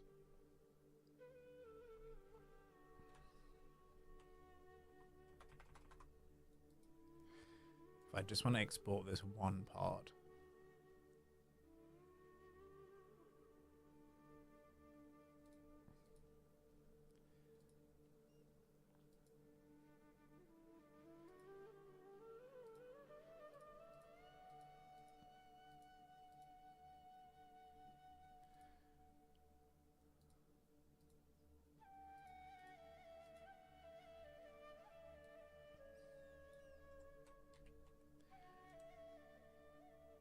Select?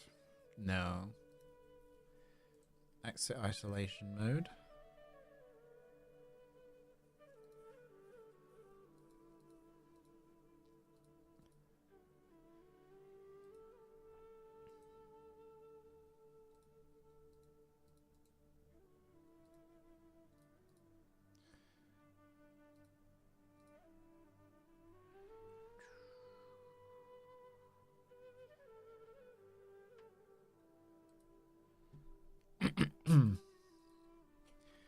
TikTok logo simple white.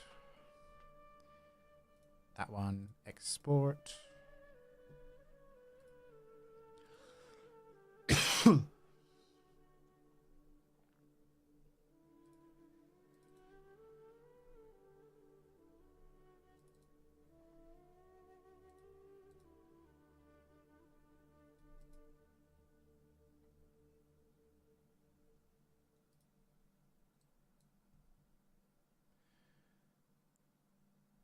Okay.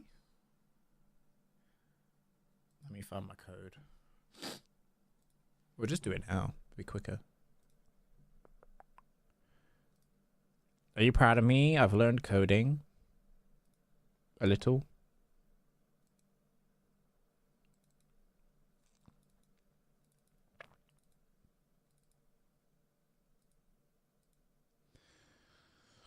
Media.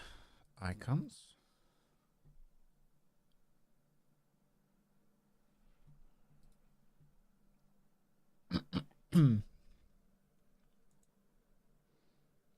New window. That.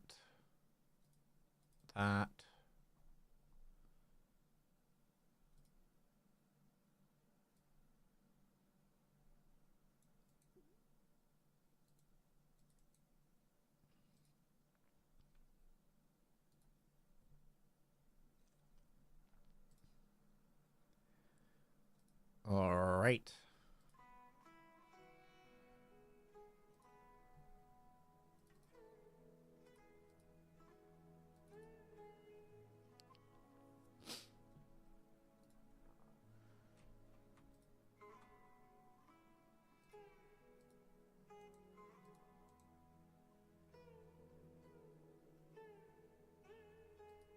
Show more options.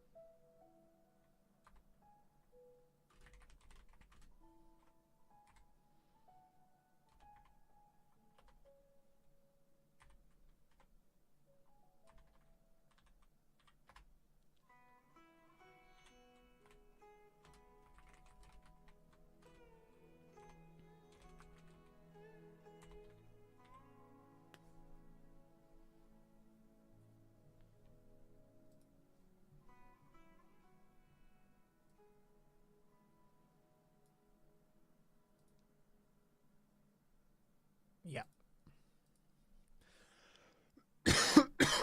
Okay.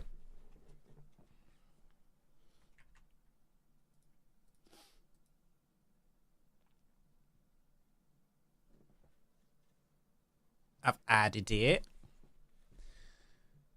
Do I need to change anything else? I don't think so.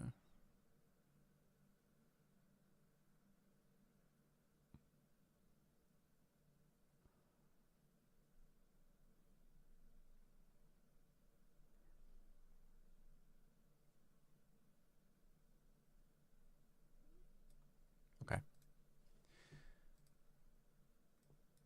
I might have to refresh the asset. I don't know. We'll see if it pops up.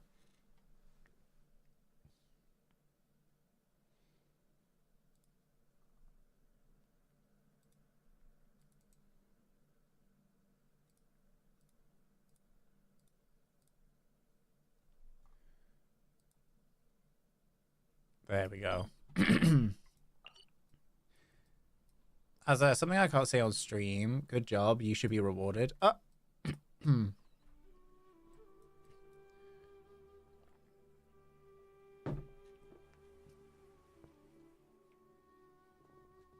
Well, I'm learning. That's the important thing.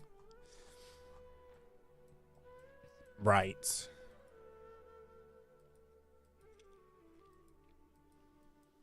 Choking? I didn't choke. I don't know what you mean.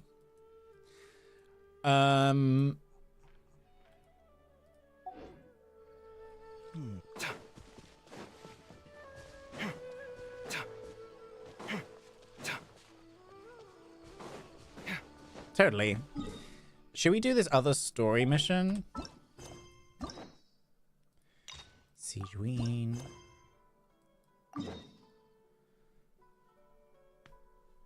All right.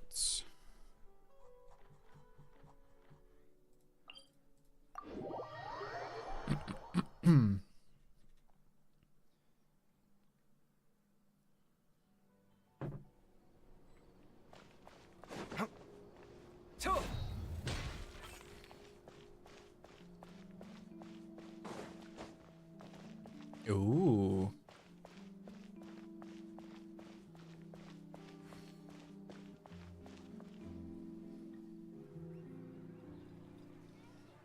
This shop looks popular today. Wonder what the occasion is.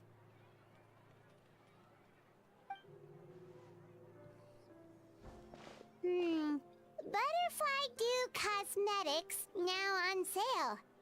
Huh, looks like it. Oh, Sigewinne's here too. Hey there, Sigewinne. What are the chances? It's been a while.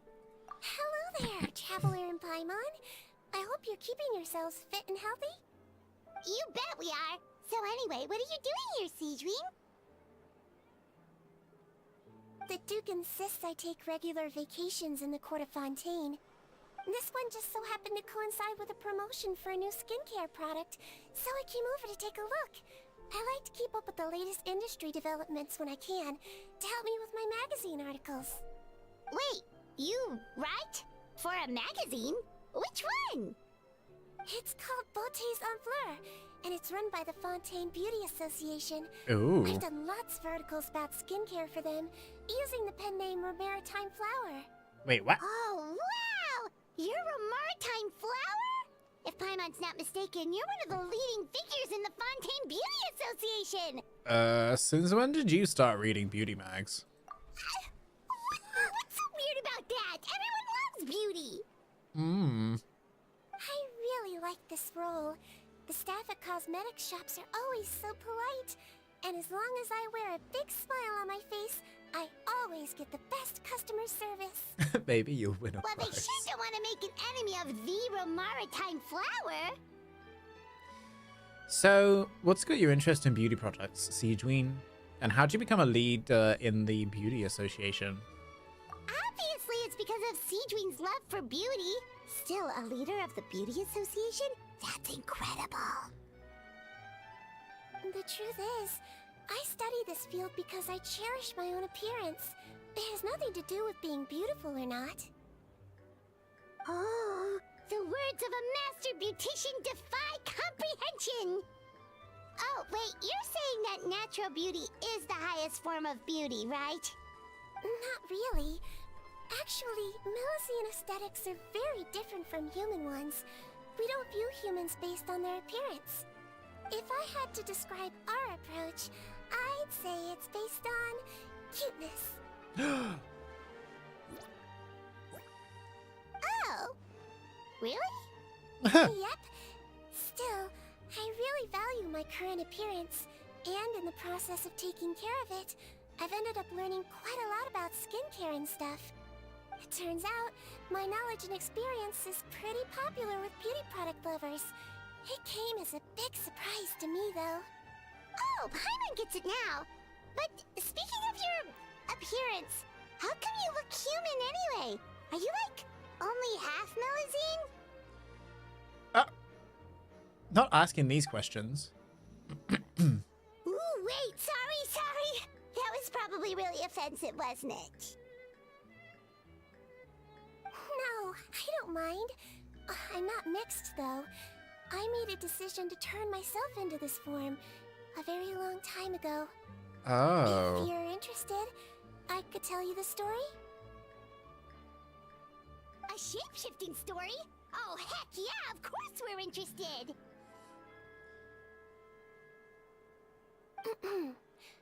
Oh, that line being cut off. Upon a time. Oh, cutscene straight away. Long Okay. ago, humans rejected Melusines, and Melusines feared humans. There was one Melusine who became fascinated with human medicine, but no human wanted her help. And there was one girl who liked Melusines, so no humans would make friends with her. So, the Melusine became the girl's friend, and the girl became the Melusine's patient. Your checkup's all done. You're still in perfect health. Thank you, Dr. Melusine. Oh. In this game of doctor and patient, a friendship was born. Then, one day, the girl fell ill. The Melusine was the only doctor to arrive on time, but the adults sent her away. Scram! Melusines can't be trusted! So just because I'm not human, I can't save my best friend? In desperation, the Melusine approached the frightening witch. She begged and begged until she got a reply.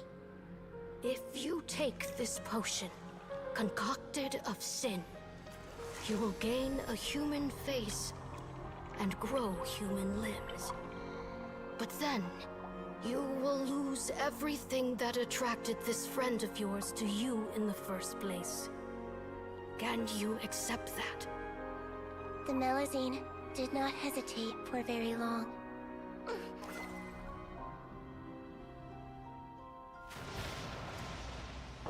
On a rainy night, a little doctor knocked on the girl's door. The doctor wore a hood and raincoat, maybe to protect her from the rain, but maybe also to hide a secret. The little doctor held the girl's hand and treated her illness, just as she had so many times before.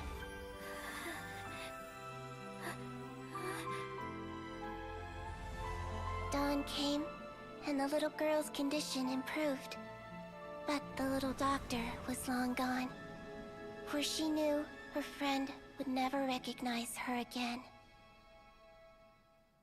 Aww. And so, since then, I've lived my life in human form.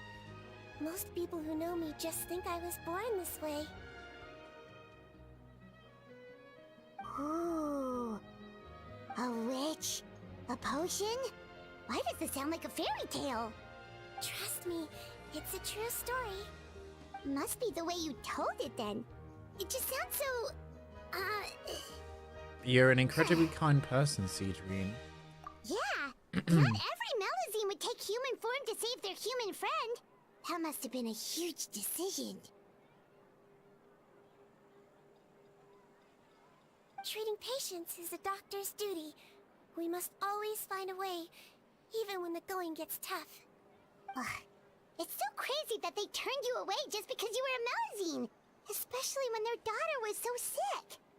Well, sometimes appearance can be a real barrier, but that was a long time ago. I like how I look now anyway.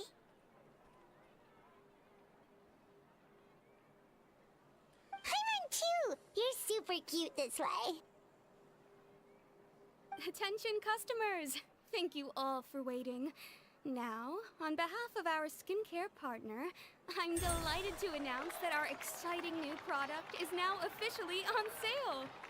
Well, there we go. Let's have a look, shall we? Oh, Paimon, if you want to buy any skincare products, I'll be happy to give you some suggestions. Really? Personal advice right from a leader of the Fontaine Beauty Association? What an honor! Allow me to introduce our newest skin lotion, Butterfly Dew. I'm sure many of you have already read about this product's trials in the newspapers. Right. To say that it improves skin quality is an understatement. This product gets its name from the way it transforms your skin and makes it glow anew, like a butterfly emerging from its chrysalis and spreading its wings for the first time.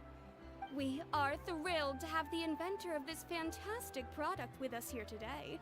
Please welcome Mr. Rawat, a researcher from the Fontaine Research Institute. Now, without further ado, I'll hand over to Mr. Rawat to tell you all about what Butterfly Dew can do for you. Thank you. Hello everyone, I'm Rawat, and I developed Butterfly Dew. Wow, what a looker. He's a researcher? Wow, he's really challenging the stereotype. Right. It seems that everyone is surprised by my entrance. Or should I say, my appearance. I'm well aware that researchers are generally better known for their brains than their dashing good looks. In that regard, I do believe I break the mold somewhat. Of course, appearance is a skin-deep way of defining a person. And yet one's appearance can be a very real set of shackles, holding a person back in their life. It can rob a young person of their self-confidence when applying for a job, dissuade a young lady from approaching the one she loves. Our actions are at the mercy of our appearance, and we slowly become the very person that the outside world sees us as. But what if I told you that those shackles can be broken? If our appearance prevents us from changing, then let us first change our appearance itself. Wash away moles, birthmarks, and wrinkles, and they can no longer rob us of our confidence. Replace them with luster and radiance, and we shall never again hang our heads in shame. That is why Butterfly Dew exists. Its mission is to allow us to shed our pupae, undergo a complete metamorphosis, and embrace a new life. Well, whether it actually works or not, after that speech, Paimon's already sold. Mr. Rawat, could I ask if you've used this product yourself? Of course, I tried it many times while I was testing it. You can consider me a product ambassador. Wow, then it's sure to work. Still, I don't expect to convince you just by blowing my own trumpet.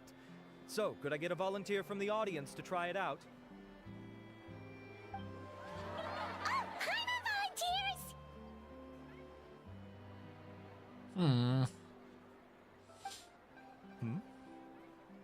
Oh! Ah, what an honor! It appears we have a giant of the Fontaine Beauty Association here with us. In that case, Miss Sigewinne, could we seek your most expert opinion on this product? Sure. Whoa, is that Romaritime flower? They say she's the pickiest user of skincare products in all of Fontaine.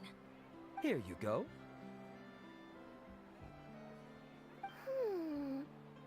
Oh, it's very kind to the skin, and the absorption rate is high. Even for Fontaine, this is a first-rate product. Wow, now that's high praise. I'll take one. Any discounts? She hasn't finished yet. All right. Well, all What's that the remains for me to caveat? say is, Butterfly Dew is now on sale. Enthusiastic shopping spree rapidly Think we disseminates should the buy a bottle stuff. too? Nah, you're good enough already. Are you paying for it yourself? Of course you bring up Mora. Fine, Paimon will pay out of her own pocket, and even share it with you. There, does that sound fair? And if you're worried about whether it's the right product for you, well, luckily for us, Sigewinne's here, so we can get an expert consultation.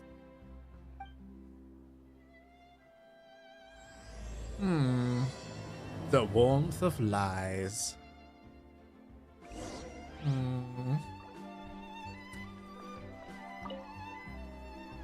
It's an honor to receive such high praise from you. To be honest, I was also hoping you might be able to point out some flaws in the product so I can keep improving it. With most skincare products, the pros and cons only become apparent with long-term use. Yet, this one has instant benefits, improving skin quality without any obvious side effects. It's one of a kind. Don't worry though, I plan to keep using it, and I'll publish regular reviews in Beauté Sans Fleur. You can read my thoughts there. All you need to do is subscribe. Oh, I was hoping for a more casual conversation, but you are a beauty association leader after all. I understand if you want to keep this professional. Sigewinne! Oh, excuse us, Miss Beauty Expert. But do you think this product is a good choice for me and her? Wait, are you the renowned traveler? That's right, and by her side, the equally famous Paimon. Well, I don't normally handle customer questions personally, but since it's the traveler asking, allow me to make an exception. Butterfly Dew is made for all skin types, so no matter who you are, you can rest assured that it will be kind to your skin. If anything, it might be marginally more effective on Fontainian skin, but other than that, it works the same on everyone. Why would it work better on Fontainians? In the interests of protecting my trade secrets, I'm afraid I can't answer that, Miss Paimon. So it has primordial seawater in it. Alright then, how about a friend discount? Save yourself the trouble. I'd be greatly honored to have both of you use my product. Here, take 2 bottles for free. Yay! Paimon's private fund survives! What's the catch? Is this a publicity stunt? I can see why you might think that, but please don't misunderstand. This gift is simply a token of my esteem. There's no business motivation behind it. To me, finding new customers for Butterfly Dew is about meeting kindred spirits, fellow admirers of physical beauty. I consider it a labor of love. Admirers of physical beauty? Eesh, that's embarrassing to say out loud. It sounds so though. It's nothing to be ashamed of, Miss Paimon. Most people claim to desire inner virtue, but it's still physical appearance that turns their heads. This is a fact of life. It's only natural for people to desire to become beautiful. And that's exactly what inspired me to choose this research direction in the first place. Okay. You're right. Everyone loves beauty, don't they? Look at the time. My apologies, but I have other things to attend to. I'll leave you with these 2 bottles of butterfly dew, and I look forward to seeing you again. Paimon, I'd say there's no need for you and the Traveler to use this product for now. Why? Is there a problem with it? The quality is fine. I just think there's room for improvement. I think I could add some ingredients to the mix to make it more effective. Really? Then why didn't you tell Rawat about that? Researchers are a very special breed of human. You can point out their flaws to their face and they won't mind very much. But if you tell them that someone else could do a better job, now that'll make them really upset.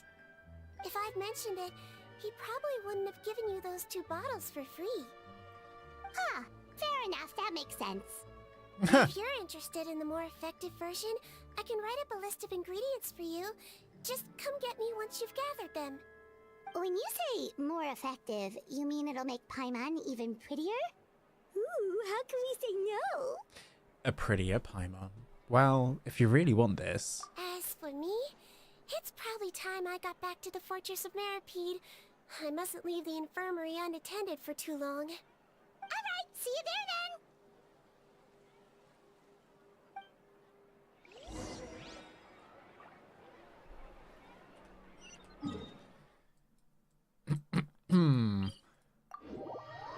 Oops. I did not mean to come here. Go back. Go back.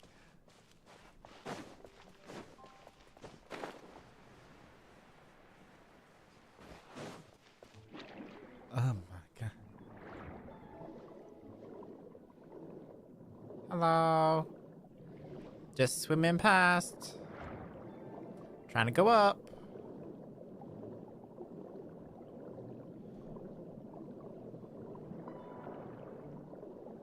Just up ahead, Traveler.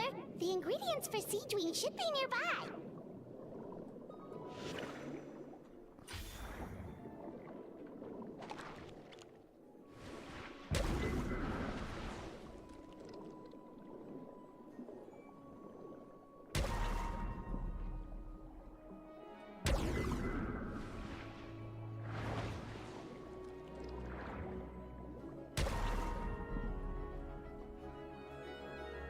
Come on, shoot.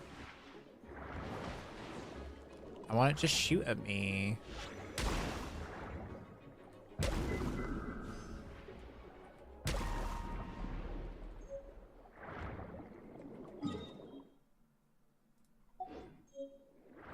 It wouldn't shoot at me.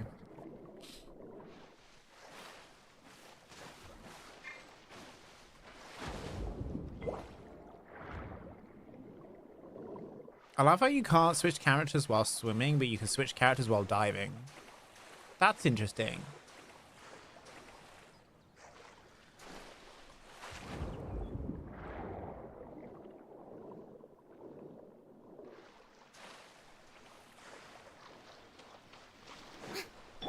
Seems like an emergency.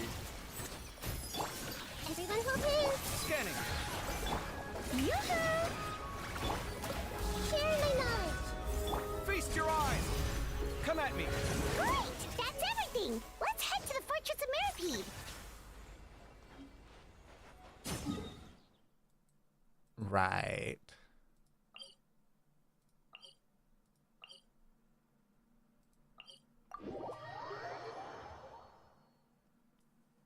I haven't been down here in a while, actually. The way we just have sort of a free pass to come and go. Wait, all the people we've locked up for their crimes are down here as well? This is not a good idea. This is not a good idea. But okay.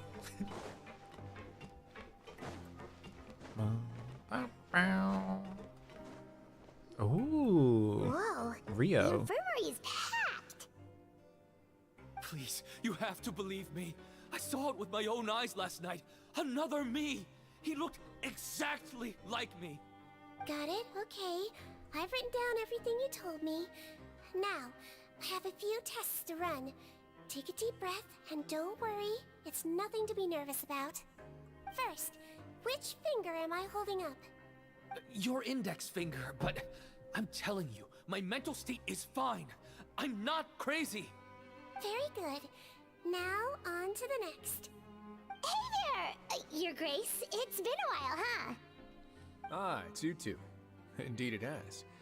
I would offer you some tea, but I'm afraid the timing is unfortunate. Duty calls.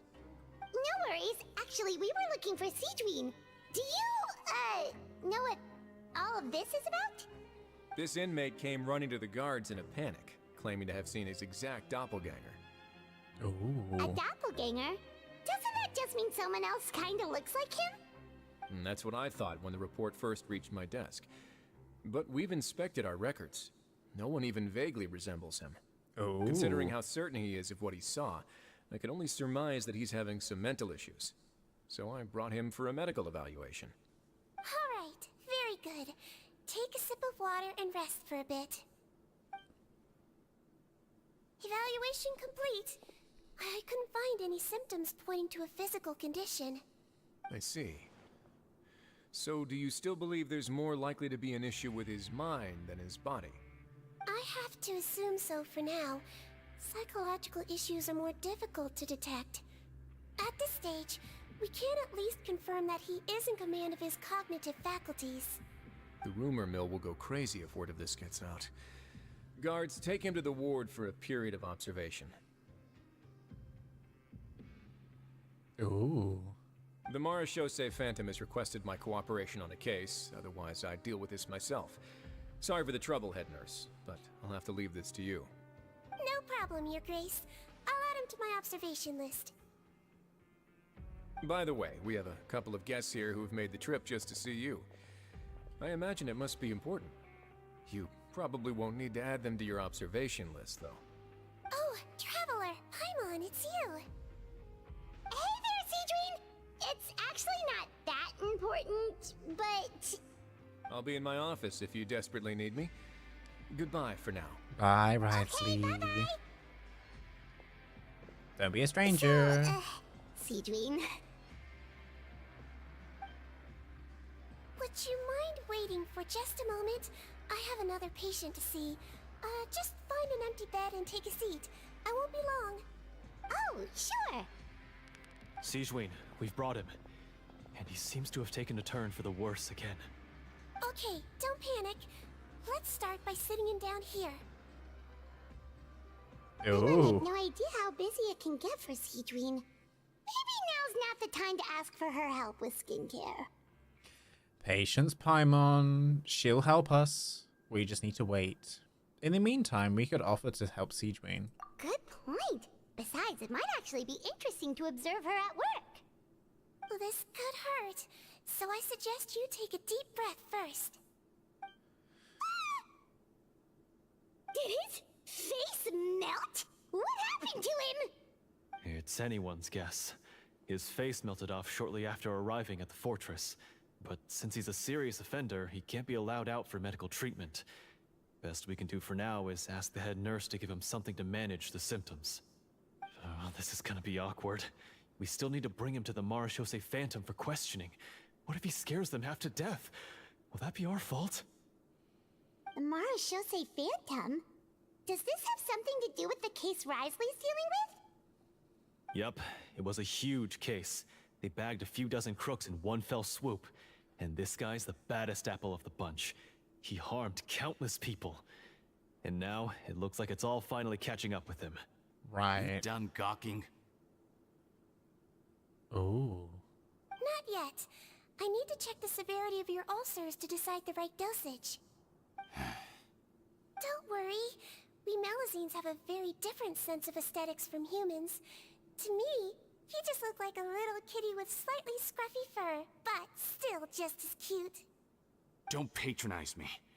Do I look like a kid to you? Just give me the meds and let me out of here. I already missed my cell. Hey, lose the attitude. You dare talk back to our head nurse like that again, your days are numbered. Oh, it's fine. Okay, I'm going to apply the medication now. Tell me if it hurts, alright? Look how nice Sigewinne's being. And he still talks to her like that?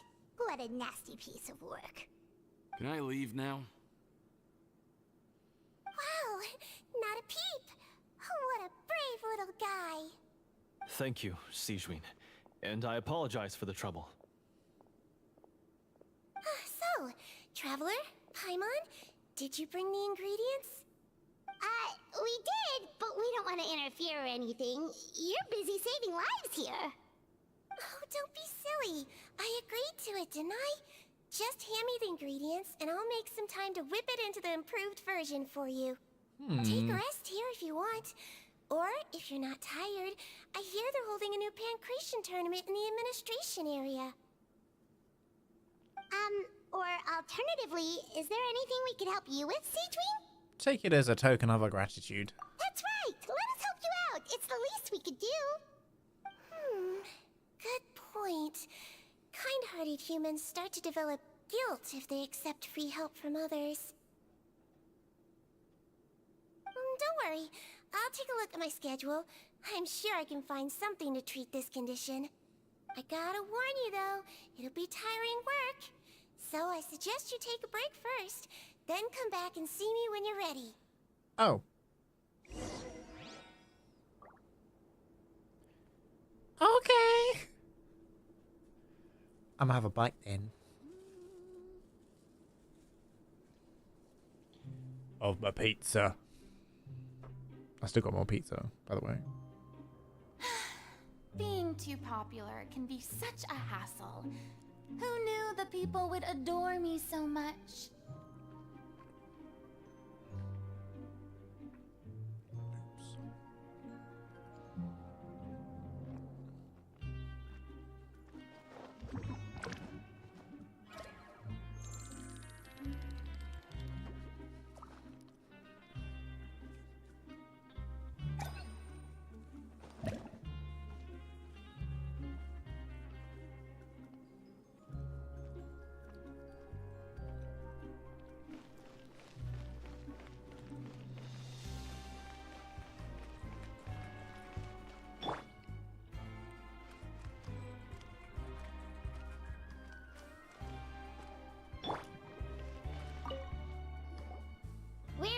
Sigewinne, what's our first mission? I found the perfect job for the Traveler. First, I'd like you to lie down in this bed.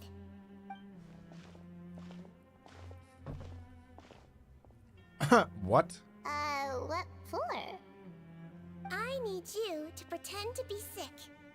What? Oh, is it that difficult? I thought you did a pretty good job last time. Oh, so you knew. I sure did. She was way more interesting than the usual malingering inmates. When you played along very well, Paimon, I observed you two for quite a while after that. Well, this is awkward. But why do you need us to do it again now? No time to explain. My next patient will be here any second. Please just do as I say. You can, pretend like you've got a nasty headache. And throw in some dry heaving for good measure.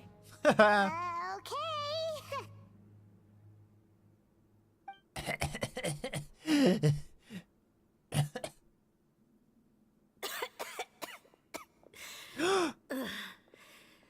Hey, Doc. It's me. I'm only here because my mom won't stop pestering me about it. So annoying. Oh. Well, your mother has enough on her plate with a busy job. Well, the last thing she needs is to worry about you being sick as well. I know. I shouldn't treat the place like a playground. Shouldn't go swimming in the lower levels where we join up with the sea, because it'll give me a cold and distract her from her work. I thought I'd be able to have some fun here at the fortress for a few days, but it's always, don't do this and don't do that. All right, sit yourself down and I'll take your temperature. Your fever still hasn't gone down. Well, here's your medicine. 1 cup for starters, and we'll see if it helps. But Doc, it's so bitter. Do I really have to drink it? I mean, I'll be fine, right? I've got an uncle who caught a cold. His fever went away on its own after a couple days. Can't you just write me a note saying I'm on the mend? I just need something to keep my mom off my case. I sure can. You're a very brave boy after all. Huh? Brave? What makes you say that? Well, if you want to rely on your own immune system to clear up your fever, well, then you'll have to tough it out like this young lady.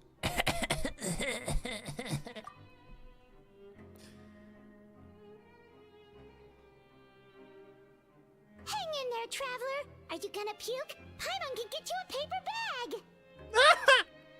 Delayed response. Huh? As long as you're tough enough to get through the nausea and dizziness caused by the high fever, you'll be right as rain after just a few days' rest. And if I'm not tough enough? Hey! Wake up! Put it this way. At least you'll never have to see the doctor again, right? I think maybe I'll take that medicine after all, if that's okay. Oh, of course. Here, it's still warm. It's tea. It's so bitter. Oh. Did he just run away farting? What? All done. What was that sound? Good job, you two. That kid really doesn't know what's good for him. His mother's a guard here.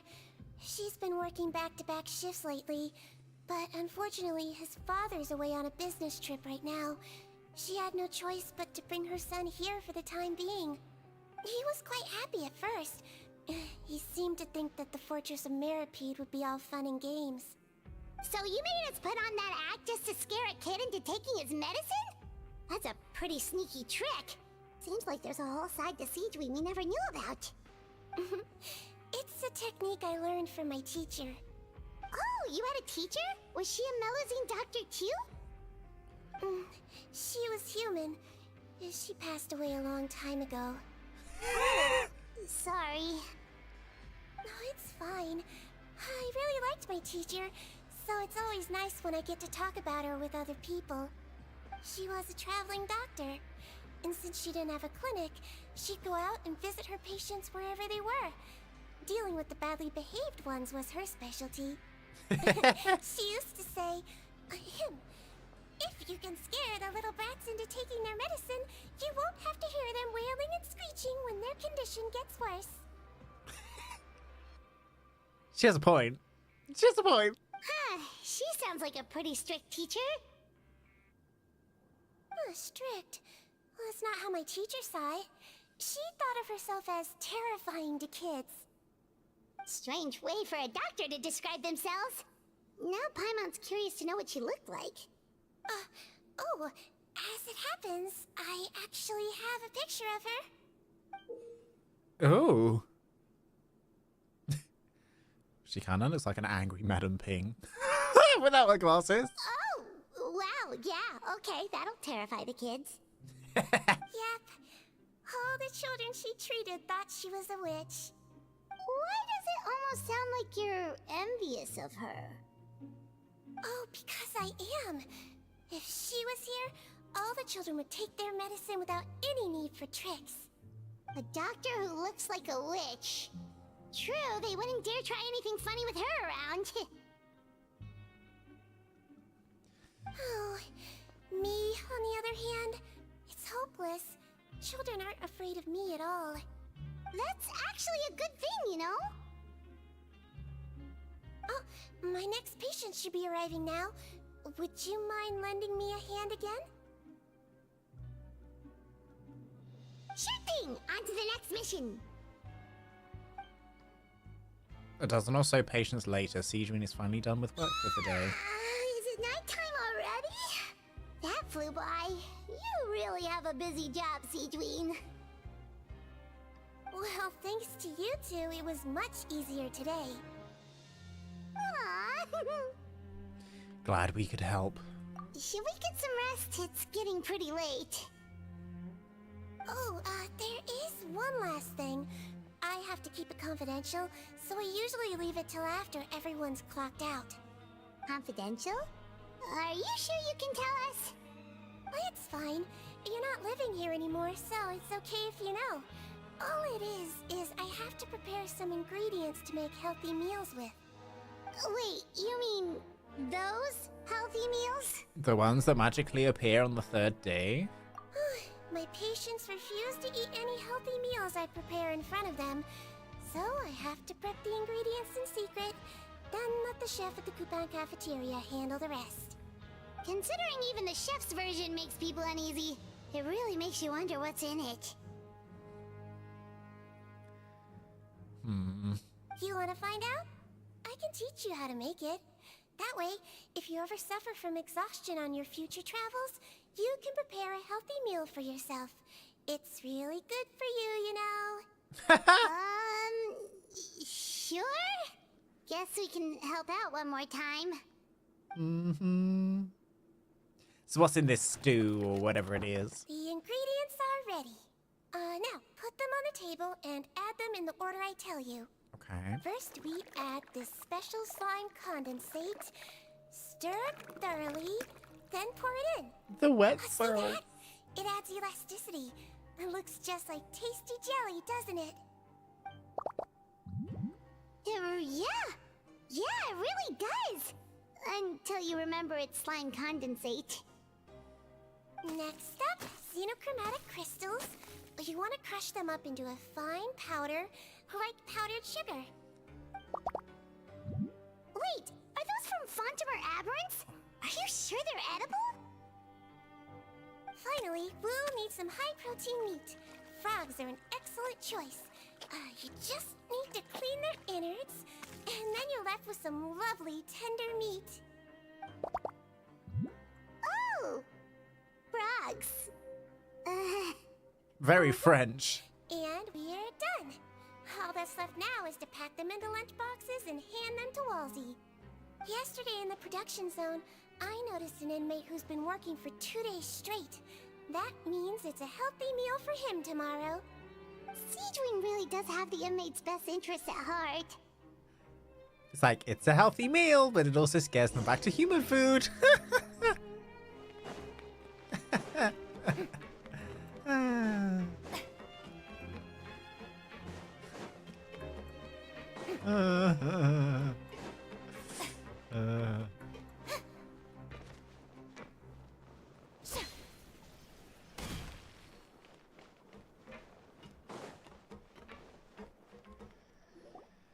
Ah, head nurse.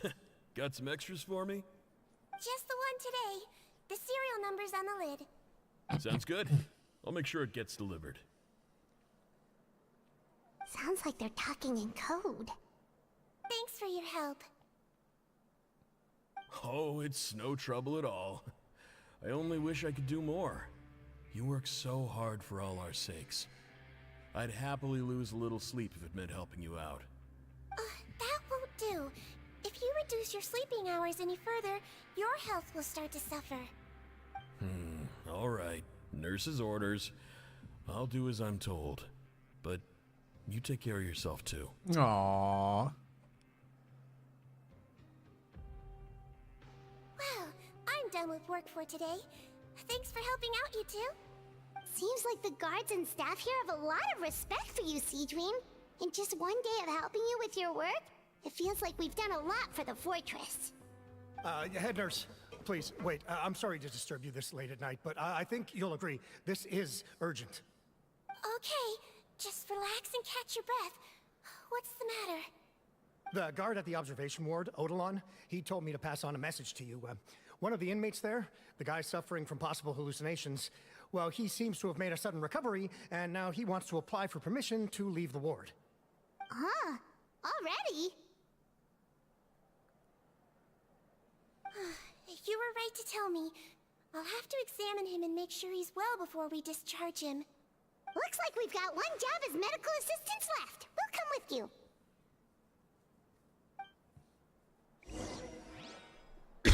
Time to go. Floor above.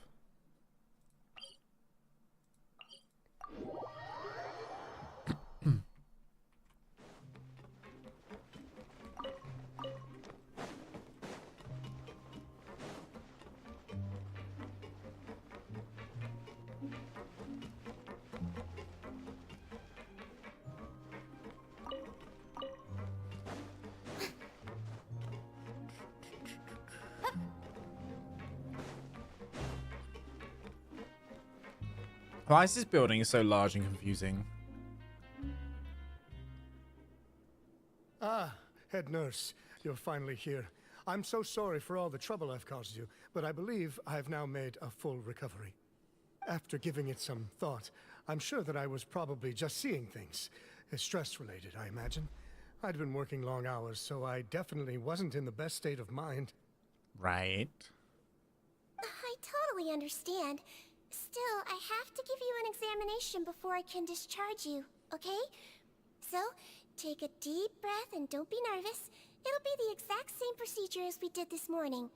We can start whenever you're ready. Again, so sorry. I was in such a state this morning, I barely recall anything. Would you mind taking me through it again? Oh, not at all. It's a lot to remember. First up, we have a little cognitive test. Just concentrate and you'll be fine. To start with, which finger am I holding up? Your pinky. Under Sigewinne's guidance, Eric quickly completes the full series of tests. All indicators seem normal. So it was a stress-induced hallucination after all? Well, we've certainly had previous cases of mental illness caused by overwork, which is why I carefully observe everyone in the production zone. I wonder how I managed to miss the signs this time. Please, head nurse, you shouldn't blame yourself. I'm just still adapting, that's all. Pushed myself too hard, and I guess I couldn't take it. Thanks for looking after me. I'll be as good as new after a good night's sleep. And if you can give me the okay, I know I'll sleep better back in my good old dorm. It can be difficult to relax in an unfamiliar environment. Alright then, you can leave the ward. I suggest you take 2 days off to focus on your recovery. I'll take you off the observation list for now, so you're officially discharged. Great. I can't thank you enough, head nurse. Mr. Odilon, could you escort him back? Of course. I'm on guard duty in the administrative area tonight, so nothing will go wrong. You have my word. Good. Guess you're finally done for the day now, huh? Yep. But I still haven't gotten around to making that improved lotion for you yet. Oh, no rush! Seriously, it's super late now. You should go get some rest too. Well, tomorrow it is then. Good night, Traveler. Good night, Paimon. Hope you sleep well. Oh, don't you worry. We will. After a productive day of work, we're both gonna sleep like a log. Good night, Sigewinne. Yeah, sleep tight, Sigewinne. See you tomorrow.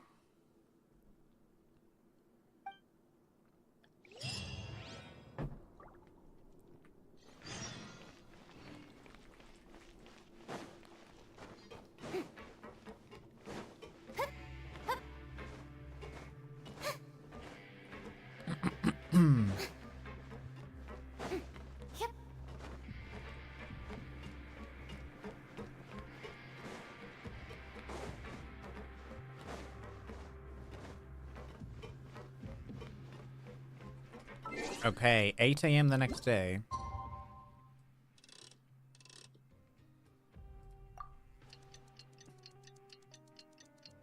Technically, it's the next day. Paimon really did sleep like a log. Let's go find Sigewinne. Oh, so many people. Whoa! How is the infirmary even busier than yesterday? Good morning, Traveler and Paimon. I have a few people here for a checkup, so you might need to wait for a while. No problem. Anything we can do to help? There's a bit of a complicated situation here. I'm still getting to the bottom of it myself. You have to believe me. I'm telling the truth. Aw. You're in a medical facility. Keep it down. Please, listen to me. I'm not Gascon. I'm Uy. You're a horrible liar, you know that? We get all your mugshots with the arrest warrants. It's clear as day that you're Gascon. You mean because of the way I look? I don't know what happened. I just woke up like this. Then you guys dragged me in here for an interrogation. I brought you here to figure out what's going on. If you truly are the victim of an injustice, yelling isn't going to achieve anything. At most, it'll delay your vindication. All right. I get it. This is nuts. Yesterday's interrogations went fine, and now this. Morning, Your Grace. What's going on? Remember the case I mentioned yesterday? The one brought to me by the Marachose Phantom? Well, we've been questioning the inmates involved this morning. Every single one of them is claiming mistaken identity. Huh. That's even weirder than what that guy was saying yesterday. The thing is, none of them have been able to provide any evidence whatsoever to support their claims. Questioning them further got us nowhere, so for now, we've brought them to the infirmary. And we thought yesterday was as busy as it got for Sigewinne. We've compiled their statements. Have a look. Perhaps there's something we missed. Who's this Paton? I'm Honore. I had applied to go out and see a doctor, but when I woke up, I was in another cell. Unbelievable. I'm not Gascon. I'm not Gascon. I'm Huil.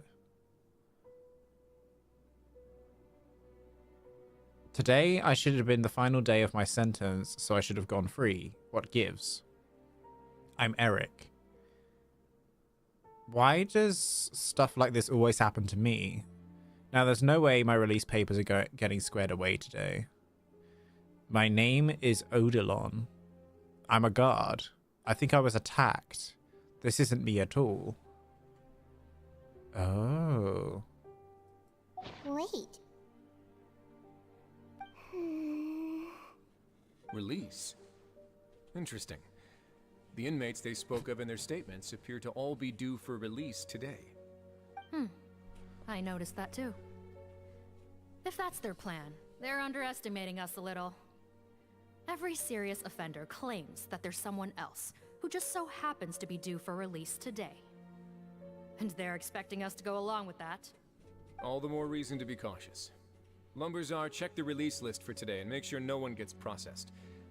We're gonna need an excuse, though. Just say we're out of forms, and that we're furiously printing more as we speak. I'm on it. It's conceivable that our group of serious offenders somehow found a way to switch places with inmates who are about to be released, so they can walk out right under our noses. We did consider that possibility. But I mean, just look at them. They match the warrants, period. How could there have been a switch? Only if they're dead ringers for the inmates due for release, I suppose. I gave you that name list yesterday to assist in your investigation. Did that help? Yes, the inmates' mugshots were attached to the list.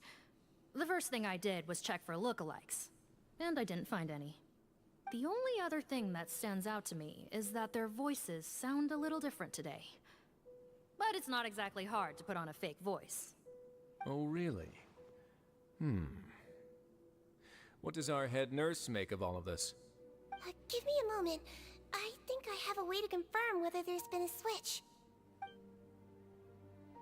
I know, it's not time to change your dressing yet, but please bear with me.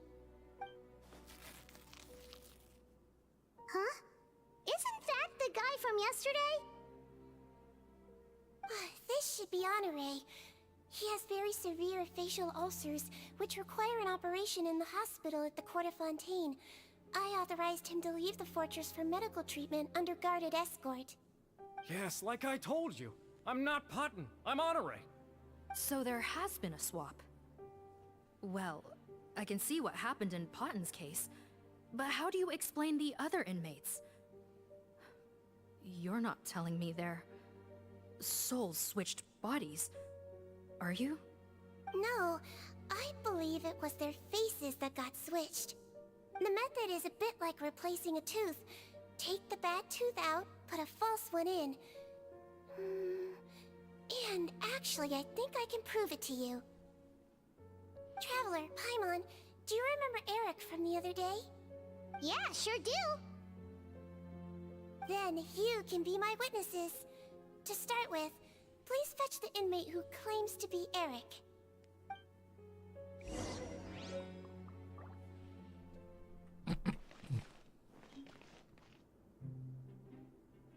I don't remember.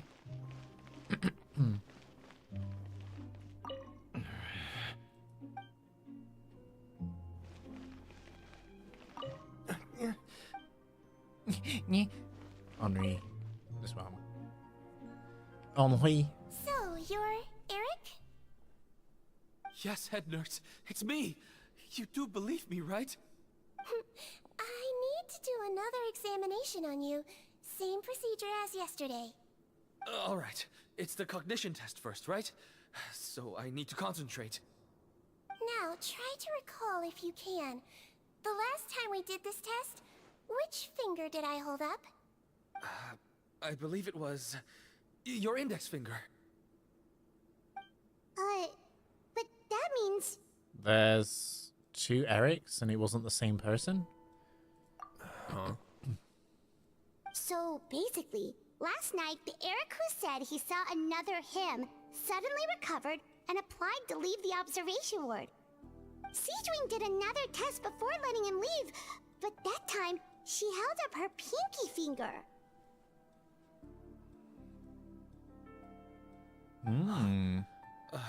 I don't know about any test last night. There was nothing to do in the observation ward, so I went straight to bed. Then I somehow woke up in a high-security cell. Well, in that case, there is a reasonable explanation for the strange events of the past 2 days. So, what exactly happened? The gang of serious offenders wanted to break out of prison, so they identified a group of scapegoats, namely inmates whose terms were almost up, and planned to switch appearances with them. Last night, when Odilon was on duty, they ambushed him and had one of their group switch appearances with him using their face-swapping method. That allowed them to avoid scrutiny from the other guards. Then, once all the other inmates were asleep, Odilon spent his night shift carrying out the remainder of their switcheroo plan. However, they made one mistake. Henri changed his appearance to match Eric's earlier than he should have done, and ended up being spotted by the real Eric. Real Eric came to the guards for help, but we didn't know then what we know now. So we put it down to hallucination and sent him to the observation ward. However, since one of the gang members was posing as a guard, they simply changed real Eric's appearance and had their Eric take his place, muddying the waters even further. Right, because I put Eric on the observation list by then, and no inmates on that list can be processed for departure until I've discharged them. Hence why the imposters had to pull that little stunt to get fake Eric off the list. Yeah, it all makes sense now! The Duke cracked the case! Well, I can't fault the reasoning. But I'm afraid that we ruled out the possibility of face switching very early on in this process. Criminals altering their facial appearance to commit crimes is nothing new. In fact, one of the explicit duties of the Malazines in the Marachose Phantom is to identify criminals in disguise. We carefully examined all the suspects, and there is no evidence that any means of disguise were used in this case. Huh. Well then, how do we explain all this? So far, it seems more likely that the gang stole documentation belonging to the inmates due for release, and are using that to commit identity fraud. Actually, there is a potion that can completely change someone's appearance. If they use that, even a Melazine wouldn't be able to detect it. Oh. A shape-shifting potion? Forgive me, head nurse, but this is the first time I'm hearing about it. If such a potion truly existed, it would jeopardize our entire investigative process at the Marechaussee Phantom. Are you certain of this? Yes, I am. But... How? Please trust me in my professional opinion as an experienced clinician. At the same time, without any solid evidence, it's pure speculation. If we can round up all the inmates suspected of switching places, then have a little talk with both sides, we might just get our answer. Yep, let's do that. Okay. Well, it was our negligence that meant we had to come and conduct these post-internment interrogations. And I know it's put you out. We'll do it your way. Your Grace, bad news. I paused the releases like you asked, but we were too late. A bunch of people already got processed 2 hours ago. Oh. I checked the list, and sure enough, it's all the people who gave statements. 2 hours ago? That's before today's interrogations began. They had this all planned out. So there really was a switch after all. They really pulled the wool over our eyes on this one. We should be able to catch up with them if we leave now, right? Not if that potion is real. They can just switch faces again after leaving the fortress. And if the Marechaussee's Melusines can't even spot them, we wouldn't know where to start searching. Yikes! So we're at a complete dead end! The appearances change, but the voices don't. Well, technically there is one more lead we could follow up on. We were only able to arrest this gang thanks to the help of a researcher from the Fontaine Research Institute. I believe his name is Rawat. Wait. Rawat? Isn't that the handsome guy we met at that skincare promotion? Handsome? Maybe from a human point of view. I just remember that he specialized in potions. One of the crimes this gang is charged with is the manufacture and sale of illicit drugs. According to Mr. Rawat, they appear to have stolen technology he developed through his research and used it in their operation. At first, he thought it was a typical case of intellectual property infringement, and he tried to negotiate with them. But once he discovered their criminal operation, he reported them to the authorities. Thanks to his report, we were able to swoop in and arrest them all in one go. What a hero! Bet that took courage on his part. No doubt. This is worth following up on. As the one who snitched on them, it's highly likely that Rawat will be targeted by the escapees. That aside, since he's negotiated with them in person before, there's a chance he'll have some additional information for us. Understood, Your Grace. Unless he's actually The involved. Fontaine Research Institute right away. In the meantime, please keep an eye on the face switch victims for us. Of course. Miss Morgan, I'd like to come along and help you catch these criminals. Huh? Why's that? Well, I'm the one who discharged the fake Eric last night, so I feel partly responsible. Don't say that, head nurse. Your focus was on the inmate's health, and rightly so. We can't ask you to help with arresting criminals. That's our duty. I also have a more personal reason. Cotton is a patient of mine, and if I don't get a new batch of medicine to him in time, his condition will get much worse. Look, head nurse, I completely understand where you're coming from. But arresting criminals is dangerous business. And if anything happened to you, none of us can afford to take on that responsibility. Don't worry, I can defend myself just fine. You say that, but still.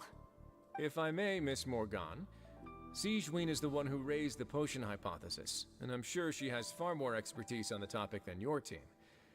My suggestion would be to bring her with you.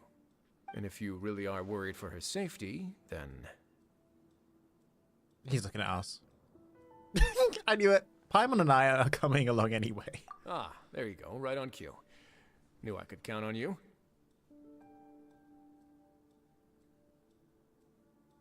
Okay. Well, since this plan has the Duke's blessing, far be it from me to refuse. We should head off immediately. Time is of the essence. Okay. Time is of the essence.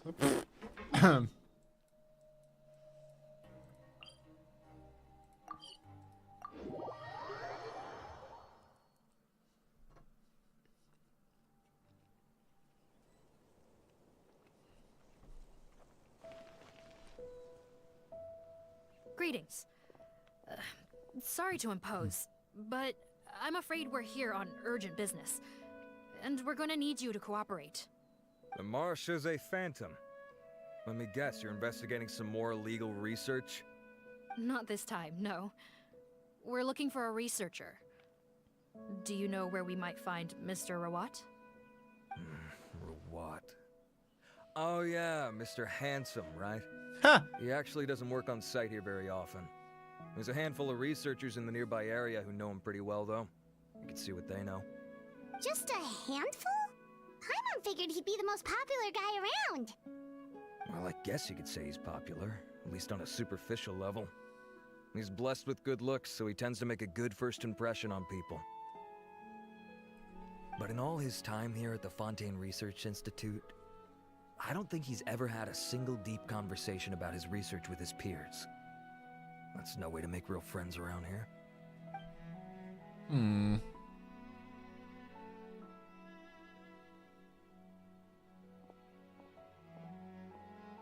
That's so weird. He definitely didn't come across like a recluse at that product promotion. Oh, I don't find that weird at all.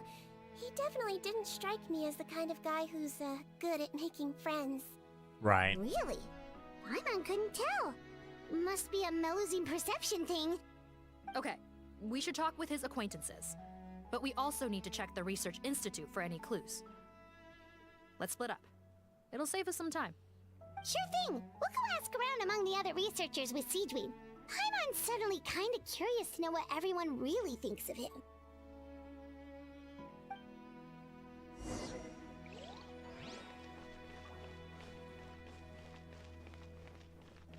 Wait, are they all outside?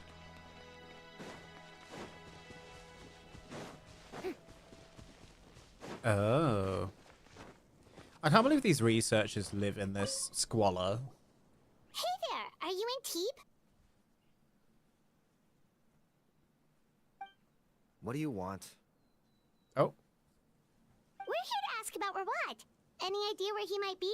We were told you were pretty close with him. Close? Not sure that's the word I'd use. He wouldn't even let me use his patent. Huh? It's been a good few days since I last saw him. I don't know where he's at. Go ask someone else.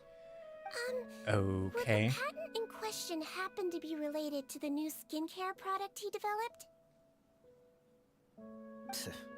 Yeah, kinda. Butterfly dew, or whatever he calls it. I heard he made a tidy sum off of that one. Okay, now we're getting somewhere. Keep going. Most of the other researchers here focus on mechanics, energy, stuff like that.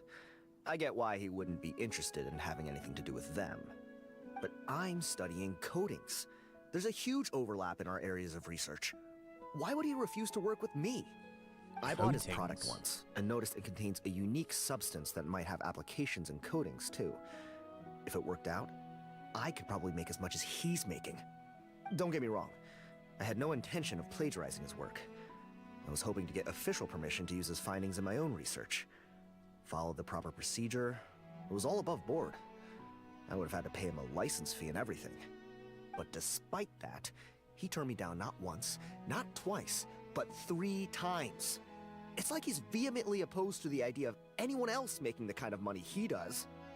Huh, so is Rawat antisocial, or is this guy just jealous? Maybe both of the above.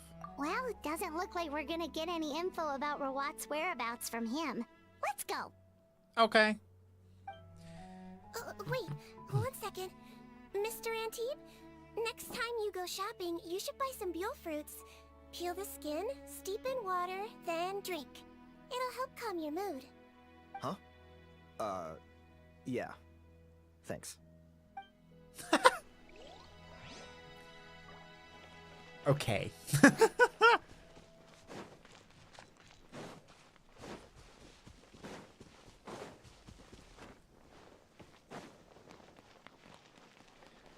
Uh-oh. Audrey. Excuse us, are you Audrey?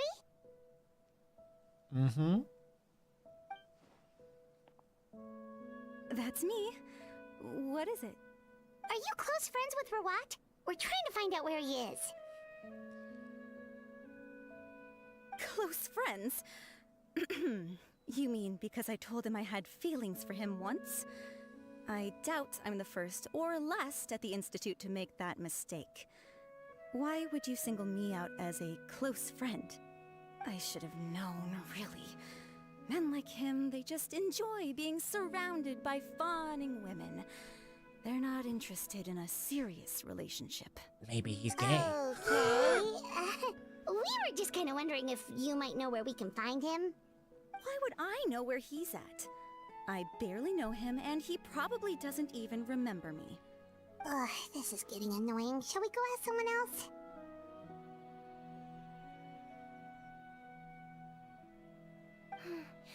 I think she knows Rawat better than she cares to admit. If we leave now, it might be a wasted opportunity. Maybe, but we're not going to get much out of her while she's in this state, are we? She's displaying symptoms common among people in love, if that's what you mean. But I know a cure. Uh-oh. It's curable? Oh, we're still no closer to finding Mr. Rawat.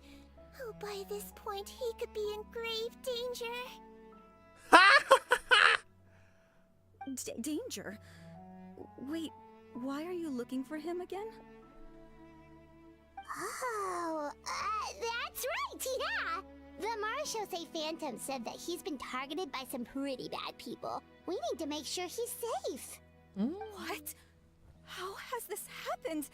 He seemed fine when I last saw him, and that was only a couple of days ago. Just happened to run into him, of course. Oh, I see. I see. Well, do you have any thoughts on where he might be right now? Okay, but this is purely. I'm sorry, but the look on safety. Siju's face is like If he's not at smug, the like this Institute, worked. He might be at his mother's place. I heard she raised him alone, that they had it pretty tough financially, and these days she's housebound due to illness. He makes regular Oh. trips back home to check on her. Oh, okay. Do you know the address?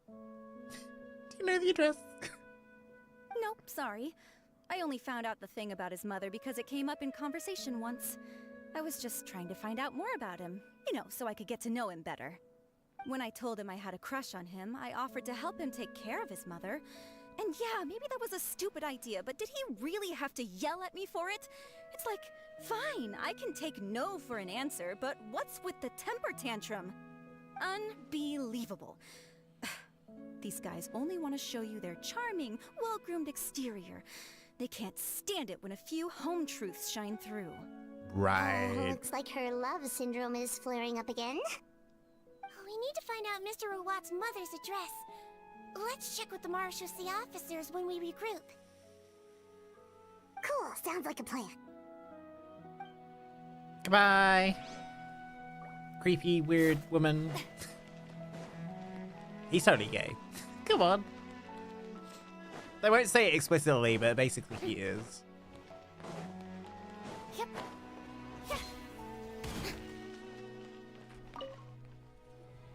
Sorry to bother you, sir, but are you Bertram? Who's asking? Just some concerned citizens helping out the Marishose Phantom with an investigation. We'd like to ask you about Rawat's whereabouts, if that's okay. We're told the two of you are pretty close. Not anymore, we're not. Turns out we don't see eye to eye. Oh. Oh yeah? What happened?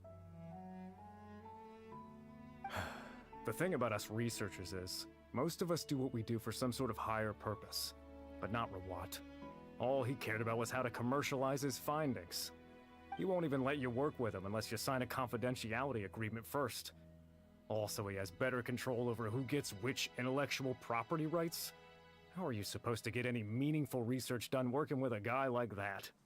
Now that I've got my own technical solution for my compressor, I don't need to work with him anymore. So that's what Rawat is really like. We'd still like to know where to find him. Is that something you can help us with? Wait, you're... Yeah, I know you. You're the head nurse at the Fortress of Meripede. Alright, then I'm happy to help you if I can. I respect the work you do. Medicine serves the highest purpose of all the sciences. Wow, turns out Sigewinne's got some real clout. Thing is, I have no real way of knowing where he might be. I stopped working with him 2 months ago, and I've barely seen him since. Oh. But if you want my advice, I'd say go talk to the peddlers. There's a few he meets with every other day or so. Maybe they know where he's at. Peddlers? What are they? Yeah, back when I was working with him, I noticed he met with them quite often. Wouldn't surprise me if they were involved in some shady business together, because it seemed like they went out of their way to avoid discussing anything in my presence. The little I overheard was about manufacturing and selling pharmaceutical drugs. Like I said, he's all about the money. Okay. Drugs? Doesn't he work with skincare products? Do those count as drugs? Who knows? I never cared to find out. He's the Morag rubber, not me. Thank you. You've given us plenty to work with. Welcome. Goodbye, and may we both reach new heights in our scientific endeavors. I like him. He was the best of the three. Researchers, let's head back to the meetup point. Oh. Climb a wall. Climb 3.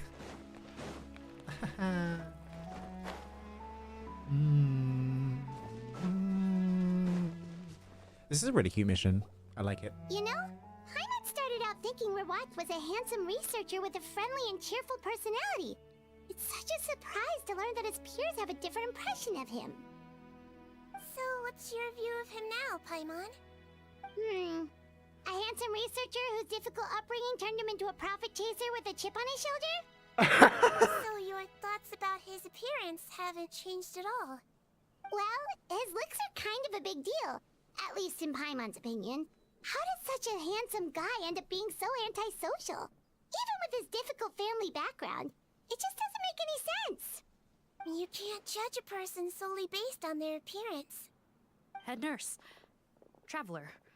I assume you've spoken with the researchers. What did you find out? You exchanged the intelligence you've gathered. Bertram mentioned Rawat's involvement with some pharmaceutical merchants. Do you know if he's registered any pharmaceutical brands? Since he was a whistleblower on such a huge case, I ran a background check on him. I don't remember there being any brands under his name. How strange. If he was so focused on commercializing his research and averse to sharing his technology with others, why wouldn't he have registered his own brands? Maybe he and his business partners needed to avoid public scrutiny? You think he may have colluded with the gang? Well, the crime was manufacture and sale of drugs, and that would certainly be in his wheelhouse. We can't rule it out. Isn't that pretty unlikely, though? He was the one who blew the whistle on them! Yeah, but what if he asked them for something, they Children didn't who give come to it, me with tooth decay so have he... suffered pain for a long time already, but they'll still try to hide the fact that they eat too many sweets. Grown-ups and children aren't so different in that regard. If you say so. I saw him when he came to make his report, and I certainly didn't get the feeling that he was the type to collude with criminals. Perhaps it's more likely that they were coercing him. You mentioned that he comes from a poor family.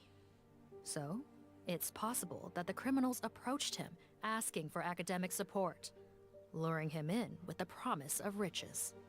By the time he discovered who they really were, he was in too deep. They had leverage on him, so he was forced to keep working for them. I've seen it happen many times before. That does make a lot of sense. It would definitely explain why he was so unwilling to cooperate with his fellow researchers. No wonder he's so unsociable. He must be on edge all the time with a gang of crooks breathing down his neck. In that case, the situation could be worse than we thought. If Rawat was working with the escaped inmates, they're sure to know more about his whereabouts than us. Oh, there's a good chance they'll get to him before we do. Based on the information we've gathered so far, he was last seen 2 days ago. If no one's seen him since, maybe we're too late. 2 days ago? So he went missing right after that product promotion. Maybe he's not missing at That was all. the same day he reported the criminals, too. Not a good sign. Don't worry, everyone. I believe we still have a chance.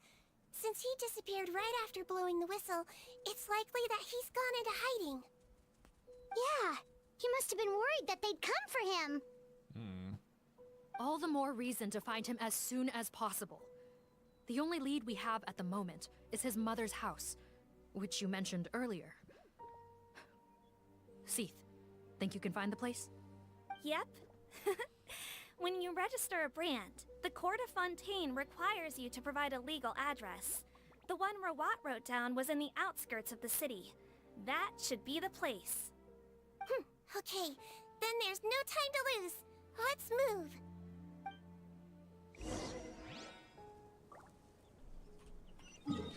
Ooh. Oh. I wouldn't say that was the outskirts of the city, if I'm honest.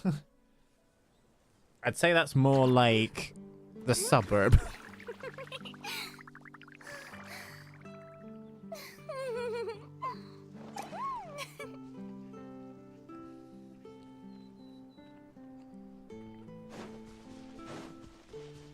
Or the countryside near the city.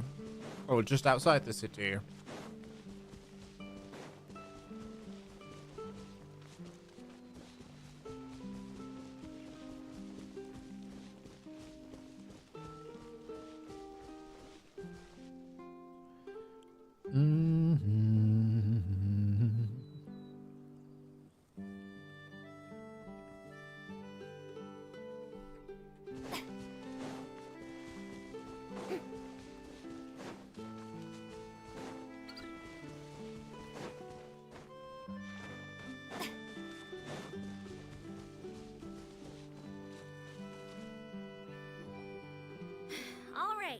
This should be the house. I'm pretty sure this was the address. Okay, I'll knock.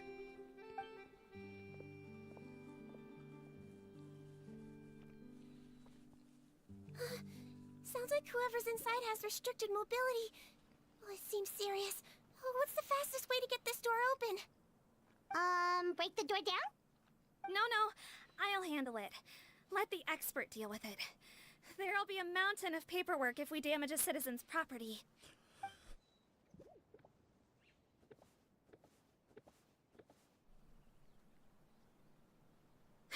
Calm down. Deep breaths. Remember your training. Control your strength. And... it's open! Oh. Seath, take a few people and lie in wait. Keep your eyes peeled for any activity around the house. The Traveler, Head Nurse, and I will go inside. Sorry. Just the... Ooh. Finally, we get to go into one of these houses. They better be the size of a shoebox.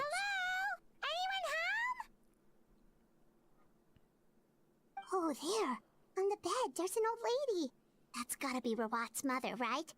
She doesn't look like she's in any state to be answering our questions, though.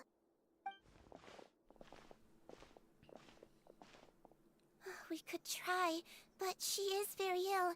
We mustn't force it. Well, doesn't look like Rawat's here. She's the only one we can talk to. Yep. Allow me. Hello, ma'am. Might I ask if you're Rawat's mother? We are trying to locate him.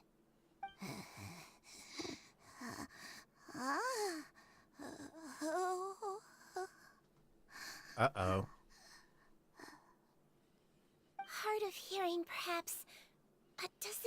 have a picture of her what? I have one here. I'd like to show you a photo, ma'am. Is this your son? Do you know where he is?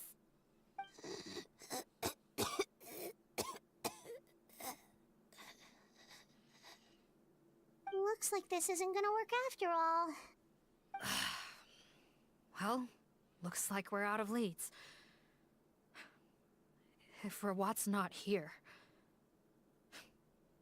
things are looking very bad for him. Is it possible he could have avoided returning here because he knew he'd be in danger? Maybe. But if so, where do we look next? Maybe we should take another look at the Institute. Yes, so. I suggest we all return there now. We found a good amount of useful information the first time. But perhaps there's something we missed. This is our last hope. Sorry, officer, but could I stay here for a while? This patient requires some care. Of course. Traveler, stay with the head nurse. You're technically here as her assistant after all. You got it. Also, I'd like some Marechaussee members to stay as well, and keep an eye on the area. Why's that? If Rawat knows how serious his mother's condition is, he will return. Got it. Okay.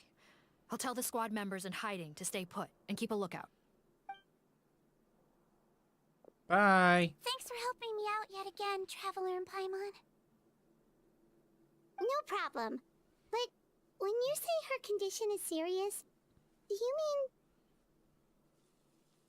Yes. Yes. She's barely clinging on to life. Oh.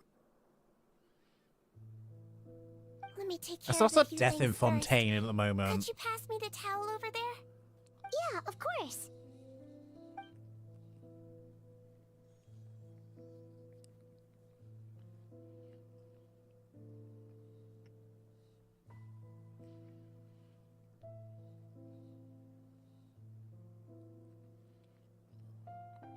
I can tell that her family has tried a lot of different treatment methods, including some very expensive medicines. Unfortunately, her condition is so multifaceted that a recovery looks all but impossible. Sigewinne. Paimon bets being a nurse must be pretty tough at times like this. Yes, it makes me a little sad. In Amelizine's eyes, a human's birth, aging, sickness, and death are as much a part of natural law as sunrise and sunset. But human medicine can defy that law to some extent. In that sense, it is a science of miracles. That is why I became fascinated with it in the first place. But it was only after I truly became a doctor that I realized miracles don't always happen. Even the greatest doctors cannot cure all diseases. Sigewinne. Well, don't worry about me, Paimon. A doctor's duty is not to cure all diseases, but to treat whatever ailments they can. At the very least, I can lower her fever. That way she'll suffer less, and she might even be able to see her son. Yeah, all the more reason to find Rawat as soon as possible, even if we don't catch those crooks.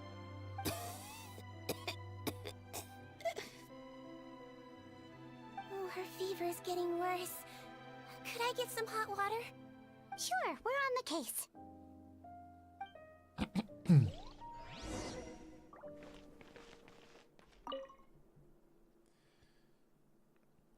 Ooh.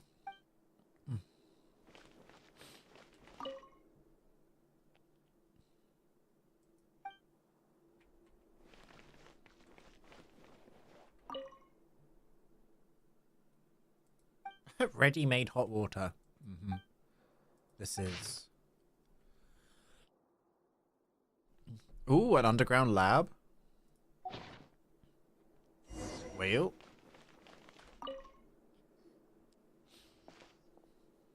Found the hot water? Sure did. And look what else we found. Judging by this journal, it seems like Rawat has a private lab. There's a good chance he could be there right now. We gotta go tell Officer Morgan right away. Oh, that's great news. But hold on just a moment. The wet towel is ready. I'm giving you another injection. Are you feeling better now?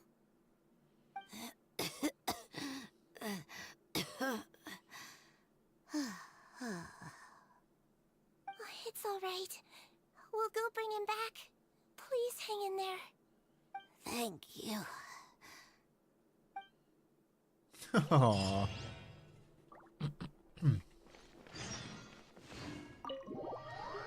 Private lab time. Woo!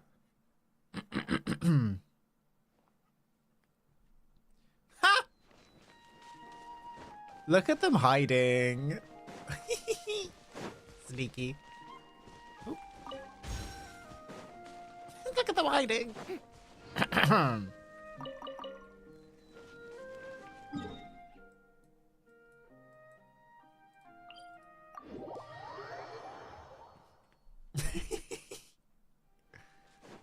It's like children hiding in hide and seek. Hide in the most obvious places. But not really being hidden at all. Excuse me. Oh my. Everyone's here. It's Officer Morgan! They're already here! How do they know? We came as soon as we heard the news. I can't believe we were so careless. The most crucial information of all was hiding right there, in that room. And we missed it. Don't blame yourself. Right now, we need to focus on finding a way in.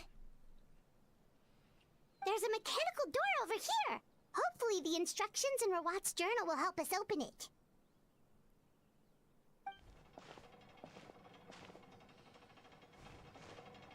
Ooh. Noisy.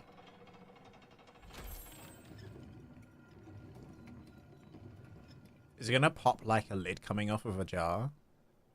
It's open. Let's go in. Nothing happened. It's not open. Okay. Let's go. I think we come into the end.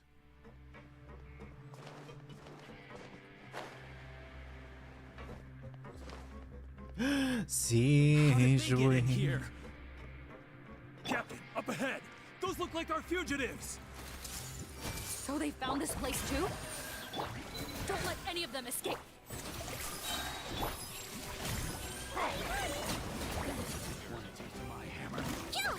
Wait, it bounces? Don't slip and fall. I swear, it's for medical research. Okay, maybe I do need to get Sigewinne on a rerun. The wrong test. That was really funny. Captain, according to our list, many of the fugitives aren't accounted for. There may be others hiding deeper inside the facility. Ah, so these guys were just the lookout crew. The Marashose Phantom. How did they find this place? Wait, it's that guard from the fortress. That's right. I'm on your side. I mean, the Duke sent me. What's the matter? Some sort of mix-up? Mr. Odilon, didn't I tell you a few days ago that you need to stop all field work until you've recovered? Ah, well, you know, gotta help His Grace out. Share the load. Officer Morgan, this man is an imposter. The real Mr. Odilon has no recent health issues. What? What? Looks like the head nurse was right about the face-swapping method. Arrest them all! DuPont, stay here and keep guard. And watch the exit. If we're not back soon, call for reinforcements. Another one standing there like in a pose, ready to fight. They're already on the ground. Give me this.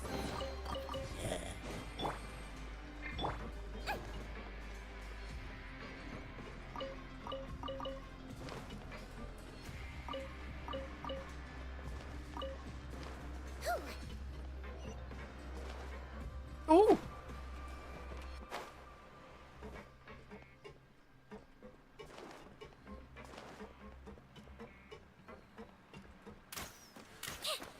Look at her bow.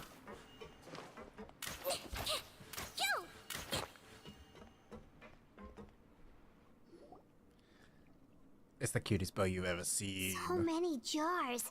Was this some sort of production facility? This scent. It's probably the ingredients used to make butterfly dew.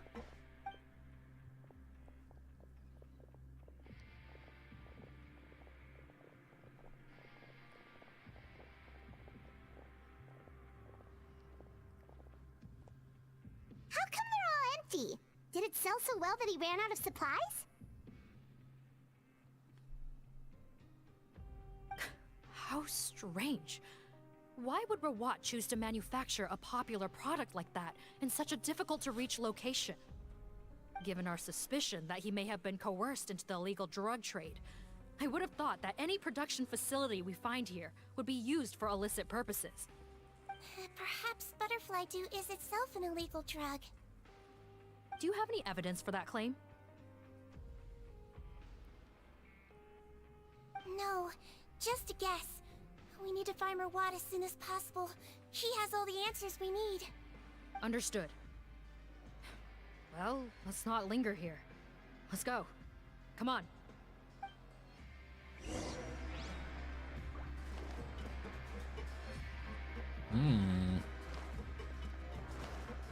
Some illicit business we have here. Don't slip and fall. Been receiving less and less of the source fluid. Is it because of the flood after all? At last, we'll be able to make our scheduled release after this batch is ready. Doesn't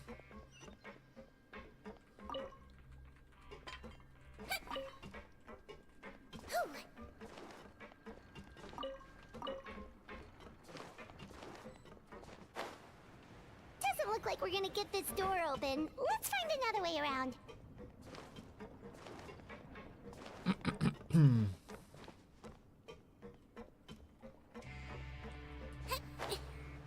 This one's closed too. Aww. What's with those carts and tracks? Oh, maybe it's one of those doors that opens when it senses cargo passing through. There's a loaded cart right over there. Let's bring it to the door and give it a try.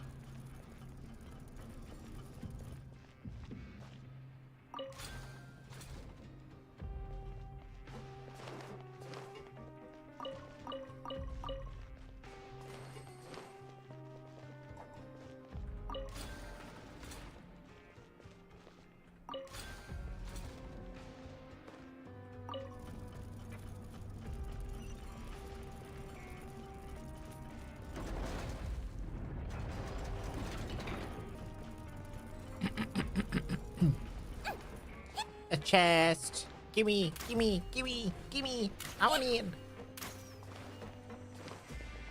Oh.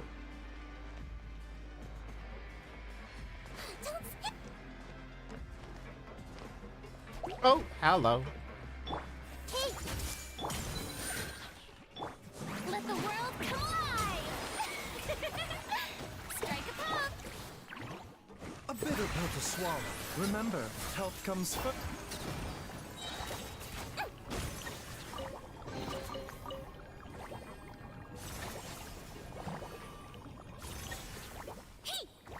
Oh, I went the wrong way. Oopsie.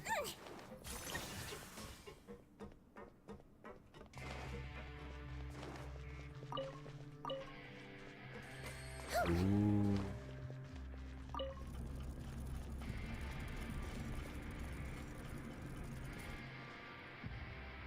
Clockwise.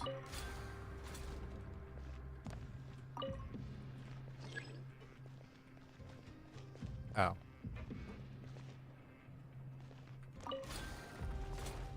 Don't slip and fall! No!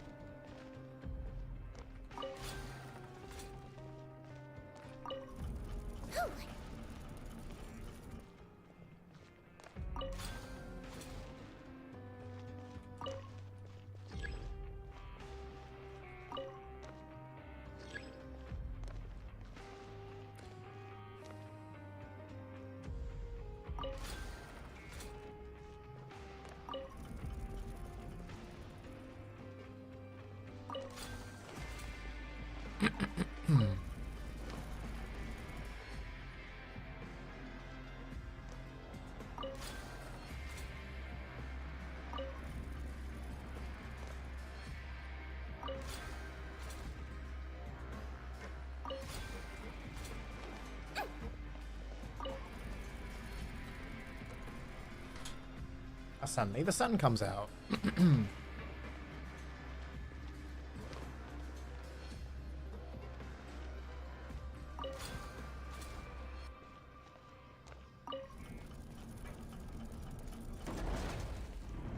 Go, go, go.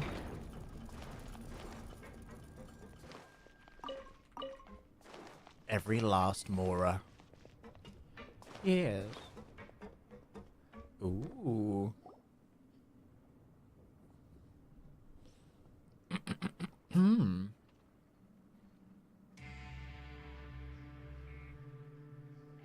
This room's much smaller than the others. Judging by the implements on the table, this looks like a potion-making lab. Head nurse, over here.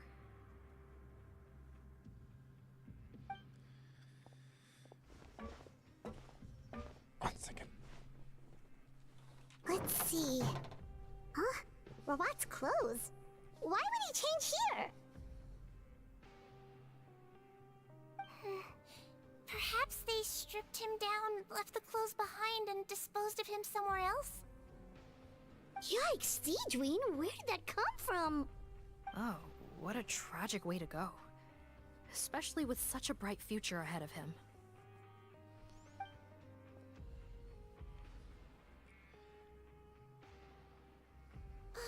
There's a path leading further on, Officer Morgan. Let's keep up the pace.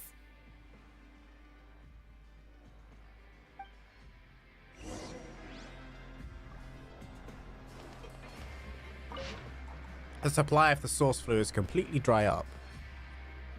Though this means the final batch will be able to fetch a good price. Finding a new way to refine the liquid might be a better use of it. No, it's too late.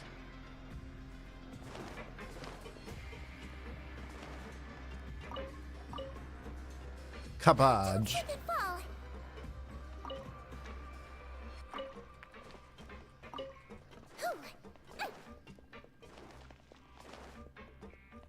Don't slip and fall.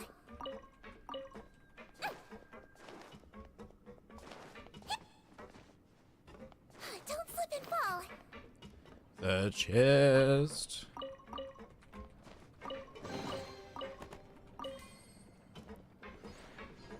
Yes.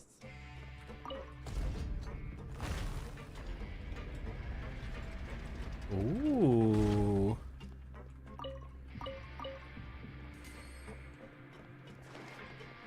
Interesting.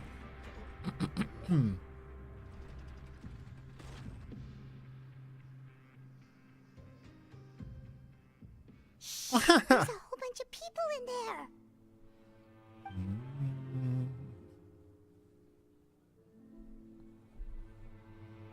Are you serious? You're telling us that within a day, our faces are going to rot like yours? Fontanian physiology changed dramatically after that great flood, and it's not as compatible with this face-changing solution as before. The side effects are as you can see. Why didn't you say anything before we all used it? Look, my plan got you all out of prison, didn't it? You'd have much bigger problems to worry about right now if the Marshal Say Phantom found out about your other crimes. Consider an ugly mug getting off lightly. Ugh. You're just lucky we didn't leave you in there after you disappeared on us with no warning. We only let it slide because we're former partners. And now you have the gall to pull a stunt like this? Partners? Make no mistake, each of us is only looking out for himself. If you place too much trust in others, well, I'm afraid that's your problem. You hid things from me too. Remember how you each had a spare potion? You kept quiet about it until we planned the prison break? Oh, and you didn't have a secret spare? Then do you want to explain how you melted your face off before all this? Guys, that's enough. Calm down. It is what it is. Arguing won't change anything. What's the plan, Parton? I'm assuming you brought us here for a reason? There is no plan. We followed him here on the promise of more juice, but it turns out there ain't a drop here. Besides, what does it matter now anyway? He already said, even if we did get our hands on more of that stuff, switching faces again solves nothing. They're still gonna melt off eventually. I said enough arguing! Parton, tell us the plan. The most practical solution is to continue using the potion. Keep switching to a new face before the ulcers can start forming. Are you kidding me? This stuff was hard enough to get a hold of even when we had a supply. Now you're asking us to use it like skin lotion, after the flood all but wiped the supply out? Well, there is another option. But you'll have to make a deal with me first. Okay, now we're talking. What's the deal? I have a document I took from that researcher that details how to make a replacement. Just give me one bottle of the undiluted fluid, and I'll get to work. What's the problem? I thought you always kept reserves. Or do you really just have one spare bottle each? What do you think? That we were shipping them into the fortress of Meripede by the basket load? Well then, say hello to never showing your marred faces in public again. Ugh, I've heard enough! Get him! Let's see if that document even exists! Freeze! Marshosei Phantom! What? Who let them in? Officer Morgan, before anything else, please find out Rawat's status. Rawat? I don't see him. Hand over the hostage now, if you want any chance of avoiding an extension to your sentences. Spare us your condescending attempts to coax us back to our cells. You think we're looking to negotiate? Rawat is dead. Parton? Arrest them all! Don't let anyone get away! Damn. The Temple of Wisdom! The doctor was... Sir, you Watch tried. and learn!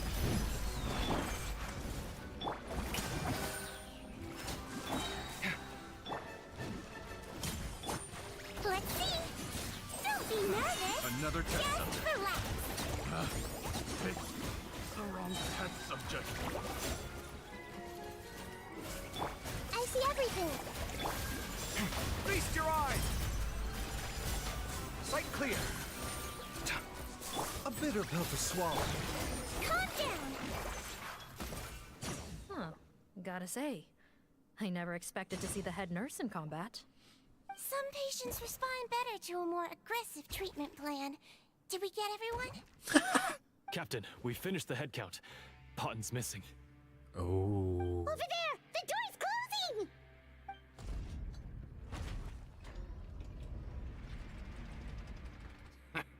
One group trying to arrest me, another trying to hunt me down. Good. I gotta kill two birds with one stone. How did he get up there? There must be a secret passage somewhere. Find it! Don't waste your energy. I already sealed it off. How naive. We have more people outside. If we're not back out by the agreed time, they'll come to our rescue. Well then, you'd better hope they get here in time.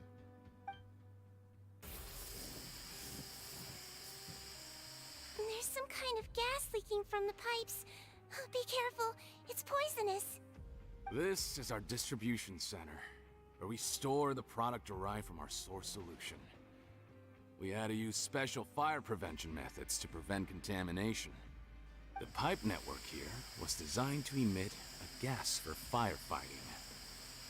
One little modification later, and it makes an efficient death trap. Why would you do this?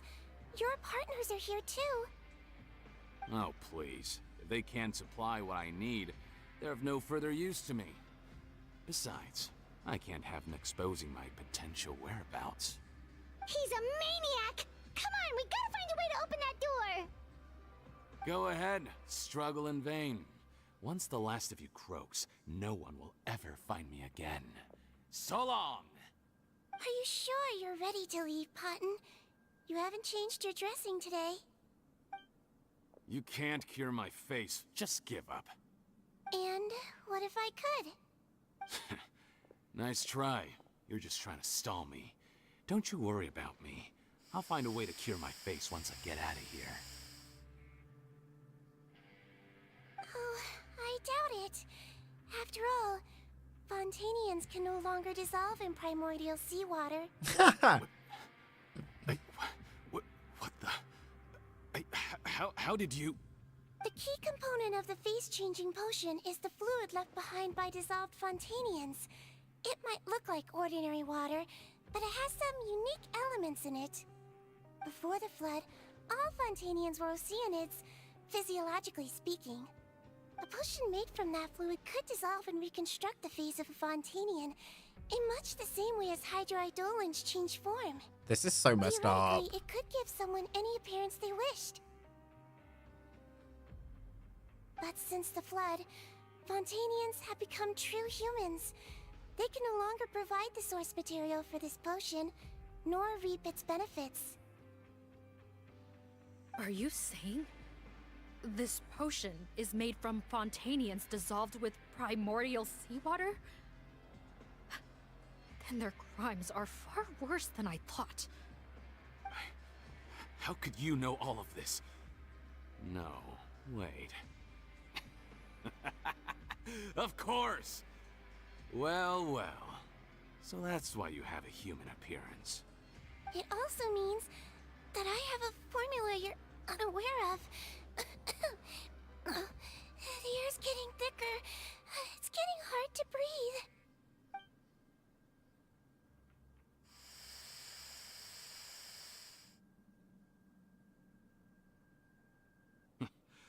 I might get to make a deal today after all. Alright, keep talking. How do you intend to give me the formula? Oh, it's not a formula, but a finished product. I have a bottle of it right here. What? When I tried Rawat's skincare product, I noticed it had a certain special component in it. So I had my friends gather some other ingredients for me, and sure enough, a little experimenting later, I'd produced the potion. I'm guessing his skincare lotion contains the fruits of your joint research? Huh. Impressive guesswork. Yeah, we were a supplier for some of the raw ingredients. Right. So he actually dissolved But it only people. contains a tiny amount of the active ingredient. The effect is minuscule compared to the undiluted fluid. Well, I found a way to reverse the dilution process, giving the skincare lotion a similar effect to the fluid it is derived from. That's impossible. If I tell you some of the ingredients, I think you can figure it out. First, you need to combine tainted hydrophantasm tissue with transoceanic pearls at a ratio of around 3 to 7. Tainted hydrophantasms and transoceanic pearls. I see. Can't believe I never thought of that. So, can we make a deal? Sounds good to me. There's a delivery pipeline beneath this window. Drop the potion in, and I'll release you all. Nope, not trusting you that easily. You're like those naughty kids who try to hide their illness. Open the sluice gate first, then I'll hand you the potion. Even if you're not bluffing, your potion won't cure my face permanently. You really think you have any leverage here? I'm not closing the valve this time. Clock's ticking. Fine, then I'll just stand here with the potion in my hand. And when I faint from the poison, I'll drop it and it'll be destroyed. No. It's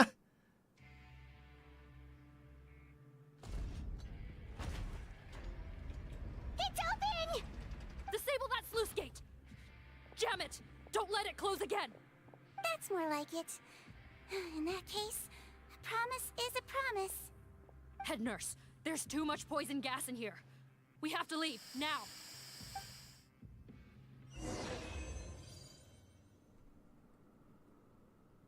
This was cool.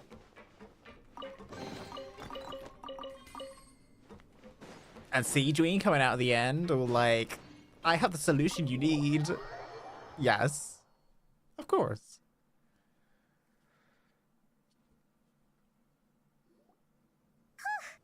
That was too close.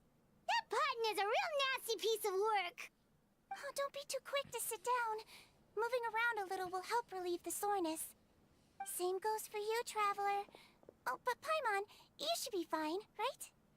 Flying fast is pretty tiring too, actually. Anyway, that's not important right now. Paimon's still shocked to learn that there's a whole criminal operation going on behind that skincare lotion. Shame I ended up giving the improved version to Potten after finally making it for you. I'll make you some more, I promise. No, please don't. Paimon doesn't want to use that stuff anymore. Still, it was a pretty good job that Paimon wanted to buy some in the first place, huh? It ended up saving everyone's lives. That's gotta count for something. Sigewinne was the one doing the saving. Yeah, Paimon was just kidding. Head nurse, I've done a final head count of our team and the criminals. Everyone's here and doing fine. We're ready to escort the fugitives back to the fortress of Meripede. It's a shame that we didn't find Rawat. At this point, I'm afraid he's probably deceased. What a horrible bunch. Especially that Potten guy. If he hadn't made good on that deal, we'd all be dead because of him. No, we wouldn't. I always keep a whole bunch of antidotes on me for emergencies. And one of them neutralizes that poison gas. We'd have been fine, even if you hadn't opened the gate. What? Then why did you give him the potion? If this is true, I must concur. Sorry to be blunt, but I think you made a bad decision by handing him that bottle. If he changes his appearance and flees Fontaine, it's unlikely that we'll ever find him. No matter how cooperative his accomplices are when we question them. No, you don't understand. I gave him the potion precisely so we could be sure where he'll go next. What do you mean? We gotta hurry. She won't last much longer. Oh. Potten is robot. Okay. Interesting.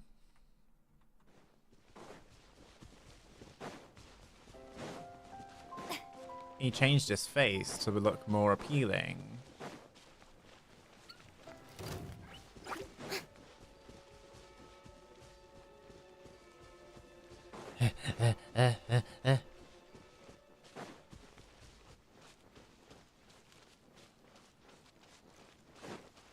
Up the hill. Past the mint.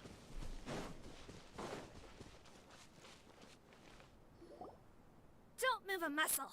I might be short, but I pack a mean punch.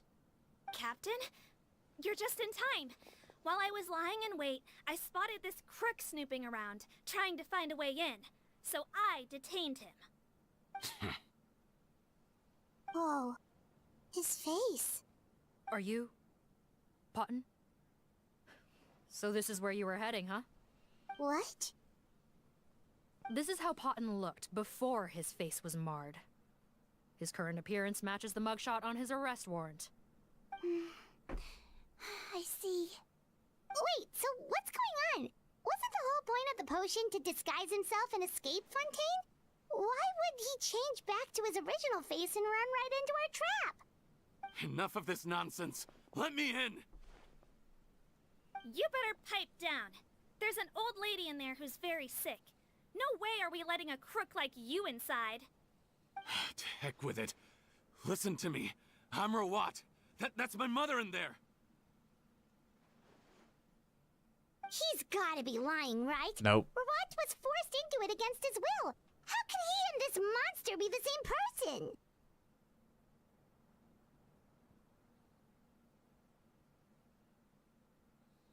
Forced against his will. That's the funniest thing I've heard all day. Heck, when I was being coerced, everyone thought I was colluding of my own free will. And then when I actually became a criminal in my own right, you all suddenly thought I must be under duress. Amazing what a difference a handsome face makes. Save us the speech. Explain yourself. You want an explanation? Fine. I'll tell it how it is. When I was just potting, the whole world treated me with contempt. Ew. What do you want? Get away from me. What? Despise me. Collaborate? You don't look like much of a researcher to me. Oh. My peers scorned me. Mr. Parton, was it? I'm most interested in your research. Consider my offer carefully. I doubt you'll find other investment opportunities. Only villains would work with me. You want out of the game? Forget about it. Turns out, I slipped up a little. Left your picture with some Marechaussee Phantom officers. Easy mistake to make. Now they've listed you as an accomplice and drawn up an arrest warrant. So I suggest you put any thoughts of running away to rest. If you get caught by the guards for being in the synth business, you ain't ever seeing the light of day again.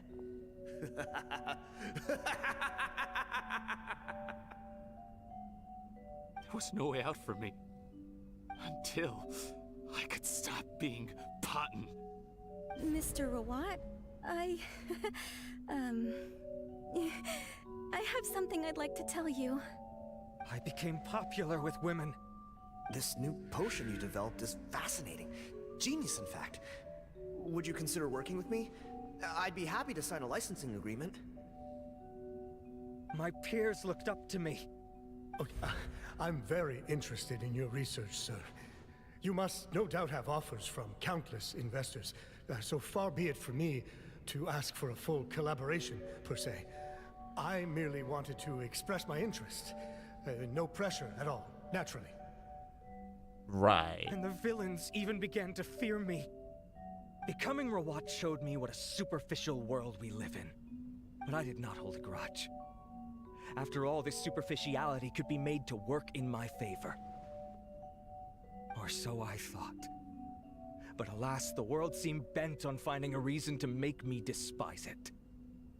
Mother, I'm back. How are you doing? Who are you? I bought the best medicine Mora could buy, but nothing would cure her illness. In the end, I hoped she'd at least be able to see her son one last time before she passed, but when everyone else rejected me, the only person who cared about me was my mother. Then, when I became a rising star in the Fontaine Research Institute, I was unrecognizable to her. I have to let her see me again. Even if it means donning my own wretched, ugly face. Well, is that enough explaining for you? Now do you understand? Let me inside already! Have you ever considered if you'll even be able to look your mother in the eyes after what you've done? You found a way to completely change your identity. You could easily have escaped from them. But no, you chose to keep working with them. Why would I want to give up on such a lucrative business? The profits were dozens of times that of the synth business, and it was all above board.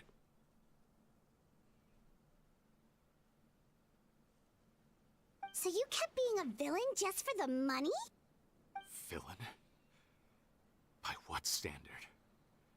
Is doing evil deeds really what makes someone a villain in your eyes? Or does it all come down to the way they look? None of you saw a villain when I was wearing my other face, did you? You have no right to judge me! You're all just fake people living in a hypocritical world! I regret nothing! My mother would understand!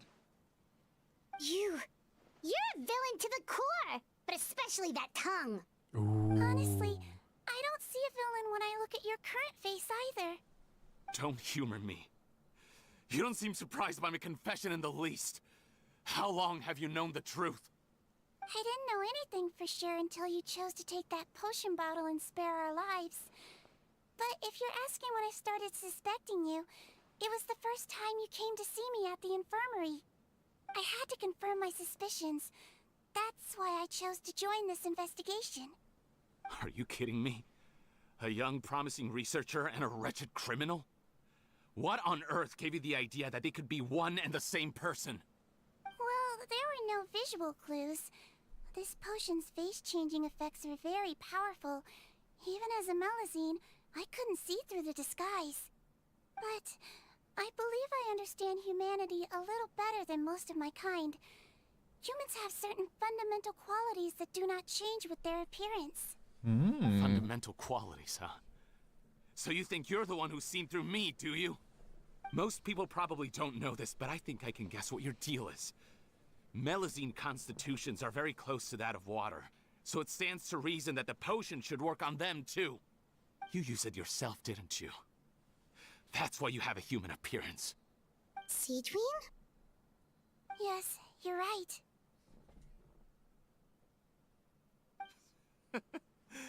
I'll bet it was back in the days when Melusines were discriminated against because of their appearance. It was either carry on living in the gutters as part of an alien race cast out by humanity, or become the head nurse of the Fortress of Meripede, revered by all. Not a hard choice to make. It's a no-brainer. So you see, you and I were the same. And I'm the one who saw through you! That's not important right now. You came here to see your mother, didn't you? Well, I can grant you your wish. Huh? Head nurse, I'm not sure that's a good idea in his current state. Don't worry. Back in the warehouse when I traded the potion for our lives, I was doing it to test him. He was willing to risk sacrificing his only chance of escaping capture by opening the gate in exchange for the potion. Also, he could see his mother again. If nothing else, his concern for his mother is genuine. I see. So before you arrest him, please allow him to see his mother one last time. The Traveler and I will accompany him. You have nothing to worry about. All right. I understand.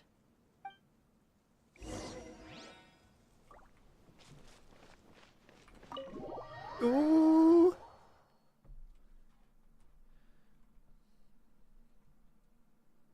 Yeah, but he did it for money and fame. She did it to treat her friend. It's me, Potton.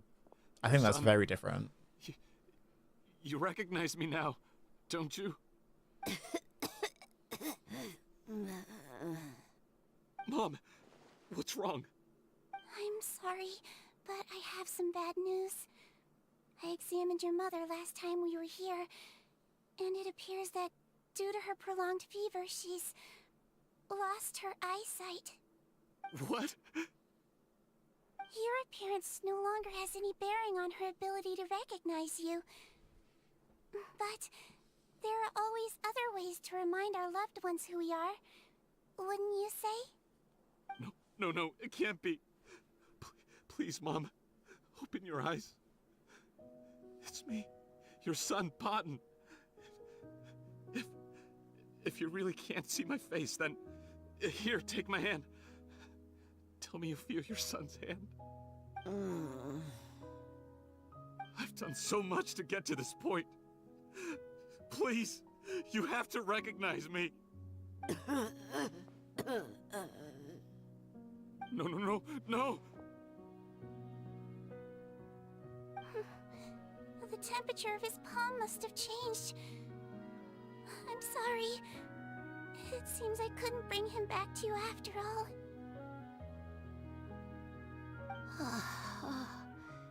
It's you.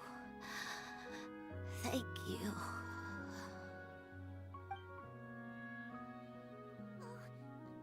Of course.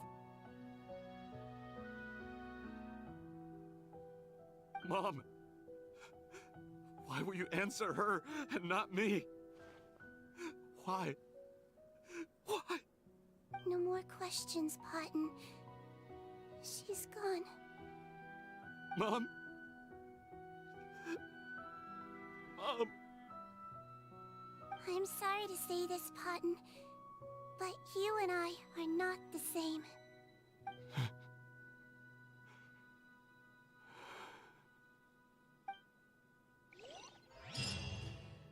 Pond is eventually taken away by the members of the Marshal Sea Phantom. A day passes in a flash.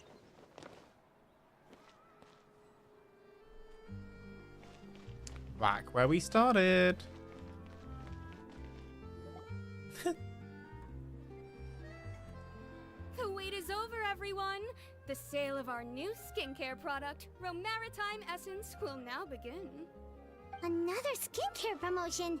Not selling as fast as last time. Wonder what people would think Sigewinne, if they knew it was please. in the last batch. Oh, Sigewinne's here too! Hey, Sigewinne! Oh, Traveler Paimon, hello. Oh, I hope you two got a good rest yesterday after all your hard work. Of course! Nurse's orders, right? Anyway, are you here to take notes for your next article? Actually, I'm mostly here to help Officer Morgan wrap up yesterday's case. Ah, that reminds Paimon. That stuff sold like crazy, didn't it? Is it gonna cause huge problems? Nope, there's nothing to worry about. Unless modified, Butterfly Dew is an excellent skincare product that's completely safe to use. Besides, officers have already retrieved all Butterfly Dew purchased on the market. Now it's just a matter of disposal. After consulting Monsieur Nervulette, I came up with a way to neutralize any harmful effects, so it'll evaporate naturally without polluting water or soil. Ah. It's Sigewinne to the rescue again! Thank you for serving as our consultant, head nurse. All the butterfly dew we recovered has been disposed of, according to your instructions. Great! Good job, everyone! So what's Also, this? You mentioned you wanted a copy of Rawat's interrogation records. Well, technically, Potten's records. Anyway, I have them with me. Here. After he saw his mother for the last time, it was like all his mental defenses came crashing down. He put up no resistance during the interrogation, and answered all our questions. We learned a lot. Apparently, the formula was something he discovered by chance, while helping the criminal gang produce synth. Later, he came up with the idea to dilute it, and use the resulting substance as a skincare product. Oh. Their supplier was Vache, Oh god. but you could also argue that they were the ones doing him a favor. His operation helped Vache's gang dispose of an enormous amount of evidence. It made for a seamless collaboration. One man's trash was another man's treasure, and there were no loose ends. It's no wonder we never noticed what Potten's gang was up to. Vache again, huh? Is there still no end to the harm he caused? Make no mistake, the crimes of Vache and his accomplices will come to an end. It's only a matter of time.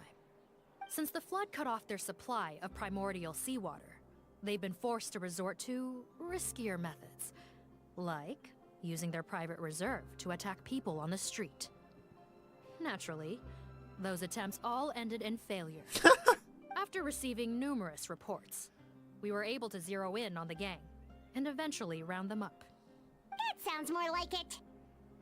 Based on what he told us in his confession, we pretty much had him backed into a corner, even though he made a point of distancing himself from the gang while disguised as Rawat. He tried to throw us off his tail by reporting his accomplices, giving him enough time to transform back into Potten and see his mother one last time. But there was one thing he hadn't anticipated.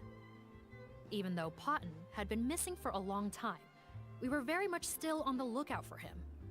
So, the moment he appeared in public, after changing back to his original appearance, we caught him. So he tried this once before, huh? Guess he really did want his mother to see him again. But in the end... Looking at the interrogation records, it seems like he spent the first sum of money he earned as Rawat on his mother's treatment. Yes, which is why I suspect that his initial motive for using the potion was not personal greed, but a desire to become somebody who had the power to save her. Even so, he went too far. In the end, he got what he deserved. I understand. Thank you for bringing me these records. Why did you want them anyway? Patton was one of my patients, so I need to put together a medical file for him. My teacher always stressed that a person's life experiences are just as important to their file as their medical history. Why are you still treating him like your patient? Isn't he kind of beyond redemption now? That may be true, but a patient is a patient, regardless of the choices that bring them to my care. One last thing, head nurse. Please keep everything you know about this potion a secret. It would be for the best if most of Fontaine knows nothing of its existence. I know my fellow officers and I will be able to sleep easier if that's the case. Of course. Not to worry. Thank you for understanding. I'll take my leave then.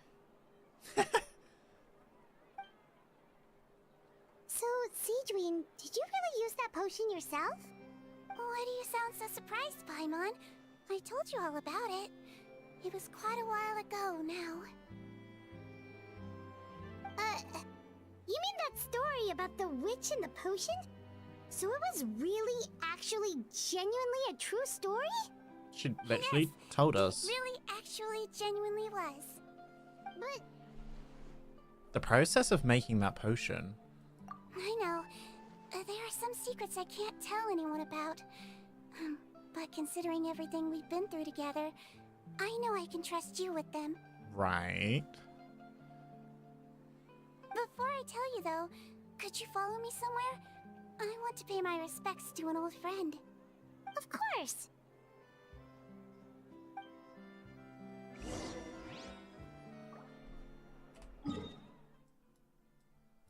Oh.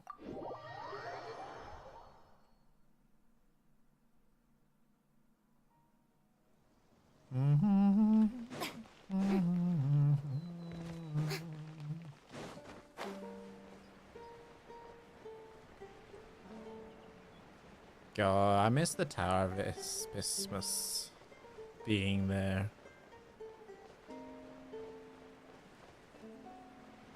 Ooh, it's the dad. Oh, it's the dad and the husband. Oh, Nervalette and Risley, they're here too! Good to see you, traveler. Paimon. I trust all has been going well for you. Big news, everyone. The Voydec is out of his office on important business. Mm-hmm. Is that genuinely something people would consider big news?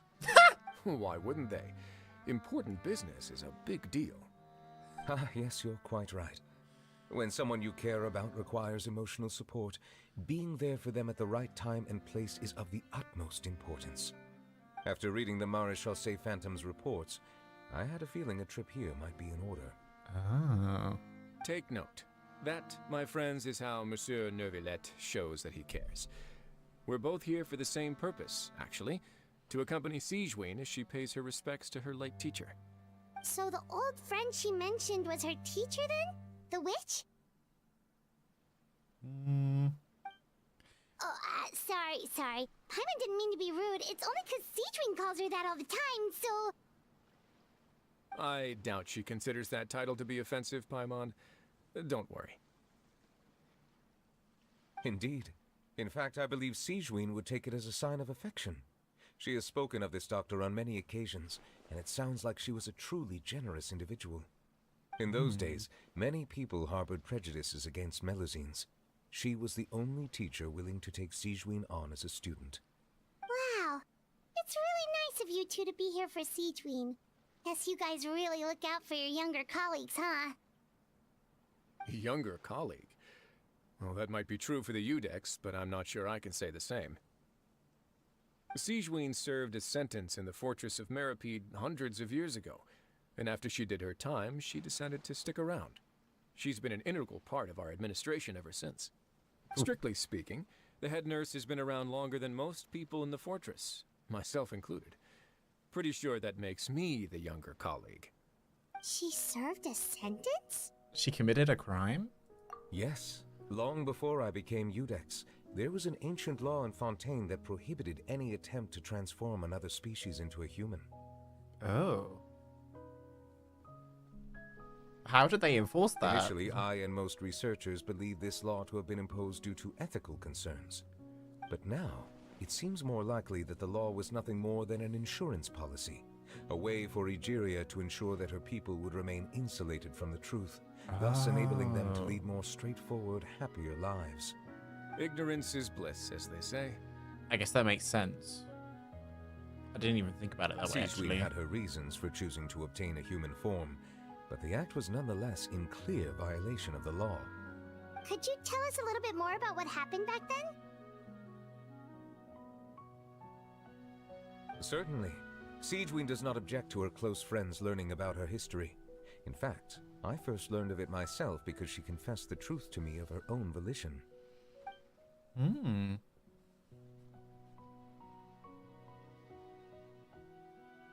Even with their daughter so ill, they kicked you out? Stubborn as always.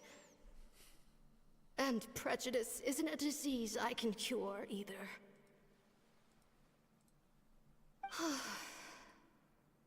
Shame that I don't have the energy to get over there. You're laughable, you old witch. You want to save everyone in Fontaine, but you can't even save the patient before you. Master, what are you? I discovered a strange disease, one I suspect that every Fontainian suffers from. But without witnesses or proof, no one will believe me. I had no choice but to experiment on myself to find a cure, but I hit a wall.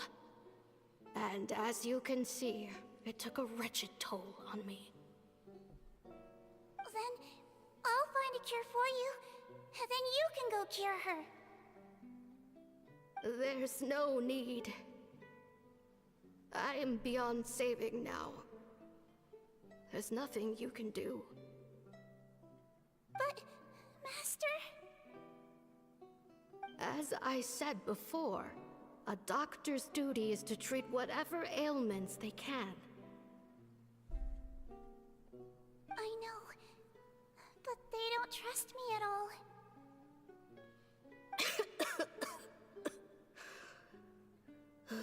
That girl. She's your first ever patient, isn't she? Tell me, what cost are you willing to bear to see her cured? I'll do whatever it takes. Even if it means breaking the law and being punished for it? As long as I don't hurt anyone. Yes.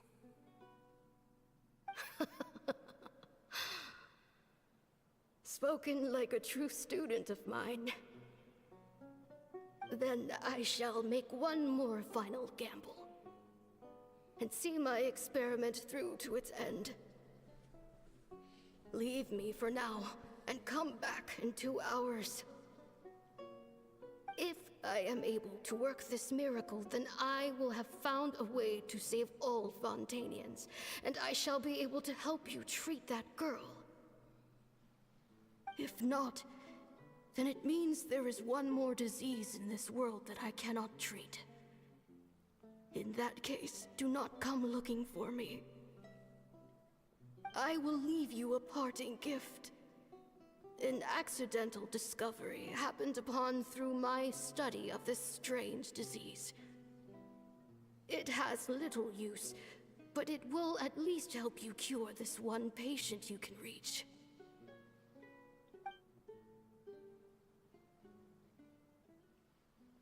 When Sigewinne returned, the miracle had not occurred. She found a potion bottle and a note on the table. After using the potion as instructed, she gained her current form, breaking Fontaine's law in the process. And after I had confirmed the veracity of the events, I gave my verdict. So that's what happened. Her teacher sacrificed herself and left that potion behind. No.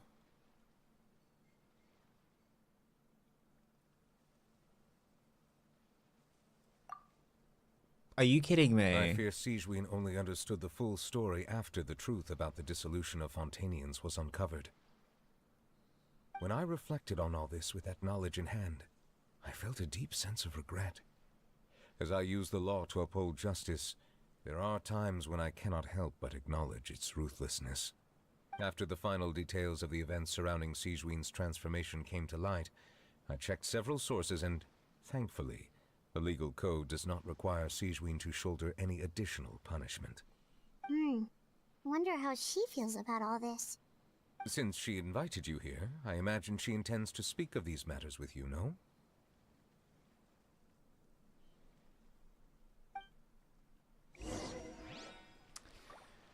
So her master dissolved themselves to make the potion for her to transform?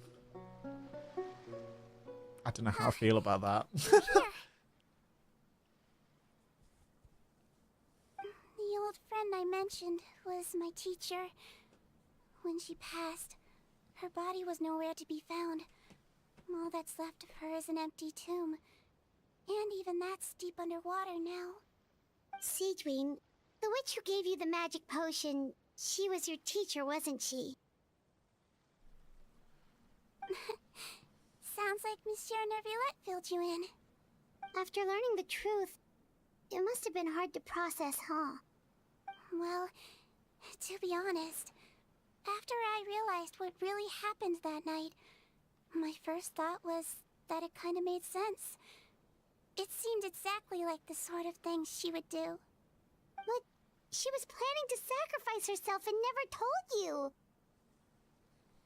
That's just who she was. If lying is what it took to get a kid to take their medicine, then that's what she'd do. A truly great doctor. Alright, but why did you turn yourself in? I broke the law, simple as that. My teacher made her choice, and I made mine. True. It's just the way Potton framed it when he was asking you all those questions, it made Paimon really mad. You're not like him at all, and everything Neuvillette said confirms that. And yet, you were still convicted and thrown in prison. It just feels so unfair. Unfair? I happen to think just the opposite. If I hadn't served that time, I'm not sure I would have been able to stay strong when he was questioning me. What makes you say that? I knew you'd be curious. Let me tell you a story.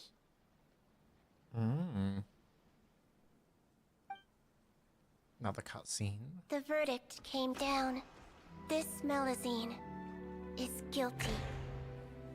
Voydec defended the authority of Fontaine law, but he did not confiscate the Melusine's medical kit. And so, the Fortress of Meripede gained a new little doctor. She still wore her hood and raincoat, even though it never rained in the fortress. Perhaps thanks to her human appearance, no one refused her treatment. She treated more and more patients, and her sentence grew ever shorter. Finally, the people of the fortress could not live without her, and though her sentence ended, she did not leave them either. Then one day, she received an invitation from the outside world. The location seemed familiar, and when she arrived, an old lady was waiting for her. She saw right through the Melusine's disguise, but didn't reveal it. Instead, she asked a question. Tell me, why do you think you gained the respect of so many people, despite being a Melusine? Because I look like a human? It's been 50 years, Sigewinne, and you haven't aged a day. I think everyone knows you are not human. I finally found you, after all these years. I still remember, you know. It was you who saved me that night. But how? I was no longer a Melusine by then. Does it really matter if you're human or Melusine? I remember the warmth of your palm. It's quite unmistakable. And you know what? It hasn't changed one bit. You don't have to hide anymore, Sigewinne. These days, everyone wants to make friends with Melusines. And I think that it's all because of you. I'm sorry I couldn't say this until now, but thank you, Dr. Melusine. Now that's an ending Paimon can get behind. After hearing everything Paten said, I wanted to tell him that it didn't matter who he looked like on the outside. But it was too late. The warmth in his palm had already disappeared. I tried to treat him, but the roots of his problem had nothing to do with his face. No need to feel too bad for him. It does feel like wasted potential. I understand. Thanks, you two. I appreciate you being here for me while I talk this through. Oh, it's nothing. Our pleasure. Oh, there's one more reason I invited you here. It's about time I finally give you what I promised. In order to restore the appearances of the face-swapping victims, the Marechaussee Phantom gave me special permission to make a few bottles of that potion. And I made one extra just for you two. We don't need it though. Shouldn't we destroy it? Well, even if you chose to destroy it, I still thought I should give it to you first. You two did so much for me. How could I break my promise? Well, fair enough, but anyway, Paimon's definitely not interested in this stuff anymore. Still, if this is the very last bottle in all of Teyvat, getting rid of it would feel like kind of a waste. Maybe we can give it a special meaning somehow. Oh, Paimon's got it! Melusine physiology wasn't affected by the Great Flood, right? So that means the potion should have a permanent effect on you. In that case, what do you say, Sigewinne? Ever thought about transforming back to the way you used to look? After all, from a Melusine point of view, Paimon bets Melusines look the cutest of all. Paimon. Paimon, after everything, do you really think it matters whether I'm Melusine or a human? Well, what was Paimon thinking? You made up your mind a long time ago. Yeah, let's just destroy this thing. Leave it to me.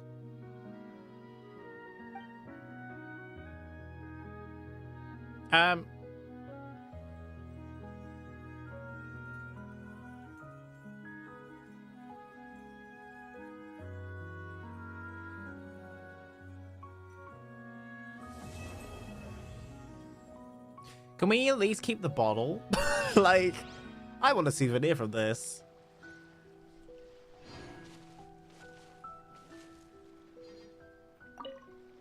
I'd like to stay here with my teacher for a little longer.